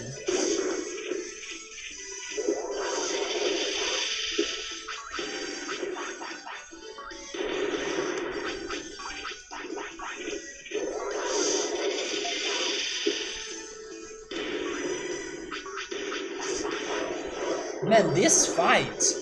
What the heck is happening?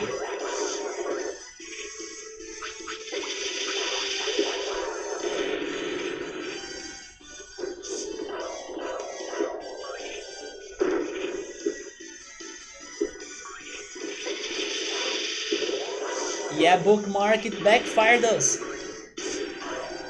But of course, the Kunemon doesn't stop using the poisoning gas.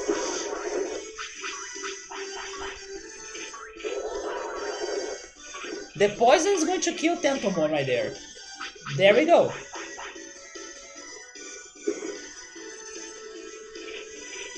The way Tentomon died though, look at that! He looks like a cockroach that got slapped. That's so sad. This feels so real. Now it's time to mash the worm.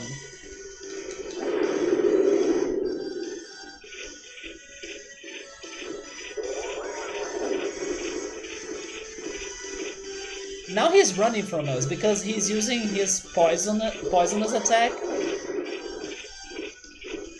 I mean, maybe I should say that he's using our poisoned status to help him out.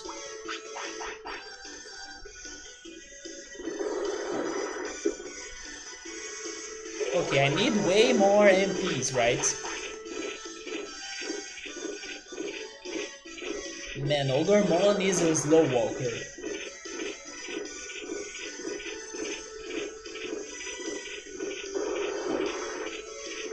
Oh my god.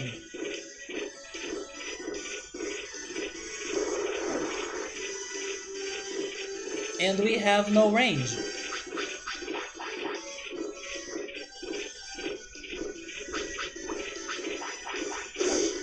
Finally! Oh, we did it! We got the Kunemon poison too. Can we finish this?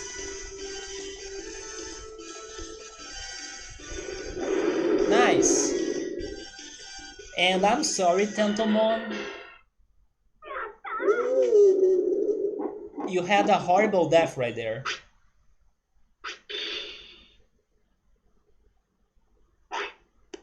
Yeah, we are not learning it. I will give it 3 more attempts. And if I really don't get it, then I will probably go back to File City. And we try learning it thanks to the brains.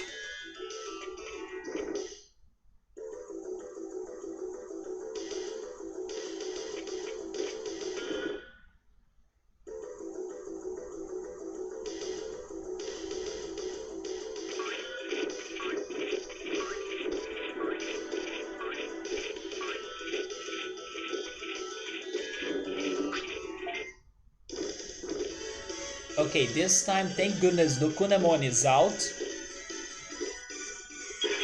That's much better.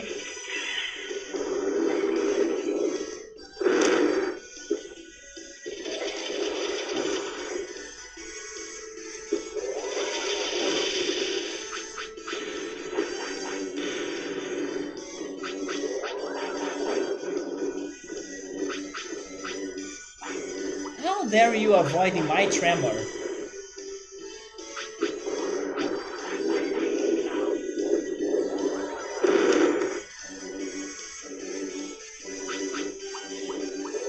I mean, I can use a very areas. I have some, right?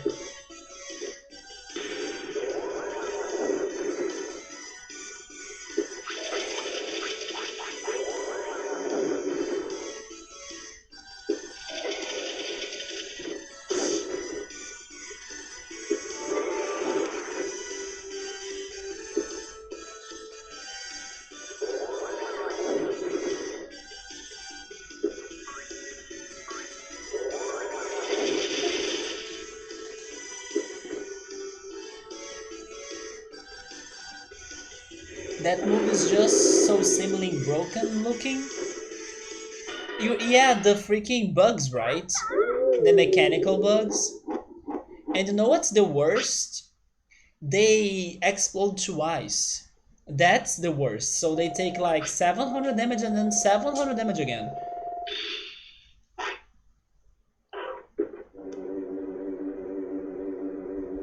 That's also why I don't think he's going to learn it. Because he's just a champion. And out of his moves right now, he's not with the very broken attacks, you know. He has good attacks like those, but not the broken ones like this one, for example. So that's why I have a suspicion that the bugs are for this slot in here that I cannot learn right now, and this right here is for something else that I'm not aware. But as I can't be sure of anything, I will have 2 more attempts. Wait, separate them.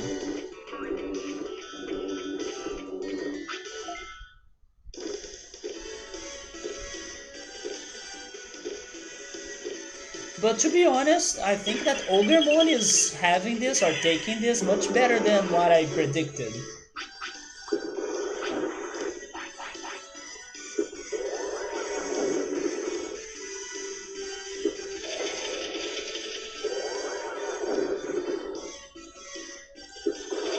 I was really scared because we trained him a lot for his attacks, but not his defenses. And Tentomon hits hard, as you can see, so...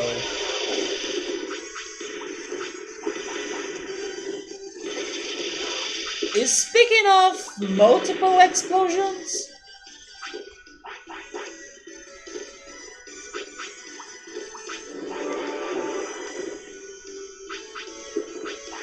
Let's go full health.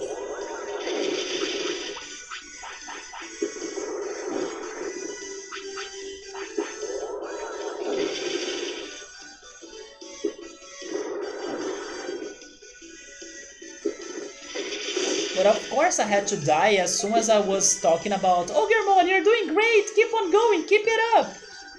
Death, right? You know that Karma has ears, Murphy has a very good listening. Wait! Oh my god, are you freaking kidding me? Bookmark, we did it. Okay, Murphy, Karma, I love you both. If I had to die to learn that, I don't mind it. We freaking did it. Is it called Insect Bomb? Insect Plague. That's even darker. We did it! We learned another grass attack. That's actually probably the best one, so I can finally check that out. Ogremon, you are so OP now. Wait, what? No. Wait, this is not the attack, right? This is something else. I learned something else. I probably learned the poison gas, the purple gas, although I was thinking it was this one, but it's another one. Which is actually good news. This is okay. This means that I also know what's the last attack, so that's good. I just got something else by accident. Yeah, this insect plague is the poison breath, right, that I was seeing in there. I will actually test that out right now. get rid of Poison Claw, and let's go with Magma Bomb and Insect Plague, yes. It's totally the poison gas, right? But this was actually great because now I know what's the last attack too, because it's not the one that I was... It is! You see? It's that. Okay, sometimes they look so close to each other that I can get confused. But when the day comes, I know what's the last attack I have to get when coming here again. Which is the freaking Bug Bombs.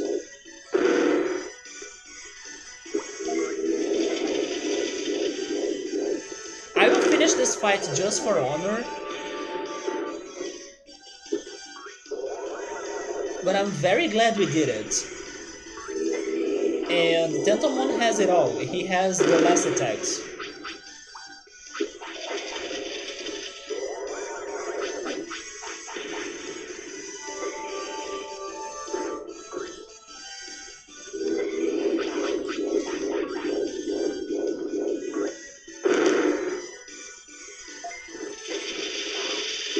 Of course, now you send them, right? Can I still have a chance for me to be using my finisher?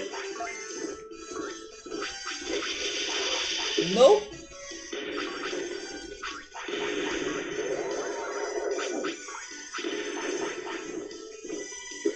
But I'm not going to lie, today was amazing regarding the progression in here.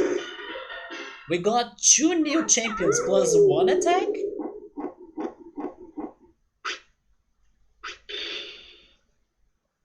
This can only end perfectly if we can digivolve him into an ultimate. But honestly, I cannot complain.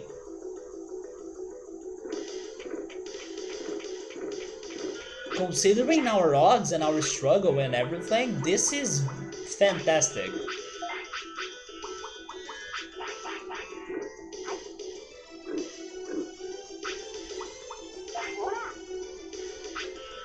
Somehow he's also super happy right now. Maybe he likes to fight. But here we are back to File City.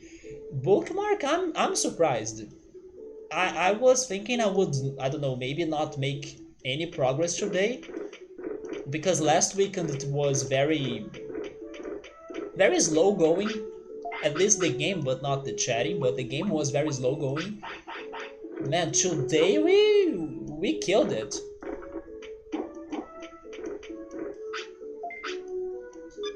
Maybe tomorrow it won't be this eventful, but that's okay. I did a lot today. And hopefully, who knows, we figure this last ultimate, or not last ultimate, but his last ultimate, because he has 2 options, right? His last ultimate. But I also think I know what's the last Earth attack. That's very good, and then we'll be only missing the Filth moves and the Mech moves.